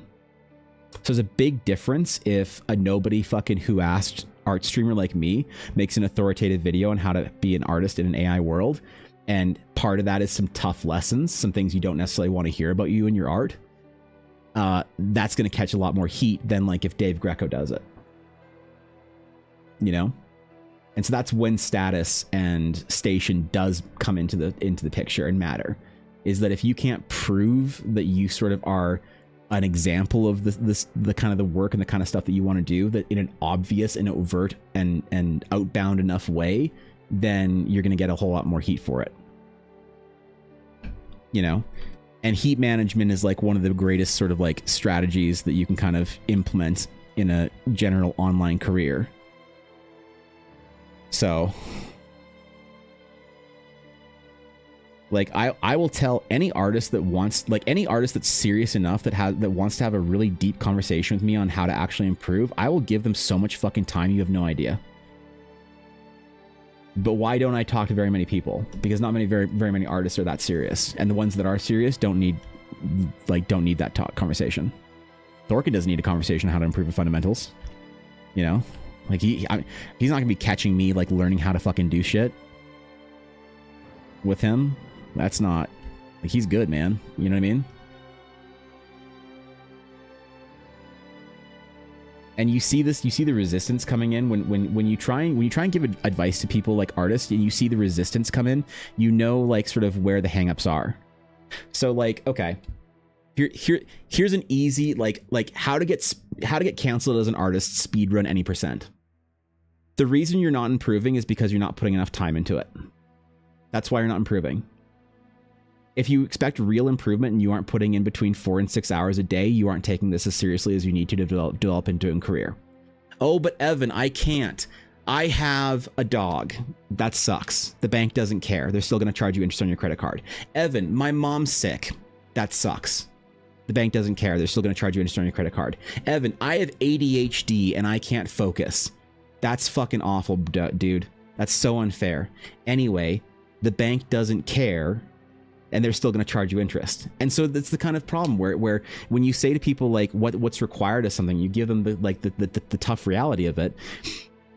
If you're telling people stuff that they don't necessarily want to hear about themselves as an artist or whatever, that it's like a tough truth, you know, unless you have the kind of like the authority to back it up in their mind, they're just going to call you an asshole, call you elitist, whatever.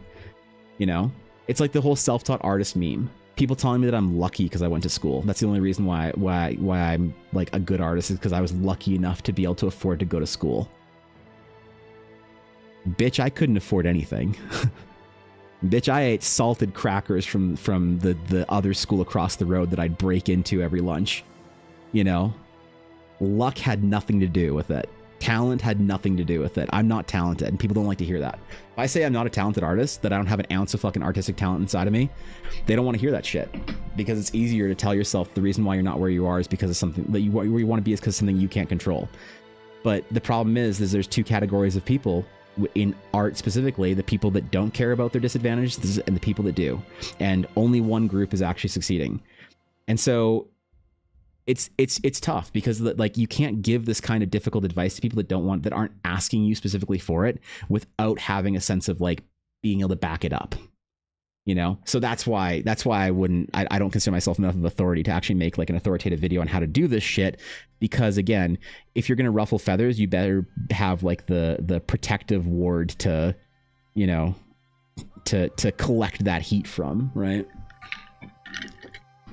I back all my art and brushes up to Google Drive anytime I make a change. Yeah, me too. My art drive goes straight back up to Google Drive, Cass, because I had like an issue that Alf had a while ago, and I was like, I can't manually back up anything.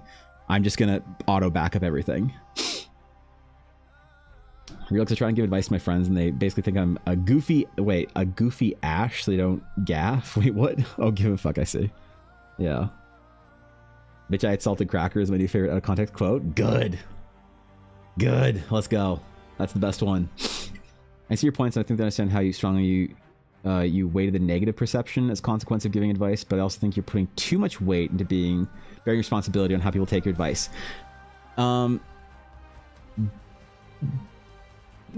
So the problem is that like me putting too much weight onto bearing responsibility for giving people negative advice makes it sound more moral and less selfish. It's that I personally don't want to deal with it, right? I personally don't want to deal with people complaining at me because I gave them advice they didn't want to hear. It's not because I'm, you know, that it's not like bearing responsibility of giving advice and how people take it and I should like whatever. It's that they will tell me that they didn't like my advice and I have to deal with them now. And now it's a person that's mad that I might get stun locked by. Right, that's the issue. So no, it's not about like it's so hard to try and figure out how to do these like art advice videos and things like that. And I've been trying to make a good fundamentals improvement video for a while, and I just can't get it right because I feel like I kind of like end up always in a place where I'm telling people to do stuff they don't want to do. and I'm calling them out on their drive and determination. And no one wants to hear that. No one who needs to hear it wants to hear it, I guess, let's just say. You know what I mean? I'm gonna assume salted crackers are the equivalent of dumplings and butter. The salted crackers are these. They're given out at the cafeteria for free. Saltine cracker 2-pack. So if you go out to the cafeterias at like schools and campuses and stuff, I don't know if they still do these, but you can get these little like packages of salted crackers, right? By the places that would like give out soup or like sell soup and shit like that. And I'd go across the street to the other school, to their whatever campus, and I'd go in and I get a bunch of these packages of salted crackers. And that'd be my lunch, man. That's my food for the day, bro. Yeah, I wasn't like living some high life luxury in fucking art school, man.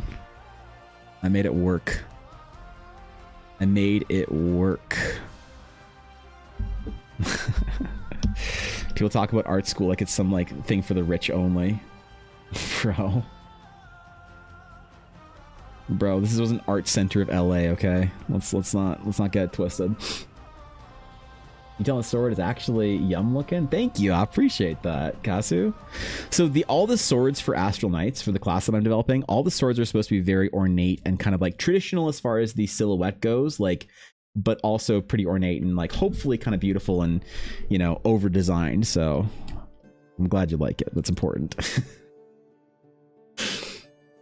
Gotta take a shower? All right, good luck, Bones. Really speaking, if you weren't getting exposed to the idiocracy part of the internet, you'd be throwing out your advice that you personally think would be helpful to some. If I think that I could articulate it well enough.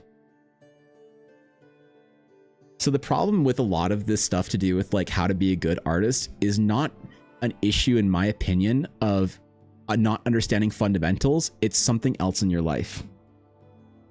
So when somebody tells me they can't sit down and do fundamentals for 2 hours a day, that it's too boring, it's too mind-numbing, it's too grinding, no one wants to hear this, and I understand why people get offended or upset if I say this, but I think there's something else going on with you. I don't think it's your art.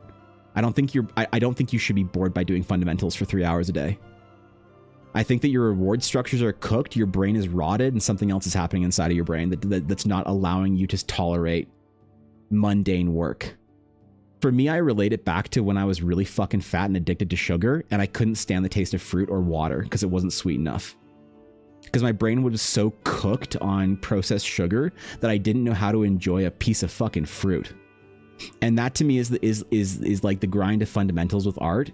That to me is the spending 3 hours drawing boxes and fucking faces and stuff. You don't have the like massive dopaminergic or even results that provide the serotonergic motivation to do things.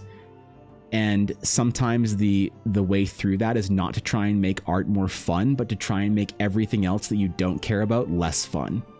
So if you tell me that you can't sit down and draw fundamentals, you can't tolerate them, and you tell me it's because you have ADHD, I'll ask you if you play a lot of video games, right?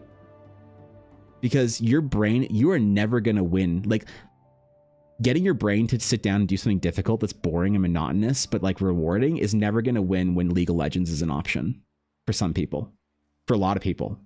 You know, it's kind of like you're outgunned, man. You're not dumb, you're outgunned.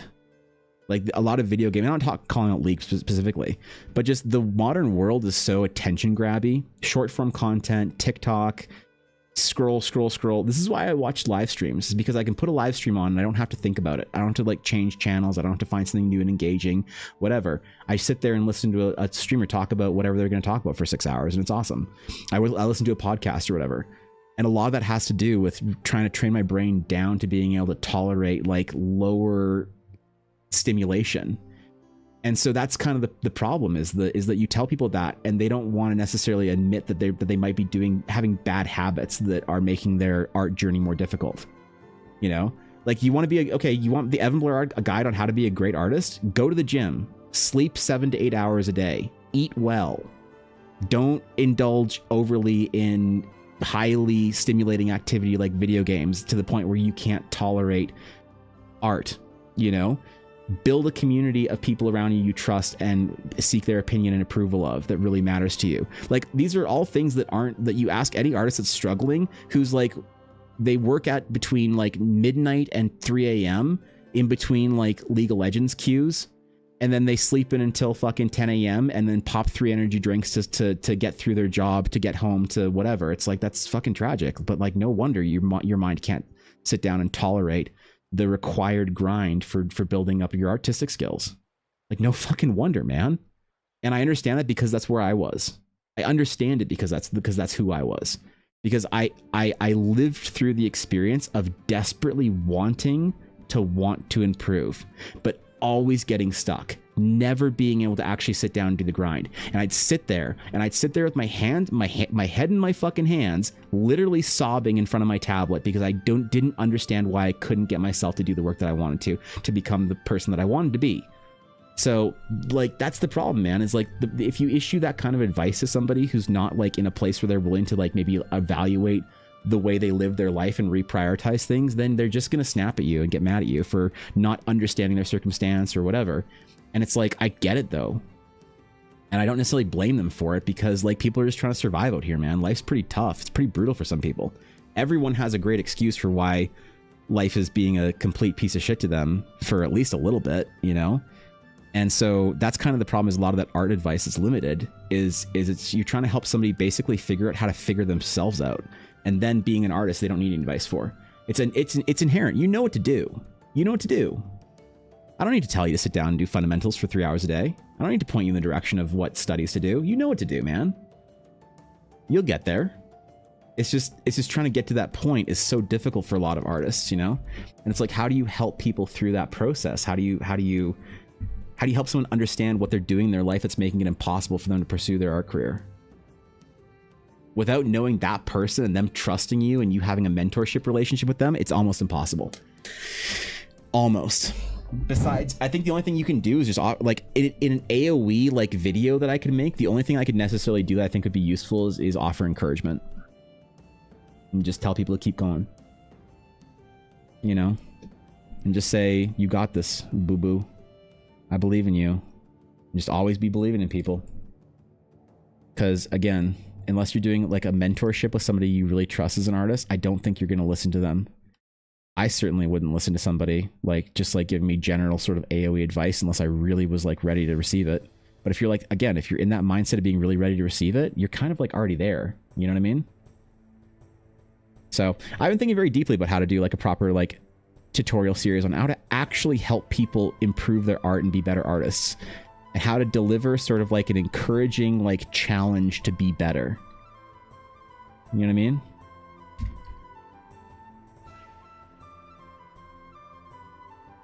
It's so tough because there's just so many artists out there that are so fucking brilliant and passionate, but there's just something else in their life that's just getting them locked down, man.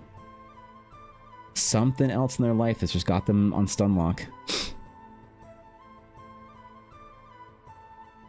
Do you carry good anecdotal experiences with articulation? Might be good for someone to hear, but it might not get out there for idiots on the internet. Can't leave you alone, or potentially won't. Sure, yeah.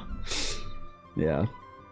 Don't forget to go draw for 5 minutes. All of the good stuff. Thorkin, be good, man. Take care, bro. Hope you're not melting over there still in Eastern Canada. You make my days better, Thorkin. Your presence alone. Appreciate you, bud. The knuckles in the gauntlet are not realistic. She wouldn't be able to open her hand at all. God damn it. I'm throwing my dog out the window. God damn, fucking Blaze. Where's Yuna?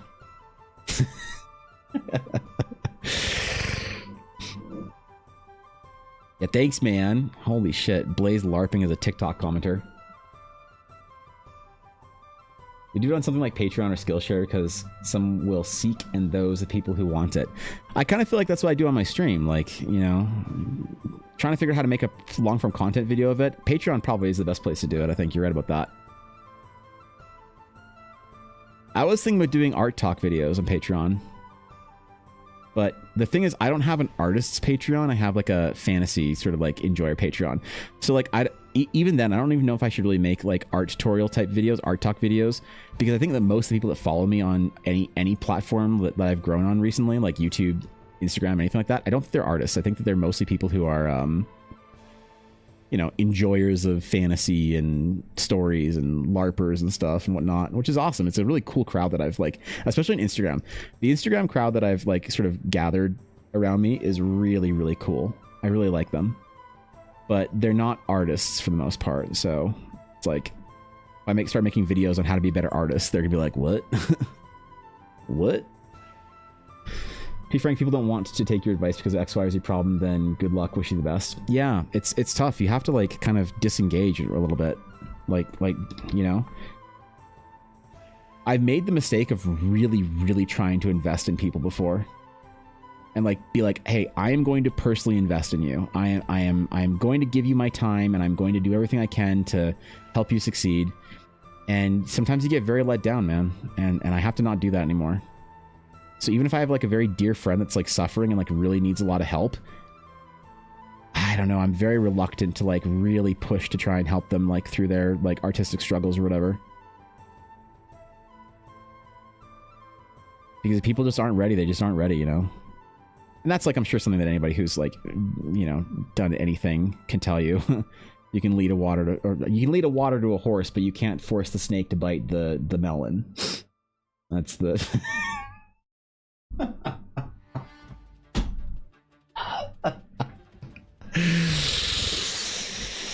Can I get that on a shirt, actually? Can someone put on a shirt for me real quick? Thanks. Appreciate it. Thanks, bro. We're gonna comment more on Insta without doxing myself. That's fine. Yeah, you don't have to comment on anything.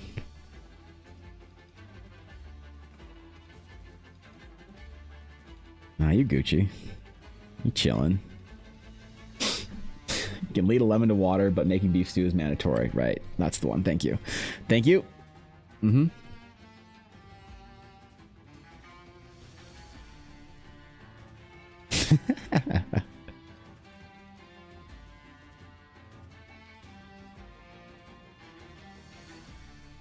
I mean, you know, like, my general advice, if anybody is having a hard time with not actually building their art career and like being able to focus on things they want to, the most general AoE advice, I think that the baby step starting point is always creating meaning in what you're doing. Finding some, and I know it sounds like stupid, but like finding some sort of very deep meaning or calling in whatever you're doing.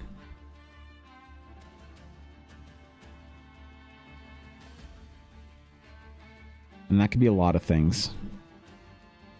The meaning behind my work and the why I push so hard and the reason why I work like 15 hours a day some days and, you know, push is because I think I have a really, really legitimate chance at trying to help illuminate maybe the human story a little bit better in my own storytelling. And then also trying to build a very good life for Ella and I. So there's kind of like a larger human reason and then a very much a internal family reason as to why I work really hard. And once you have a great deal of meaning for whatever you're doing, I feel like everything just kind of follows. But that's probably not useful for a lot of people. So you comment on YouTube mostly? Oh, really? Thank you, Sleepy. I appreciate that. I've probably exhaled quickly in amusement at your comments before, because I do read most of my YouTube comments. My YouTube comments are, as I said, they are the worst, but they're also sometimes the funniest. And I see most, like, I see like Alf on there, I see Samurai, or I see people I know on YouTube. So that's where the homies are at.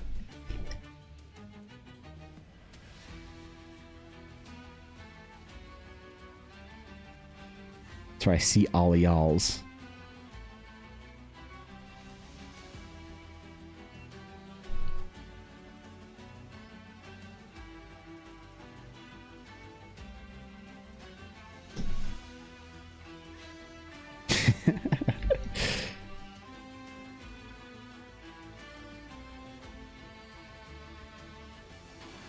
I like it over there. It's fun.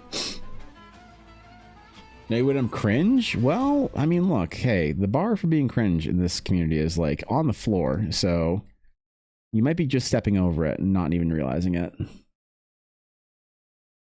You are talking to somebody who draws art for his Imagination Dragon game, every day on stream, shamelessly. So let's not hold me to a standard of cringe that I'd be judging anyone else on, you know? I'm Orion on YouTube, not my name, so don't worry. Orion. I think I recognize that name on YouTube. Yeah, okay. What's with I think you're doing exactly right. From one artist to another, I wouldn't watch you draw if I didn't like the drawing. I appreciate that, man. Thank you. The artist approval means a lot to me, so cheers, bro. One of your favorite names? Really? Why is that? Why is that? Oh, Yuna. I gotta take care of Yuna today. Fuck, I forgot. Ella's the convention, isn't she? Oh, shit. I was just like remembering memeing about Yuna with Blaze, and then I forgot that I own a dog. Fuck. For some reason, I was like, Yuna's at daycare. I don't have to deal with Yuna today. Nope. She's downstairs, chilling. Probably anxious as hell because Ella isn't around. That little pup's got some separation anxiety from her. Well, Yuna doesn't like when either of us aren't home, to be fair. When either of the humans aren't home, she's mad.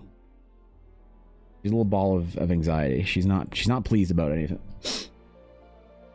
You just yeeted about the window and now you want to take care of her? Well, I forgot that she was here. That was theoretical Yuna, not like actual tangible Yuna I need to go downstairs and like give attention to and love and take outside so she doesn't shit on the carpet. Like theoretical Yuna doesn't shit on the carpet. Real Yuna might have shit on the carpet if I These are important distinctions here, Jacob, between the theoretical Yuna of yeeting and the the real dog that I own, so oh shit, man. I'm summoning a made-up org called the leader who creates art for imagination dragon game. I'm cringier. Oh, that's pretty. Yeah, you're right. Yeah, who is cringier, the orb cultist or the orb cult leader or the orb cultist themselves? Monka.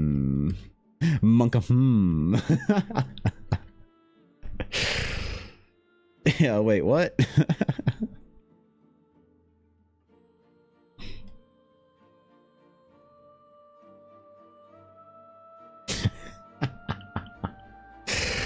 Okay, I'm done. I'm done. I'm done. I'm done. I swear. The first guy you kissed was named Orion. Oh shit. That's some tea then. All right. Ew. Ew. Boy kisser.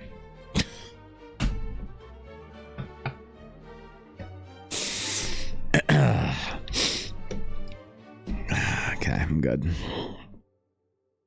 Whew, I gotta regain my composure. You hit the cooties? Yeah, what the fuck, man? That's nasty. That's nasty, bro. Why is that a pog? Boy kisser pog. Nick's out here like, oh, we kissing the homies goodnight? Yo, I wasn't gonna ask, but hey, you know? You know, if y'all are offering, hey.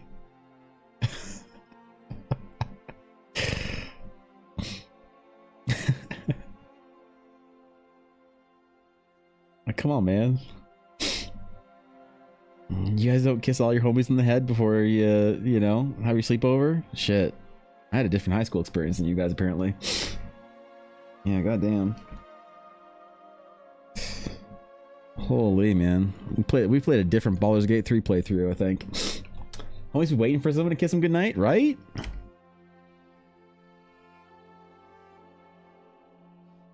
Y'all upset until your homie gives you a little kiss on top of the head and gives you a nighty night, you know?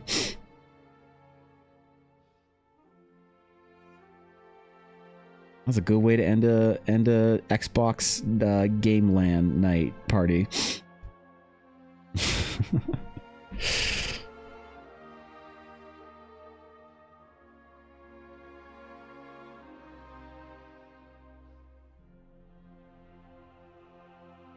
It's the only way to end a game night.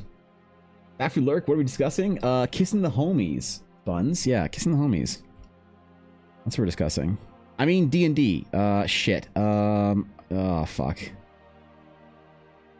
Whew. Oh, boy. This is why I'm never gonna get partnered on Twitch.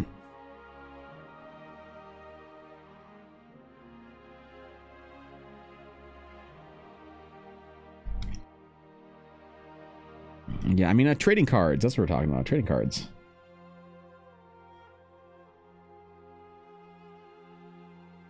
Oh, speaking of trading cards, I don't have an Alicia trading card, do I? Oh. Interesting. Can't condone such talk in stream? Damn, man. Okay, well, fair enough. I guess.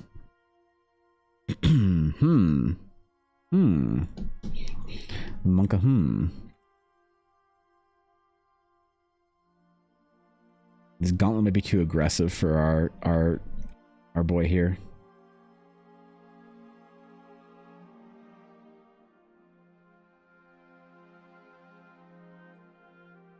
I am realizing that. It's fine. Astral Knights are supposed to be dark and edgy. So, you made these? The art, you mean? Yeah. That's my jam. I did make the art.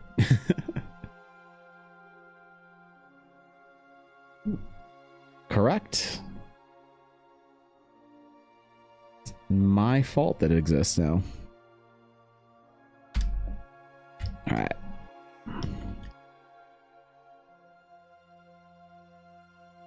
Not bad, GG's. Thanks, dude. Appreciate it.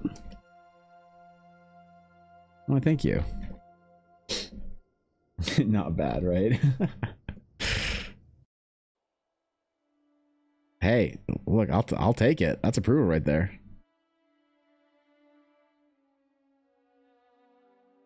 Yeah, man. We should do some patterning on the cloak, I guess. Haven't thought about it, but I think it'd be a good idea. Do a little pattern. Illustrate some of the design choices that knights can go through. The iterations of design through the EBA era of pre-Astral Knight release. You guys, your self-imposed timeout. Oh, wow. No sarcasm? Oh, thanks, dude. I appreciate it. Thank you. Sometimes it makes me a little flabbergasted. People take time out of their day on my art or on my art post to comment. Wait, it's art, no shade or something. Remind me of that. Oh yeah. Yeah, weirdly, that kind of stuff happens on TikTok the most. I don't know why.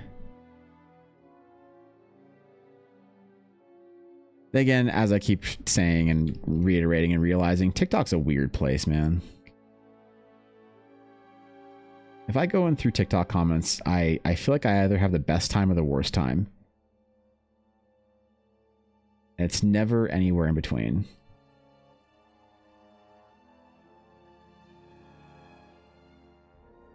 So.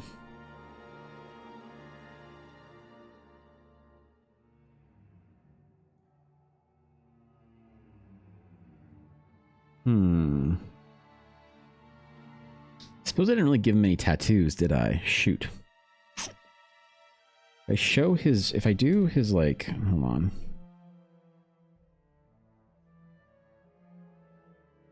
I show his, like, bicep, maybe I can...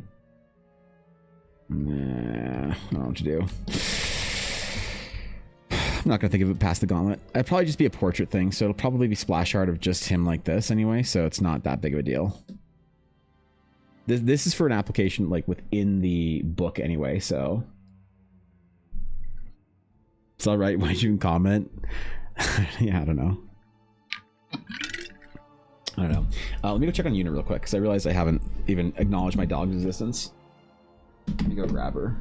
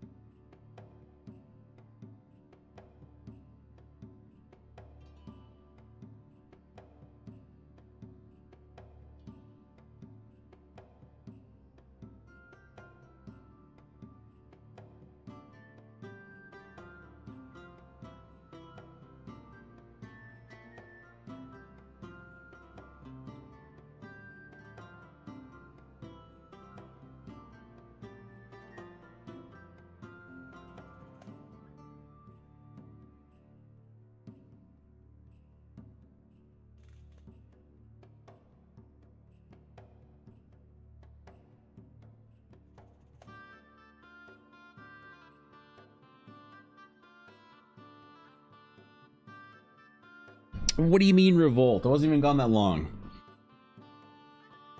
And elected against bringing Yuna up because she looked so comfortable that I didn't want to disturb her. So I left her be. Told her she was a good girl, gave her a pat on the head. And then straight left her alone. Chair streamer now? Shut up, Ella. Just because my chat likes you more.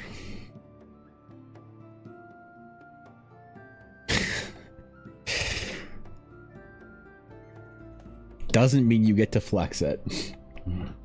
Ella, damn it, Fox was here for that. Different stream, I watch all chats about how the chair is the new MC after the streamer leaves. Oh, okay, well.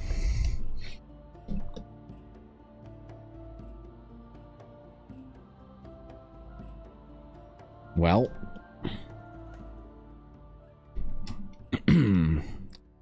Don't know how I'm just going to compete with that. Excuse me. There we go. Got there in the end. One way or another.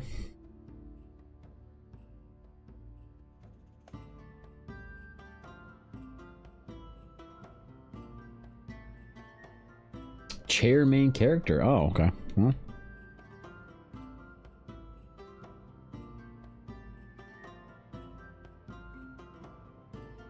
Oh yeah, Ella wanted me to like her posts on wherever. I'm gonna reshare them 1 sec before the convention gets too into it. Let us go reshare Ella's posts real quick for Otaku Fest, the only convention where you too can be an otaku. Wait, oops. All right, Blackwood dice. Black. That's not so Blackwood. Blackwood dice. There we go.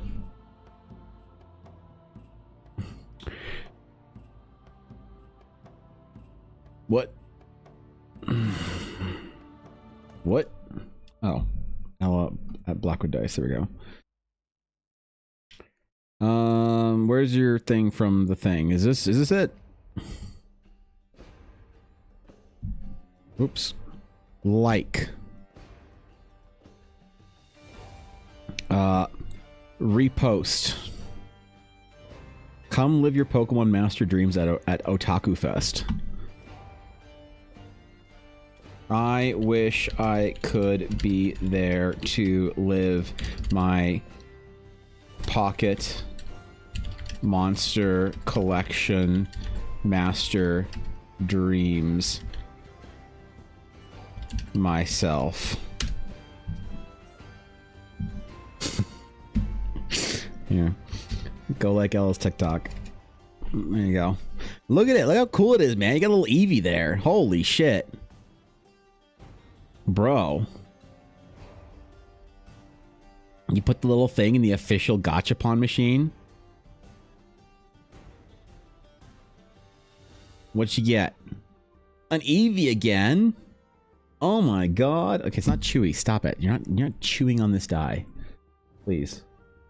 Have some dignity, okay? Please.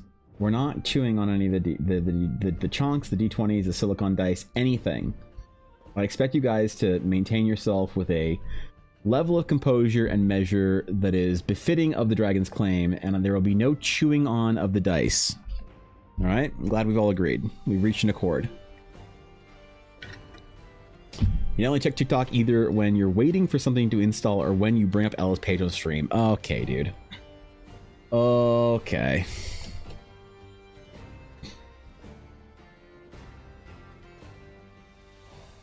All right, listen.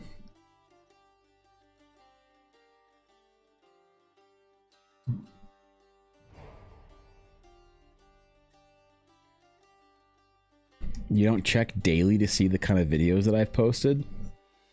You don't sit there at 11:30 at night saying, man, I can't wait to see the Evan Blair art video posted for the day that I can comment on and say, wow, great video, Evan. Love the art. Good job. Keep it up. Ella condones chewing the dice. She does not condone chewing on the dice. Oh, just one bite brownie, not no. Okay, listen. There's no chewing on the dice. You guys are you're cut off. You're all cut off. I'm officially taking away all Blackwood dice privileges from this guild. Mm-hmm.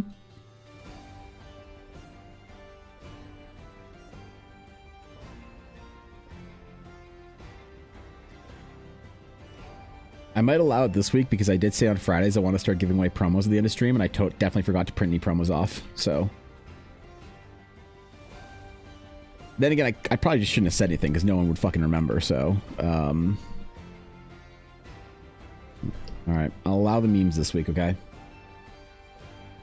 Bring back the chewy dice. They're not. Dude, don't chew on the silicone dice. Ah! Okay. Okay. This is like the new fucking Tide Pod challenge, but for D&D players, isn't it? Oh my god. You all are gonna get fucking resin poisoning. You're all gonna get resin poisoning. And it's gonna be your fault, and you're gonna know it. But you're gonna think that there was something you could have done about it.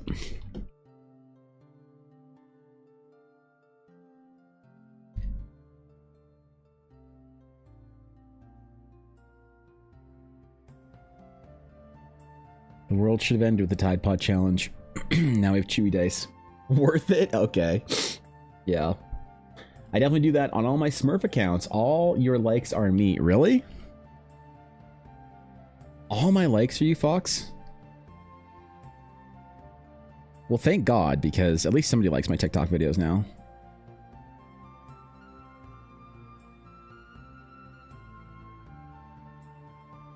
God, my biggest video only has 200,000 views. So irrelevant. I'll never get the cool VTubers to think that I'm worth responding to in chat. I need to become more relevant so more VTubers try and farm art off of me. So, well, I need my TikTok to grow, okay? Won't eat them, but I will try to bounce the silicone dice. They do bounce very well, I will say. They hold up to that. They're very good bouncy dice. They're very good for throwing at your GM. I don't recommend it, but I do condone it. I mean, wait, no, I don't condone it, but I do recommend it. Shit, this isn't going anywhere better, is it? I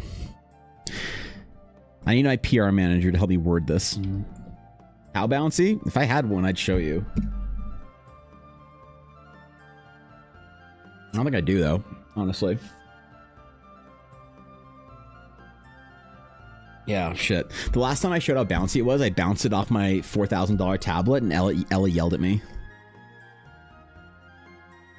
She actually came upstairs and said, "What the actual fuck is wrong with you?" I'm like, "I'm showing how bouncy your dice is." It's like, do not show how bouncy the silicone die is on your $4,000 tablet. I said, "Okay, I'm sorry, ma'am." But not the chewy, I mean chunky dice. When someone will it make a nice noise or just give them a concussion? I don't think you can concuss somebody with it. It's pretty they're pretty squishy. You have to be real angry to concuss someone with the squishy D20. That's not a challenge, by the way. See how chewy they are?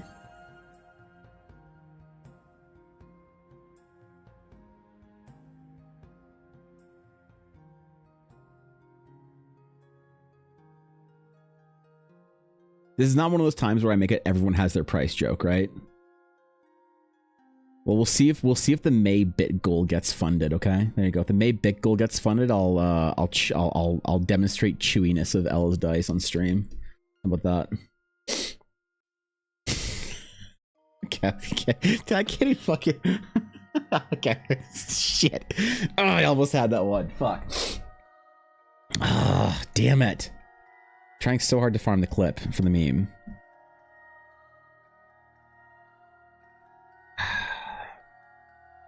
I'll figure it out one of these days. Don't worry.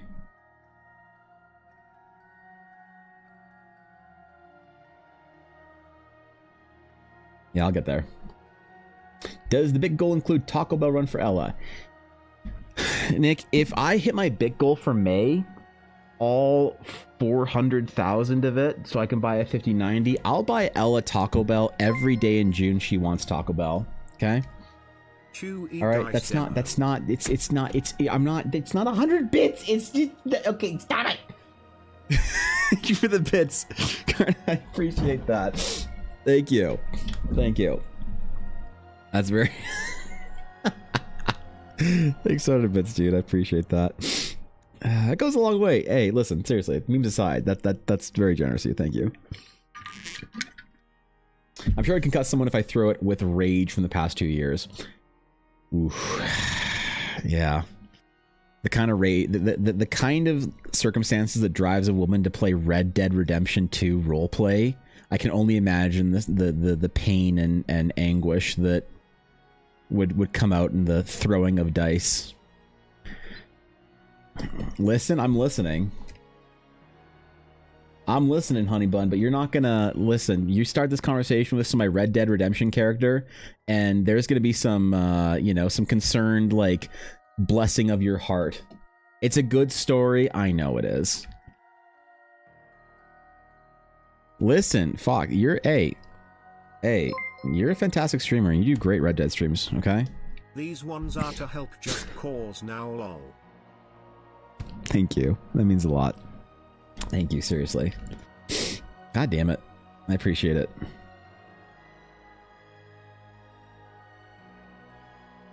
Seriously, that's incredible. Memes aside, that's very generous of you, and it does go a long way. Look, 100 bits goes a long way with supporting what I do. So I know I meme about it, and I sit there crying when somebody cheers 10,000 bits or whatever, but like seriously, 100 bits is a fucking substantial contribution to the stream, and I really do appreciate it. So she's a legacy character now. Her tragic end will be so sweet. Oh, really? Okay. Well, oh god, Fox, we gotta get you into a D&D game. Oh my god, you need an outlet. When your D&D friends are getting their RP through Red Dead, you know you need to help them.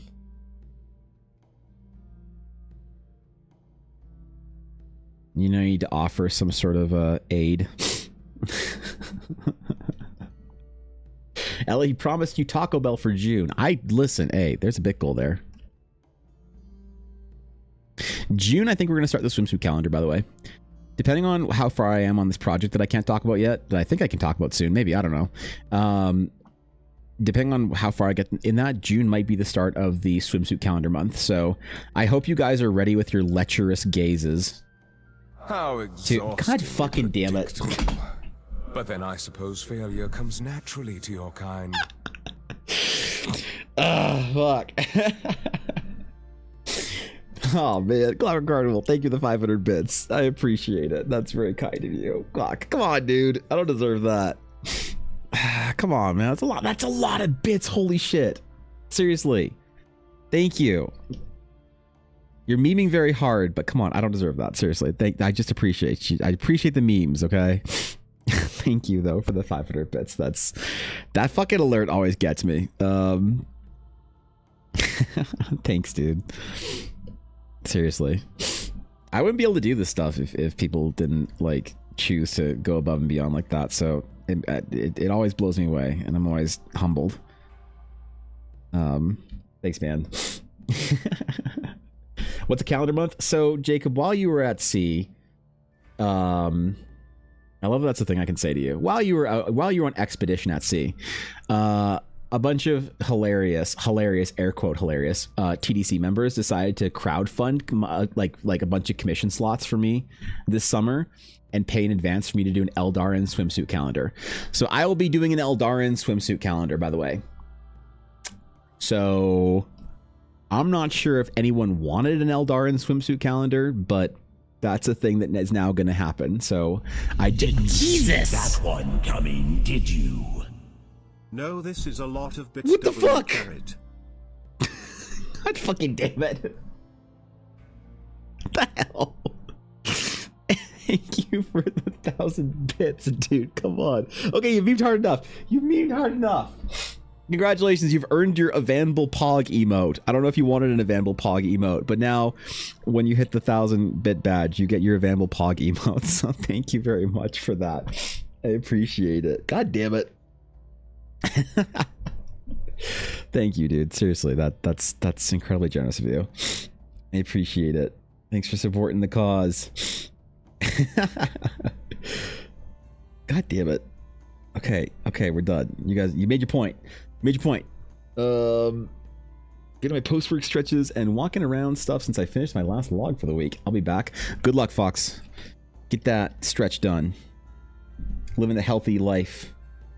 Mithril Fox, no longer a gremlin. No longer suffering from long COVID. Nope, she gets up, she wears her hot yoga pants everywhere, drinking her chia smoothie on her boss bitch arc. Doing her stretches, working out, getting her steps in, getting paid. Holy man. What an avatar of success. Letterbound book in a box or trading card box now in a swimsuit calendar. You're going hard with merch this year. So the swimsuit calendar is not going to be available for people to buy because I have no idea how to make a calendar. This is a complete meme. This is not a product. This is a meme. Let's not get it twisted. The Eldarin swimsuit calendar is a meme. It's not a product. It is a unfortunate event series that happened from yeah. Still sick AF, but I did figure out how to manage. I'm proud of you, Fox. I mean it. That sounded like kind of like, you know, fleeting, but it actually isn't. God damn, bro. Like 2,000 bits, Jesus Christ. How to make a calendar? I made a cosplay 1 year ago. I can help. Okay, go, Fox, go do your stretches. Okay, shoot, hush. Mush, Fox, mush. Okay, sorry. Ah, wrong animal, damn it. Ah, fuck. Foxes don't mush. Shit.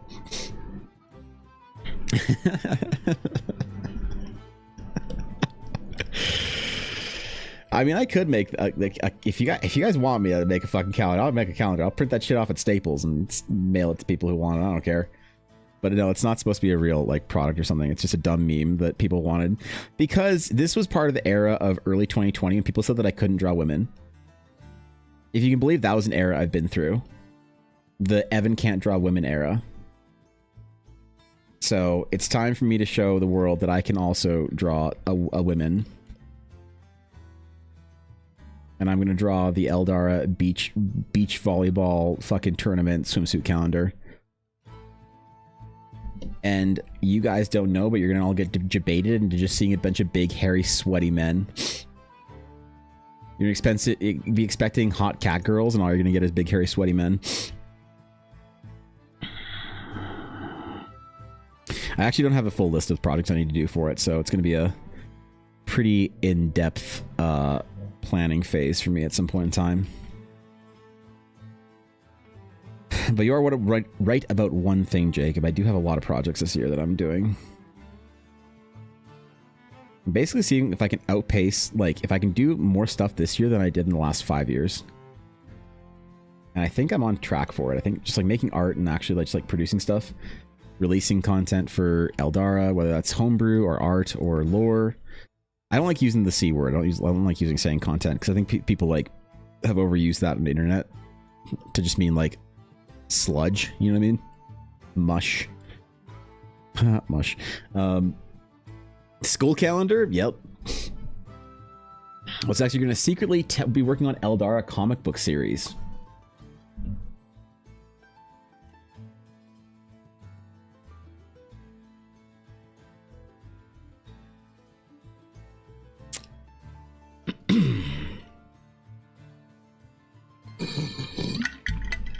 Have the change too. I didn't see that clockwork. Thank you for the bits for those as well.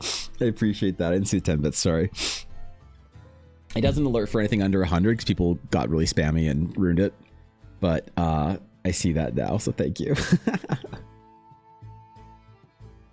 I can draw a woman, Evan. That's what I said. Hey, listen.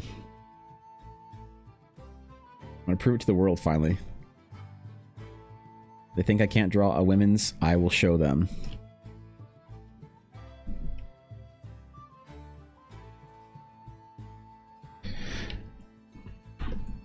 Between commissions and Horizon release, I don't know when I'm going to do this shit, but it has to be this summer. Then we got the walking challenge this summer. Oh man, we got a lot of stuff going on this summer. It's going to be a busy, busy season for all the Dragon's Clan members. The little peepos. We are going to be doing the thing and busy the entire time.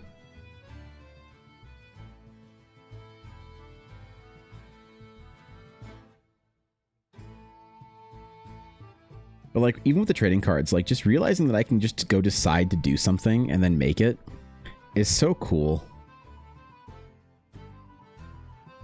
I'm going to go to the leather store, actually, which I didn't realize was a real store, next weekend and see about trying to do a leather-bound version of Horizon for the release. Because it's a lot easier and a lot more obtainable than I thought it was. There's like, I think in the like creative spirit of like people that really get stuff done, I've noticed that there's a certain disregard with this like idea of like what can or should be done, and people just make shit happen. And when I feel like when you adopt that mindset with your own project, it really unlocks a lot of like, unchains you. No more fetters, no more shackles. I am pilloried no more. Got inspired by that comic idea, didn't you? No, not inspired necessarily. Yeah, not inspiration isn't the right word to use there, I guess. Yeah. Can't embrace the inner go-getter. Yeah, right? The rules are only set there, like, I don't know, man. I don't know where we build this idea of like thinking that you need to have like some sort of official sort of like thing in place to be able to do something cool. Like, I can't make my own book until I have a publisher or whatever. I can't, you know, like streaming definitely has the intrepidity of the internet with streaming has really changed the way I look about like projects in general, because streaming lets you just go live, man. You just like make a podcast, you just do whatever you want, and then you just do a thing and people like it and they stick around, and if they don't, then you figure it out. There's just this whole like new era that I'm so mad I didn't like jump into streaming earlier, because I always really thought that I'd have fun like streaming art and stuff, or like making my own projects or whatever, and I felt like I had to like exist within a bigger system for longer before you could go do your own thing, right? Like every artist that starts a YouTube channel that I like would watch would be like, I'm so and so James who asked, and I'm used to be a former Disney artist, or I'm Peter who the fuck, and I used to work at Blizzard. And I was like, man, I can't wait until I can do my own thing. And I had this idea that I had to be somebody first, you know, that I couldn't build Eldara until that I couldn't build my game world until I had like experience under my belt. And experience is great, and I wish I had gotten it in my early 20s, like working at studios, but I elected not to go take the studio path in my 20s because you know, family and life just didn't work out that way. And that's okay, but I thought that like meant that I was like, it was over, that I was like kind of screwed in a way, you know what I mean? Ooh, I didn't do any filigree on this. Ooh, hold up.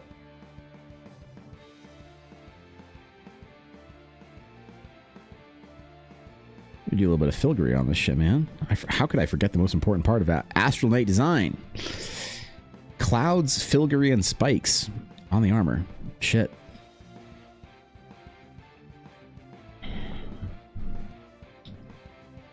You know, as my Scylla comment hit so close to home?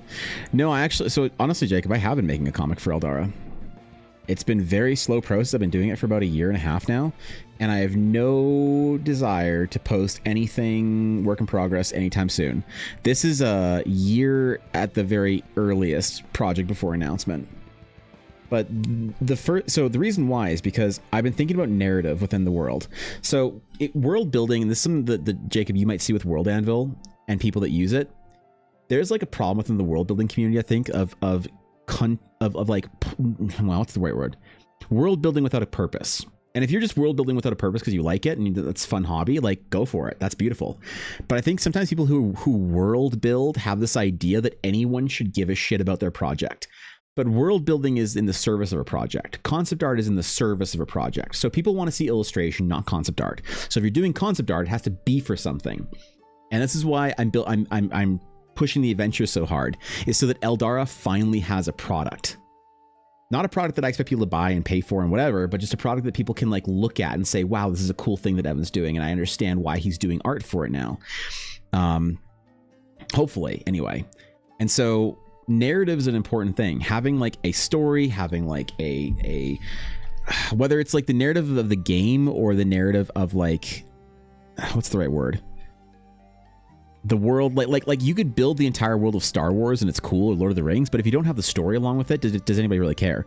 And so the adventure is kind of like that, but I've been thinking about doing linear narrative, not just world building, but linear narrative for Eldara for a while, in the short form of like writing a novella, as well as a comic book, because I think that's like a medium that I really like to pursue. I'm just like not the most versed in it, because like you see how long this is taking me, right? Imagine I try and do panels in this style, like not a chance. No shot, dude. Yeah, what's up, Stim? What's going on, dude? Good to see ya. Good to see ya, bro. I had you on the other monitor while I was playing D&D last night, Stim. I was very enthralled. I'm very enthralled by your 40k journey, by the way. Yeah, for real. I world build as a hobby and requires 0 people to give a shit. Totally, which is again fine, right? World Anvil exists. There's only 10 of the people who enjoy my sporadic things, which is really cool. It is, you know. You feel honored. You feel honored to be what? To be alternate monitor during D&D. Yeah. Shit, it's good to see you, Stim. What's up, bro? The actual legend, Stimpack TV. We were actually talking about so Stim, we were talking about the that's true, you did. We were talking about doing the fan art stuff that I've done, actually. I'm bringing this up because Ashy recommended that, because I was trying to figure out who in the Glitch Stars sort of crew, and we talked about this a little while ago, I should do stuff for, right? And Ashy had a really cool idea for doing something for Leah. And I'm worried that if I do the VTuber fan art series for Gen 1 only, am I gonna catch heat? Am I gonna catch heat for preferential treatment for Gen 1 only? Is this gonna be like an event? Am I gonna cause drama? If I'm like, here's my Miwa art, my Stim art, and my Leah art, am I gonna catch strays from like when I see Maple and Minnie's chat or some shit? Like, you're probably gonna do Mime as well, right? Fuck, god damn it. Okay. Fine. Well, I was gonna do Dual Logs fan art, but the problem is, like the issue with that is, although I'd be more inclusive to the full, like the executive kind of thing, I feel like if I can't provide any sort of new design to a character design for somebody, like what's the point? So it's like, what could I add to the conversation of Dual Logs fan art that isn't already self-evident by the design? You know, I don't know. Maybe it's toxic. I don't know. That's fine. I'll just put that over there. Yeah. All right. Astronite stuff. I could give him boobs. I could do gender bent techno spider Dual Logs.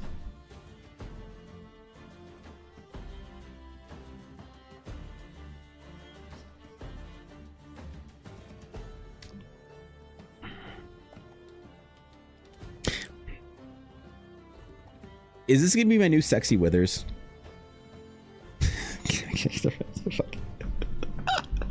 Mark Burnett recently released a fun video of him doing a comic one-shot. Fun insights is carrying over, going from illustration, having to go and making a comic. Yeah, Mark Burnett's got some really cool stuff on like different styles and explorations and stuff. I haven't seen that video, but it seems kind of rad, actually.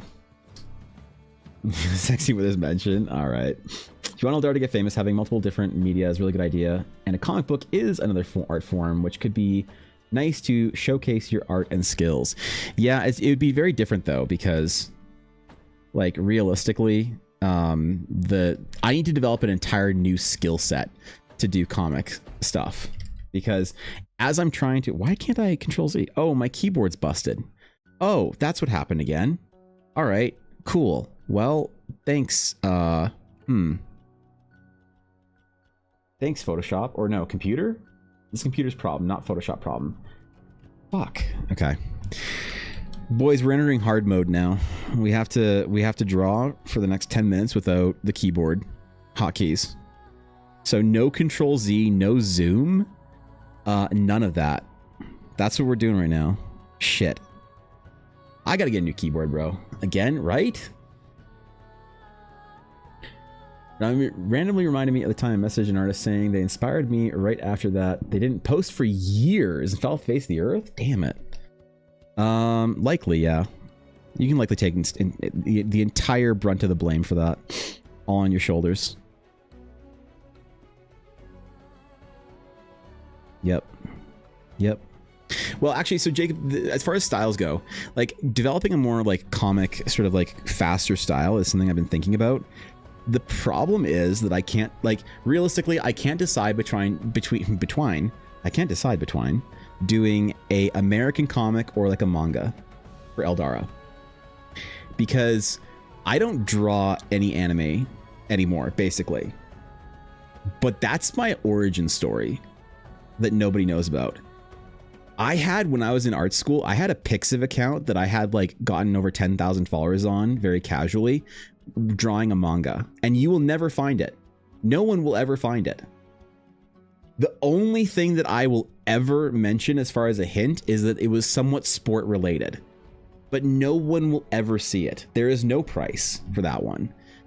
But I'm contemplating doing the Eldarin comic book either as a manga or as an American comic, and I don't know what's more universal, what's easier to reach, and what's be more comfortable for me. I didn't write Blue Lock, okay? Yeah, I feel like the manga works better, to be honest. Why does the manga work better, though? Because the thing is that I feel like the American comic is European comic and not an option. I wouldn't know what the fuck that is. I'm not sure what that is, but if it's a specific classification comic, then enlighten me. But basically, it's basically like Eastern or Western style comic, and I have to really develop a new style, like cadence and flow, to like properly get that down. So I could invest into the... So here's where my brain's at. I could invest in the American comic book side of things because it's closer to what my actual natural style is, and it'd be less of a departure for me.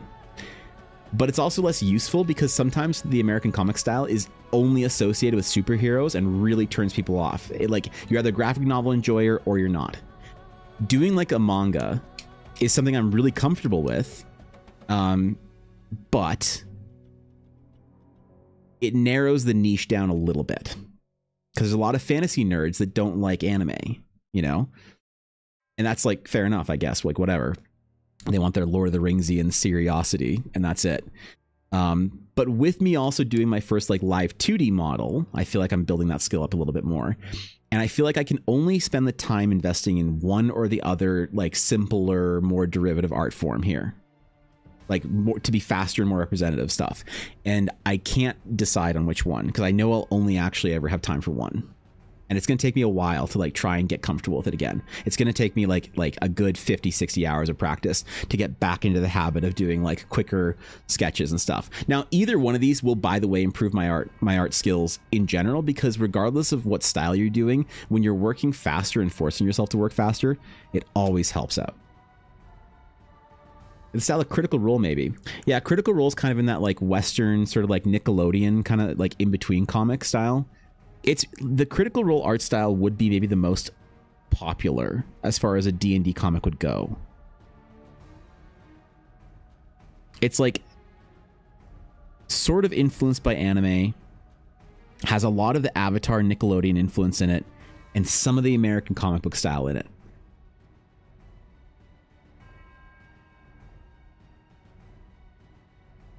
I just don't. Yeah. It's a good idea, though. I mean, that's probably the best choice, to be honest. There's something about it that just doesn't hit with me. Yeah, I don't know if it's Eastern or Western. It's a weird mashup. Like the lineage of, so what's if you actually want to know the history of this, because fucking nobody asked, Boomer talks about art. The origin of the Critical Role art style comes from actually Deviant Art, which comes from fanfic, which comes from, so the origin basically tracks like this. So people started making fanfic for Harry Potter specifically in an era of Deviant Art that you'd only know if you were a boomer, called the Snape Snogger era. Okay, where everything was about Harry Potter and Naga and bullshit like that. So that's where it came from. What happened, the reason why it's like penetrated into the D&D community is because the track of the lineage of the art style goes from DeviantArt to Tumblr. And on Tumblr, that's where the fanfic community resided at a certain point in time. So AO3 and that whole crew, the reason why they preferred that art style. What's up, Azalea? Yes. Having to postpone first session for a week. Why? 2 of my 4 players are currently at ER. Jesus. One is getting held up at work and would be an hour late. Figures. Standard first session okay, yeah, we should have expected that. Geez, I hope your friend's okay, Azalea. Hope you're okay too. Geez, man, things are out of bits though. That sucks. No D&D this week, fuck. So they preferred that art style because they came from about at the age gap that people sort of hit the Deviant Art AO3 era, where they started making like fan fiction themselves, hit at the exact same time that the convergence of the American anime like writers air quote, hit the Nickelodeon Avatar release, where Nickelodeon had to develop a new art style. So an entire generation of artists, their formative story was Avatar: The Last Airbender. And so if you look at kids today, when they're coming of age, their formative story is like Demon Slayer. It's back to anime. But for a long time, it was like American cartoons, then it was anime, then it went back to Avatar, then it went back to anime. So like where I hit was in the anime era of like Bleach and those kind of like, you know, like shonen, like whatever shows. And wherever you are as a generation where the average kid is like between 10 and 15 years old, that art style and the culture remains through the age. So now that you have kids that were 10 or 12 when Avatar was their formative thing, now they're in their late 20s doing actual big projects. Well, that's what they're influenced by. So they chose that art style and they adopted that art style because Avatar was their jam. It was their generational calling card for narrative, deep, rich stories that weren't your daily cartoon that you're just like Sunday morning binging. It was a story of the characters that you followed. For people who are older, it was Dragon Ball Z and Sailor Moon, and then, you know, Bleach and whatever and One Piece and shit. And then for people since then, they follow the shonen animes. They're back on Demon Slayer and shit like that. So we're going to see a lot of American anime in about 10 years. That's going to be incredible.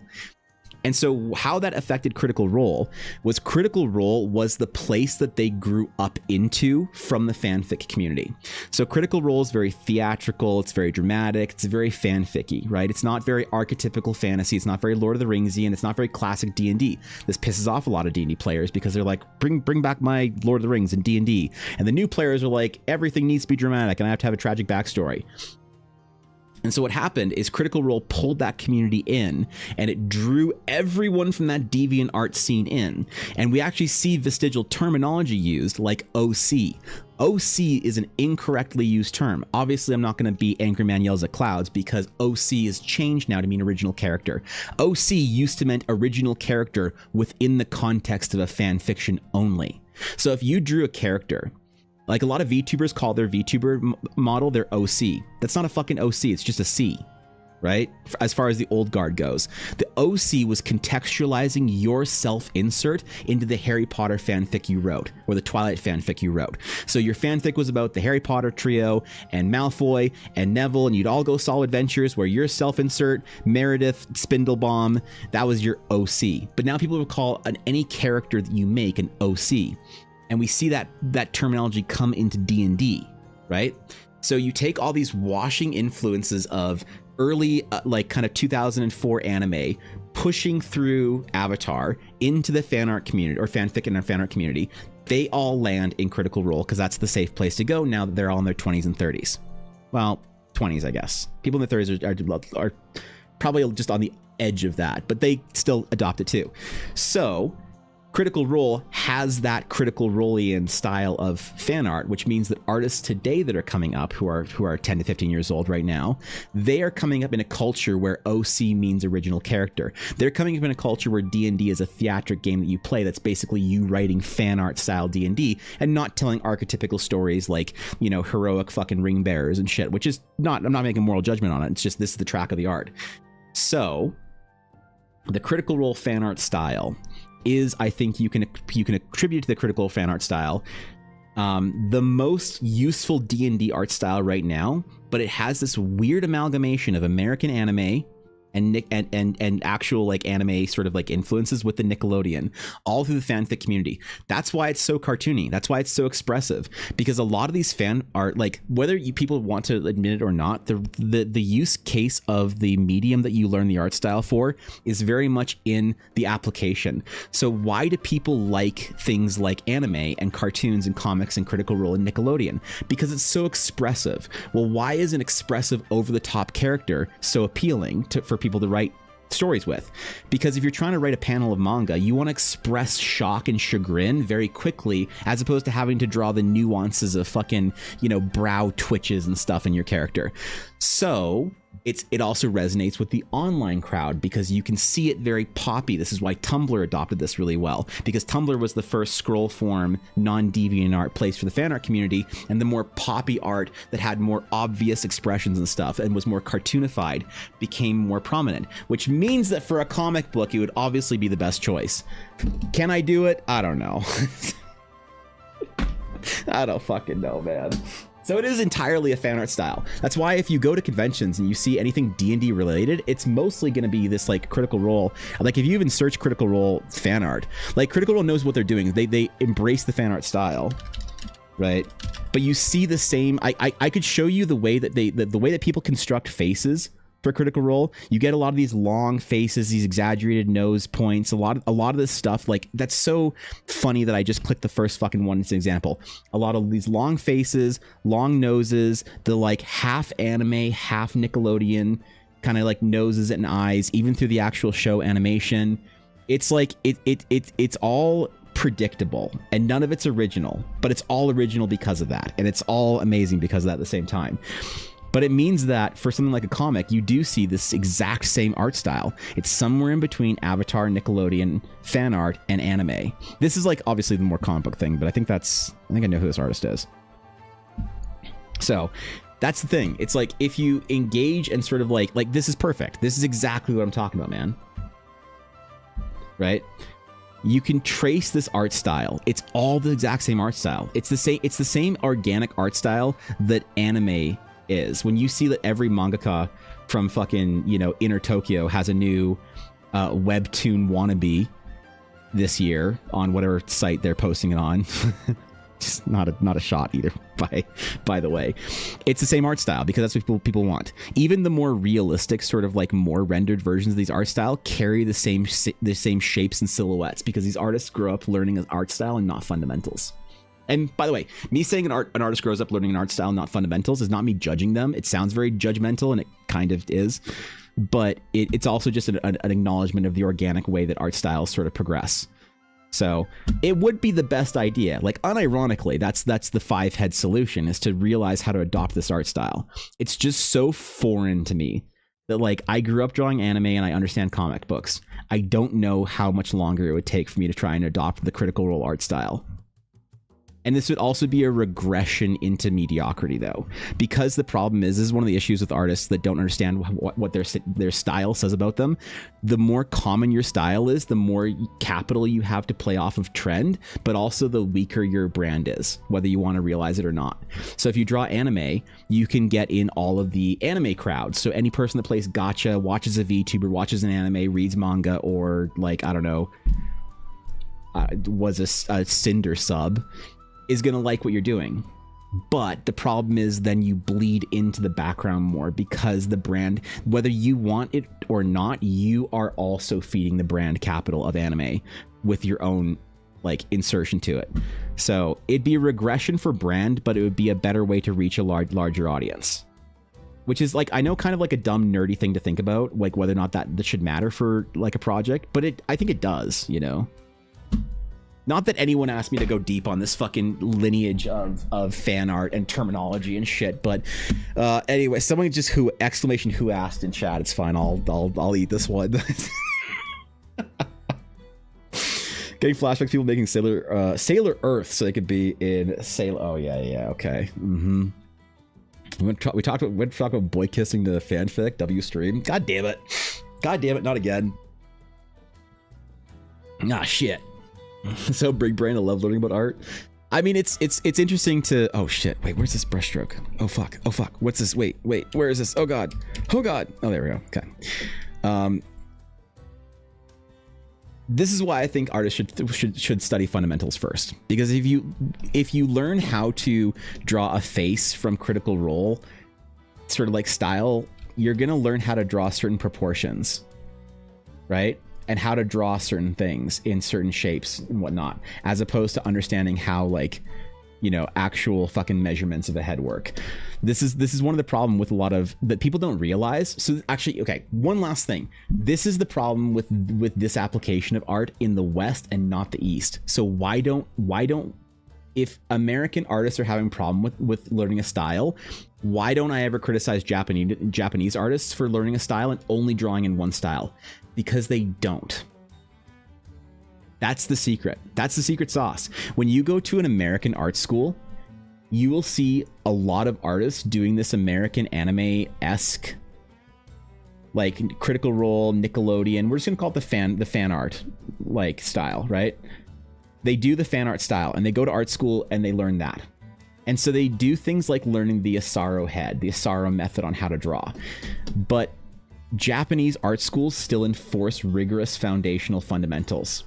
So you go to a lot of these like manga artists and who only draw like big titty goth anime girlfriends, and you ask them to draw a representational like image of a person, and they can draw you the whole planar head. They can construct it from fucking bare bones. They can draw the skull. They can draw everything with inside of like the form. They just choose to derive it to the anime style because it's efficient and expedient, right? And has more of the qualities, the cat-like sort of, you know, feline cuteness that people like to point out with the anime noses and shit, and the side profile. That's how they simplify. You know, Americans will simplify the side profile with this kind of very large blocky shape. Whereas if you ask a Japanese artist to do it, they'll think more through the actual sort of like, you know what I mean? That's why you see a lot of these drop noses in Western fantasy like fan artists, as opposed to again, an equally unrealistic simplification for anime.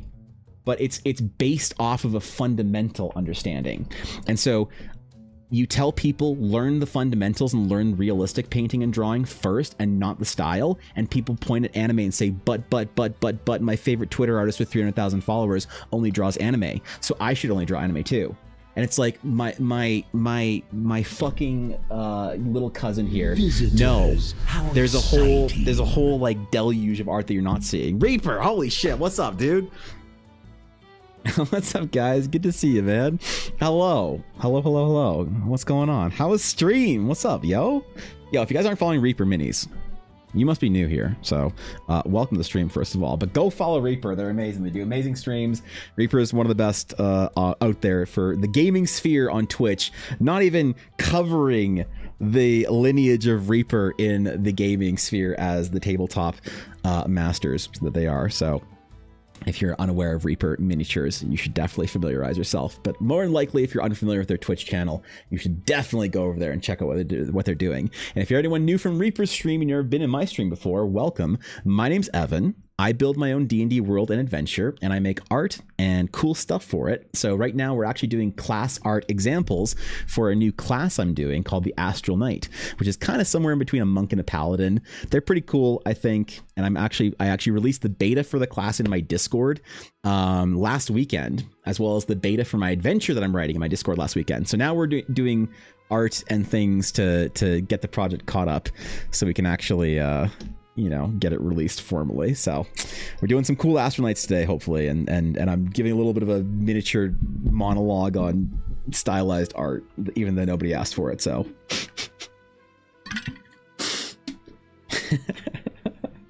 it's actually the Picasso traditional art. Yeah, Sleepy gets it. Yeah.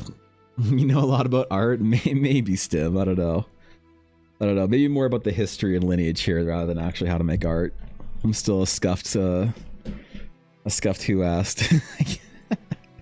Actually, Stim, what would you prefer? It's just selfishly, Stim. When I eventually do my great Stim pack, and Leah I already have planned out. But when I do my great Stim pack, and Maple I already have planned out. When I do my great Stim pack art piece, would you rather something stylistically in the kind of the Eldar and fantasy style, or would you rather see something more true to form for you in the style of your model? Because I've been thinking about this. I thought about that after I painted Minnie.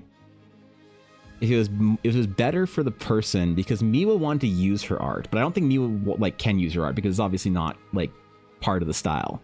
Would you prefer something that was like more, I guess, like different and unique from the kind of art you normally get? Or would you prefer something that was high end that you could actually use? And there's no wrong answer here. I legitimately don't know. I wouldn't be like offended or whatever on either way. Because being able to say like, hey, love the art, but I can't use it is like, that sucks. You know? You know what I mean? Because I'm really enjoying this VTuber fan art series. And I'm contemplating sort of pulling it back into a stylistically something that could be useful for people that I do stuff for.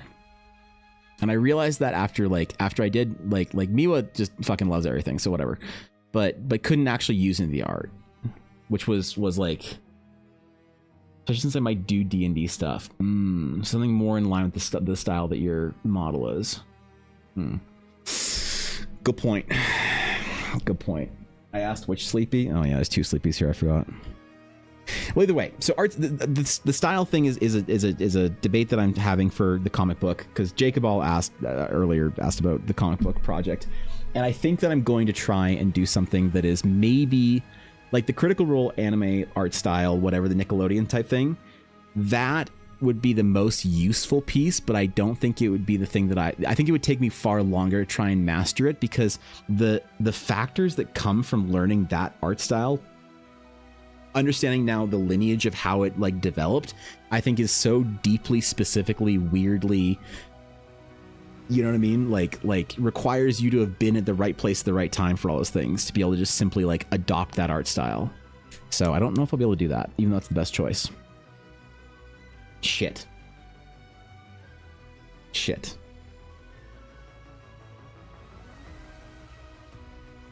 Okay, good thinking. All right. We figured it out.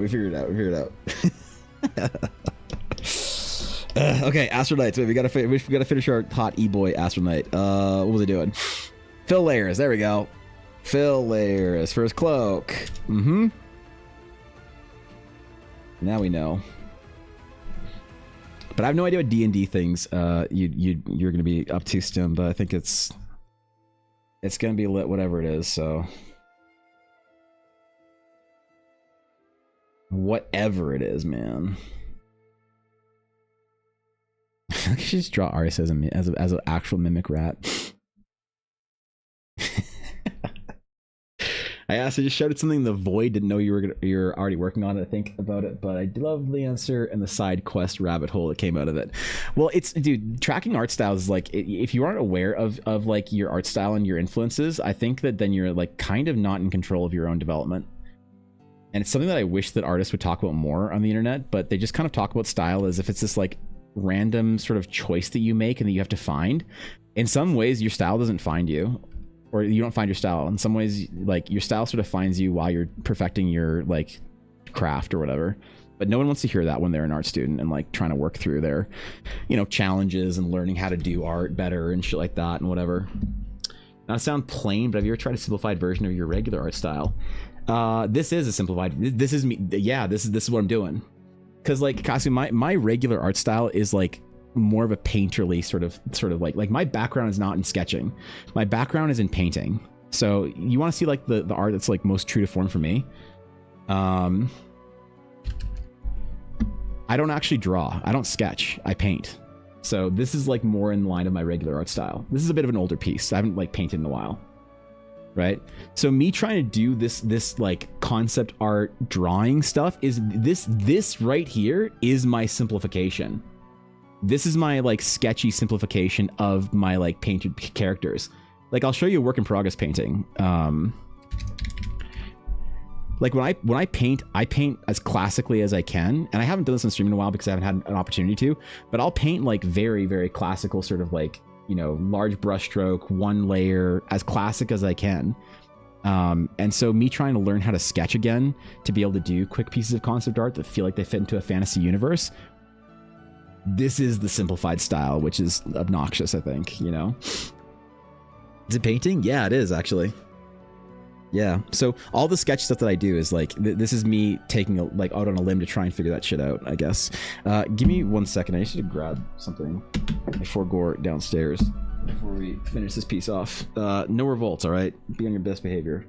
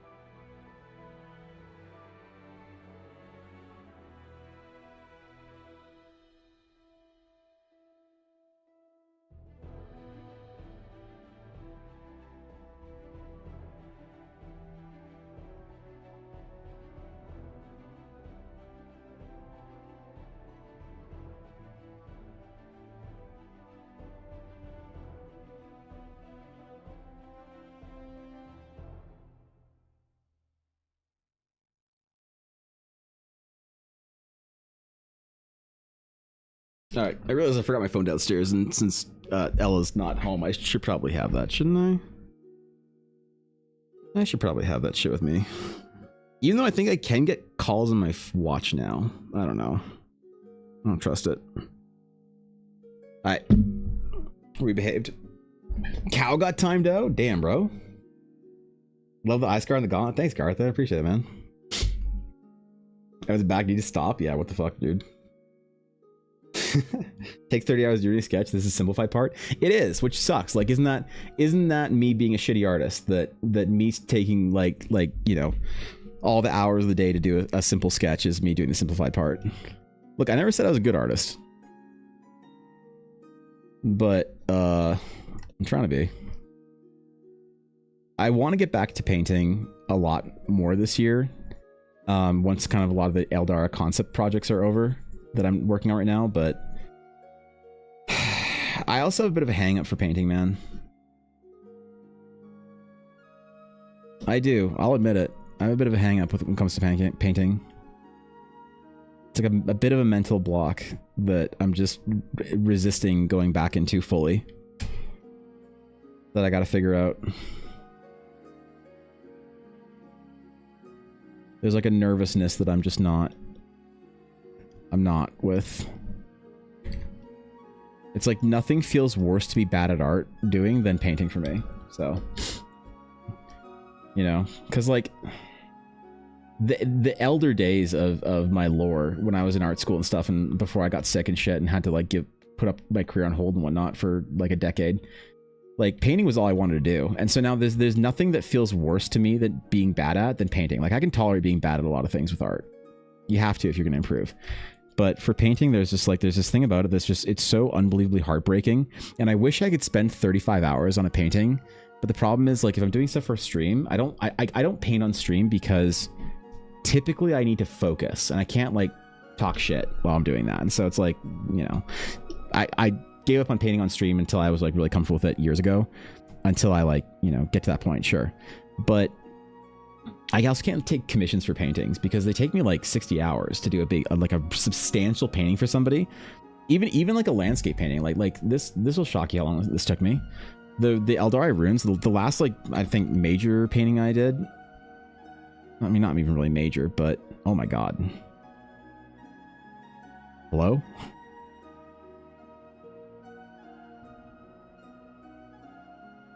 Like even this, which is like a painting, right? This even took me like probably 40 hours to do, from concept out to like development stuff, to actually get to the point where I was like actually working on the final piece. And it shouldn't, but I'm really slow in it when it comes to painting, so I can't even do commissions in painting for them because it'll take me way too long. Even though again it looks like they're very simple brush strokes and they're all very like quick and easy, to arrive back to here took me so long because I hadn't painted in a long time before I did this piece, and it totally burnt me out. So I will get back to painting at some point in time this year probably, but I have too many commissions and too many projects and too many fucking bookings and shit right now to get back to the painting groove just right away. So right now it's all about concept work and trying to get the adventure published and get the classes done. So this summer, after the swimsuit calendar, you goblins, I'll probably be back to painting, like, and try and like really take some like a couple weeks to do like a painting boot camp for myself on stream. So look forward to those awful streams, I guess. They'll be fine. They'll be fine. Come on, relax. It'll be fun. Have faith. Have faith. Believe. Believe. Feel that? Yeah, you the hang up part, really? That sucks, man. You're being repressed? You are being repressed, Cow. You absolutely exclamation revolted, and now you felt the wrath of the automated bot response, so go non-verbal and paint on stream for like a co-working stream. Yeah, I've thought about that. That's like, that was something that I thought about doing, like sort of more like co-working type shit when I was I don't know. Feels like it doesn't fit the stream, like the kind of stream that I usually do all that well. Oh wait, what's you mad about? I was just down there. Bitch, what you barking about?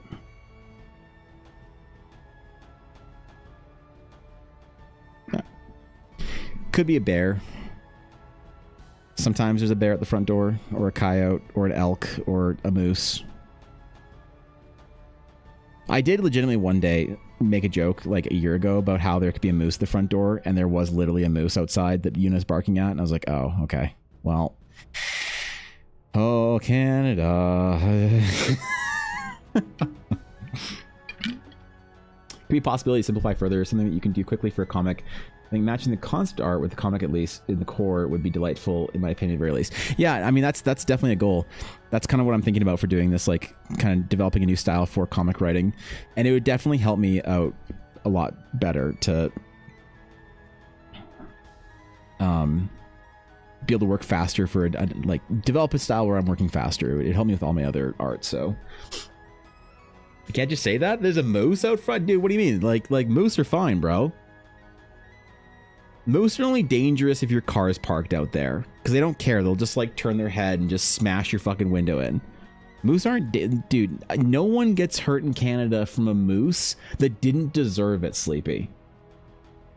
Like sometimes, rarely, someone gets fucked up by a bear. Rarely, but often they deserve it. Okay?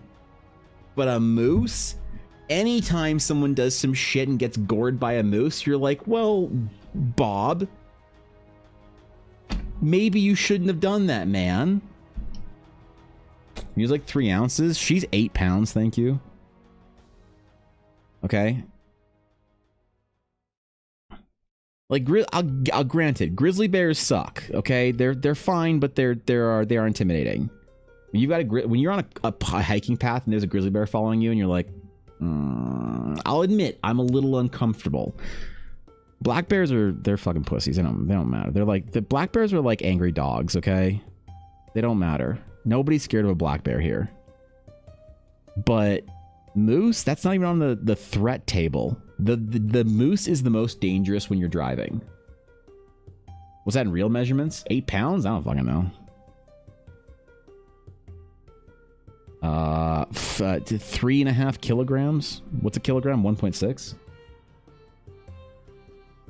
Mostly forested areas of the prairies are where the moose and deer dwell. True. Nick knows.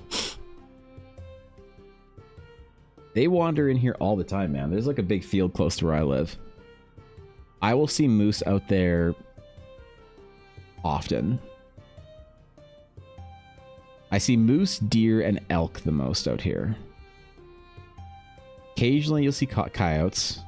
Very rarely will you see some sort of Canadian jungle cat out here. You often don't see them.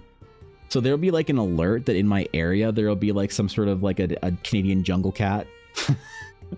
Cougar or mountain lion or some shit, man. But you don't see them. And they typically don't mess around, right? Like a cougar's not going to jump your dog if you're walking them typically. Typically, right? Yeah, it's fine. That's not the scariest, right? You don't get fucking cats and shit out farther where you are, do you, Stim? No shot, right? According to Google, it's around 3.6. If that's so, then Yuna is lighter than my cat. She is. She is. Once a year. Really? Interesting. Okay, well, yeah. Shit.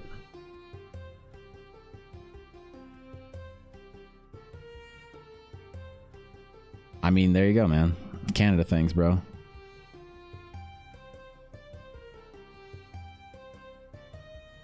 No, it's fine, Sleepy. Moose are fine.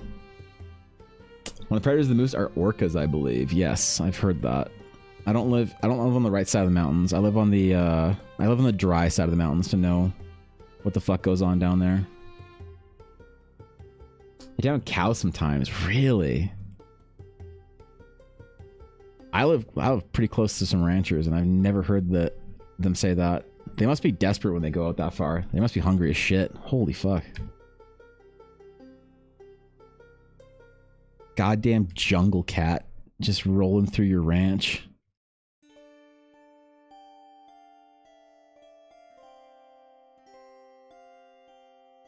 Yeah, I don't know about that, man. Had parrots the other day. That's cute. Jamaica sounds like a great place, Sleepy. But you also had like 9-foot like boas and shit slithering through your garden or whatever. And like Ungoliant, the master spider or whatever, crawling up your wall and whatever. Thanks, Lurk Stim, appreciate it. And thank you, Eossi Studio. Did I say Eos? Dude, I'm not gonna get your name right, but I'm gonna say thank you for the follow anyway, and appreciate you dearly.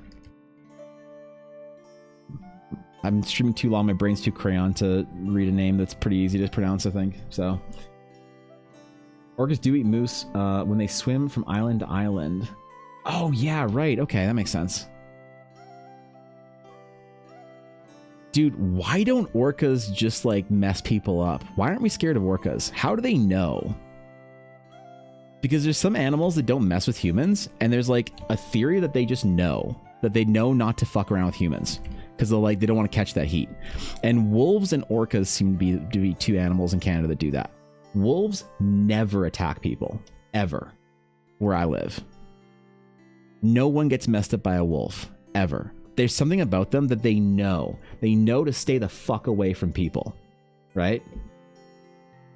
And like orcas have a similar thing. Like they eat seals, they eat moose, they eat all sorts of mammals that are like human sized and shaped. They don't mess around with humans.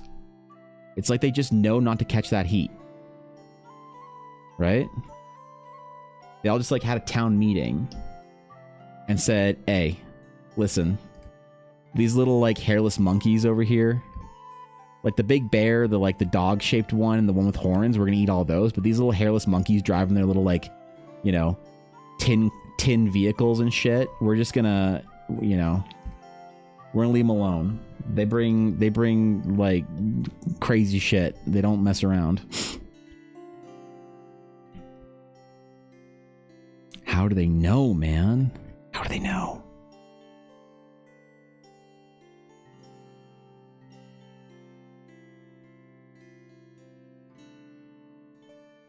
There's like some ancestral pressure or whatever in there. Orcas do mess people up. Not often they do. Not as often as they should, though, as you'd think they would, though, right? That's the thing.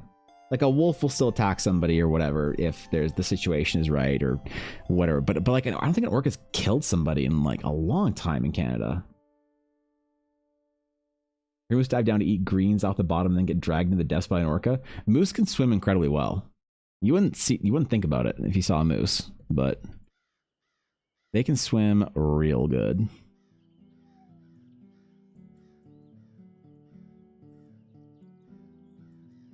I mean, I once saw a moose get taken down by a bear in a river. That was unsettling. That was weird. That was a weird camping trip. That was a weird one. Them and camels? Yeah, what the fuck, man? What the fuck?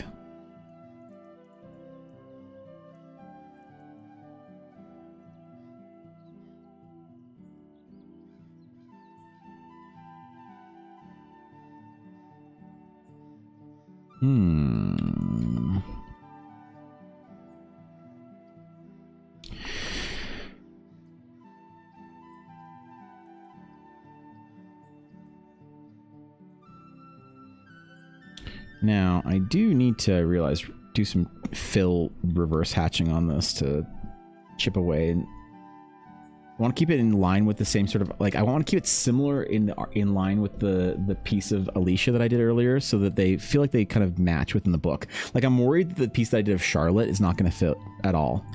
It's a little zoomed out, so it might work, but it doesn't quite fit with the right style, so I'm going to have to redo a bunch of art for this shit when it actually properly formally releases. Your theory about humans and animals is the reason why we have not domesticated any of the typical animals in Africa is because they evolved next to us. They know to stay the fuck away and outside of Africa could domesticate wolves, horses, and cows. Oh, interesting. Yeah. There's like more of a genetic memory there or something. I don't know.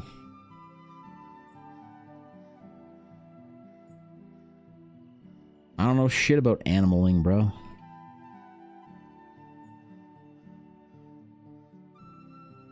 I just watch them TikToks about them Galapagos turtles.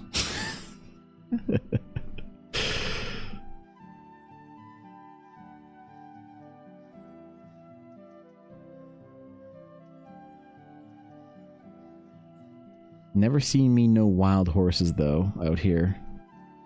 I know they're around though. I know they're around. There's like a lot of animals that live very close to me that I've never really seen or have much experience with.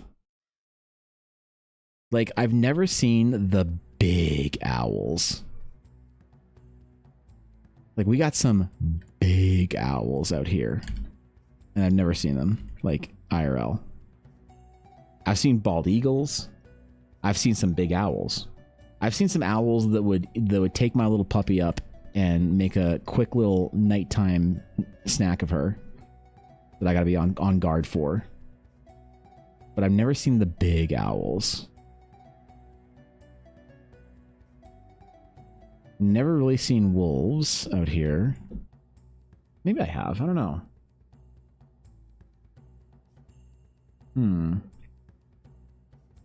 Nick was never part of Pangea, so we have our own set of animals since we're a peak of an underwater mountain. That's cool. That's cool, dude. That's kind of rad, actually.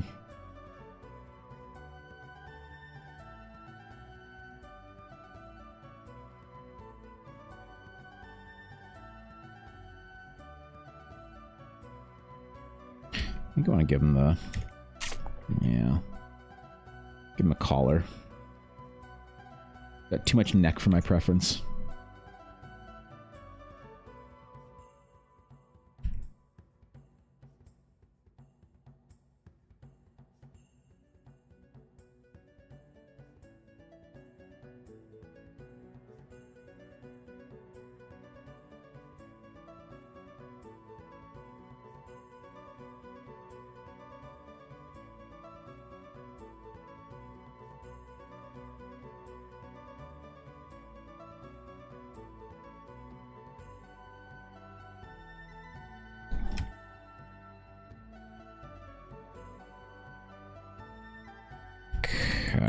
We'll do this.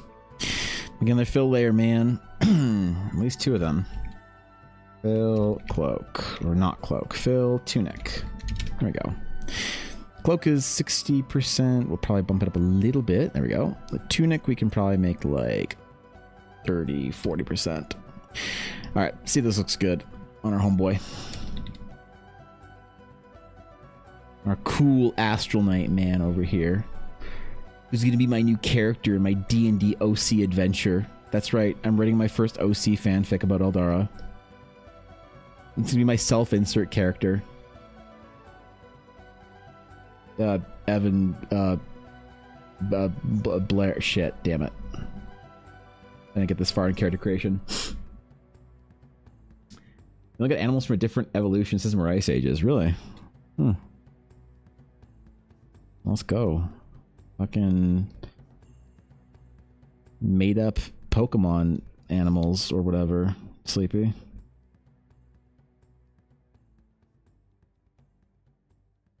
Okay, I think this looks okay. I don't mind this.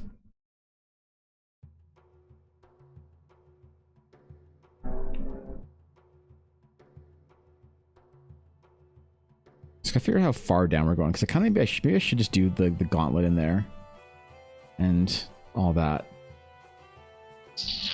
And Blood and Air, yeah.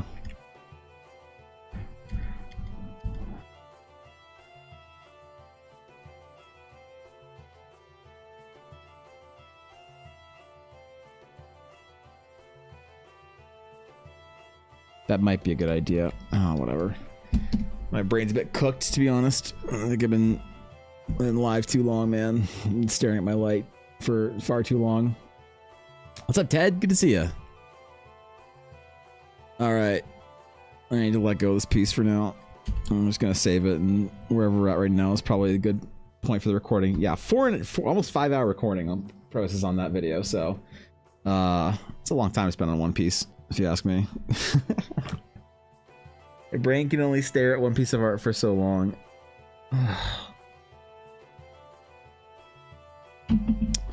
Is only so calibrated. Man, I got so much work to do this weekend that I'm excited for. It's Friday, right? I think it's Friday. I don't do another stream tomorrow. Am I live tomorrow? I don't think so.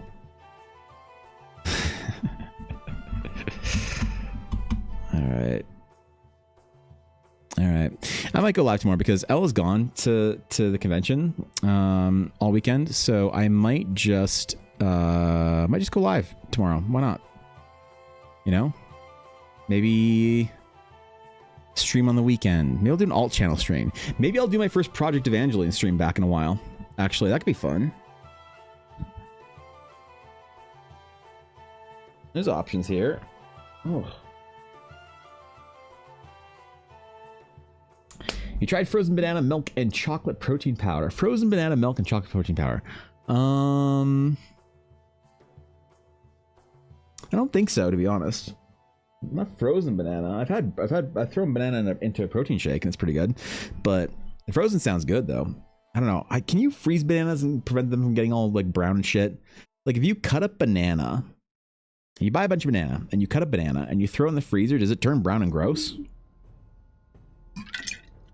Or you have to like buy it like pre-frozen for it to be like nice banana or whatever. It's not. You freeze banana without the skin and it doesn't go brown and nasty. It just like freezes. All right.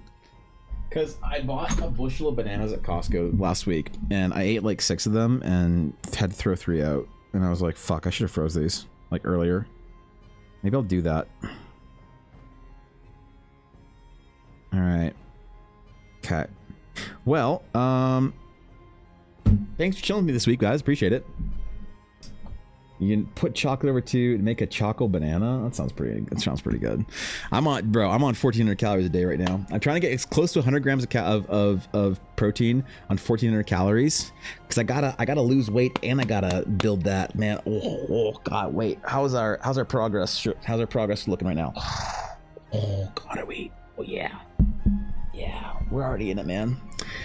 400 calories a day is crazy. Listen, I've lost now about 100 pounds just over, and then I gained back about 15 pounds over the winter, but I'm back on my summer cut. Every year for the last 3 years, or the last 2 years actually, I guess this is the third year, I've gone through an aggressive cut during the summer, and then I don't bulk, but I maintain and try and put on muscle during the winter.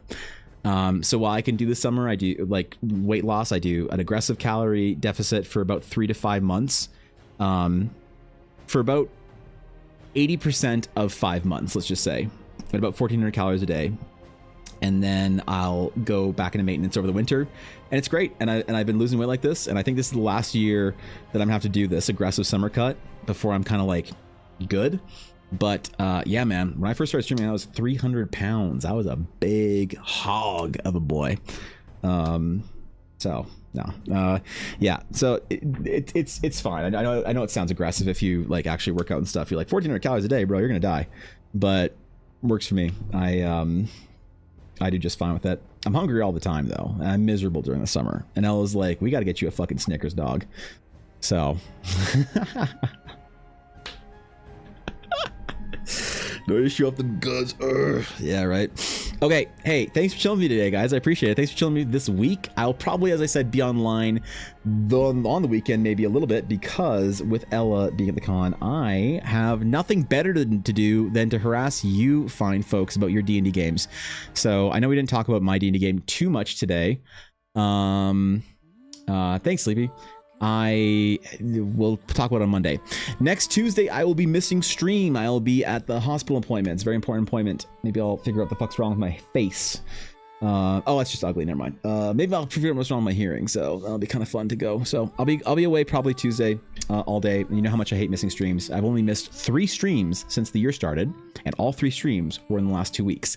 So I feel fucking rotten. So I apologize for missing streams. I thank you for your patience. I am sorry to the subs that pay for the stream on the daily and I don't get them sometimes, but I hope you understand that this is a very important appointment I have to go to. So anyway, have a great weekend. Have a phenomenal weekend. I'll probably do an updated build for the beta in Discord pretty soon, so keep an eye out for that.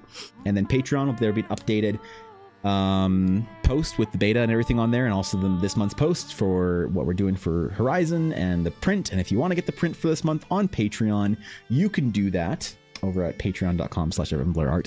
If you want to get a sketch request done, I currently have them open on Coffee for about a week and a half or 2 weeks, and they are, I think, $90 for a character portrait headshot sketch request thing. I'm only gonna do about 10 to 15 of them, so whatever happens first, a week or 10 to 15 of them. So anyway, you guys are amazing. Seriously, I mean it. Thanks for indulging me in all my silly dumb nerd shit through the week. I had a really fun week of streams. You guys are amazing. Have a great week, and I'll see you tomorrow maybe, but regardless, until next time, my friends, farewell.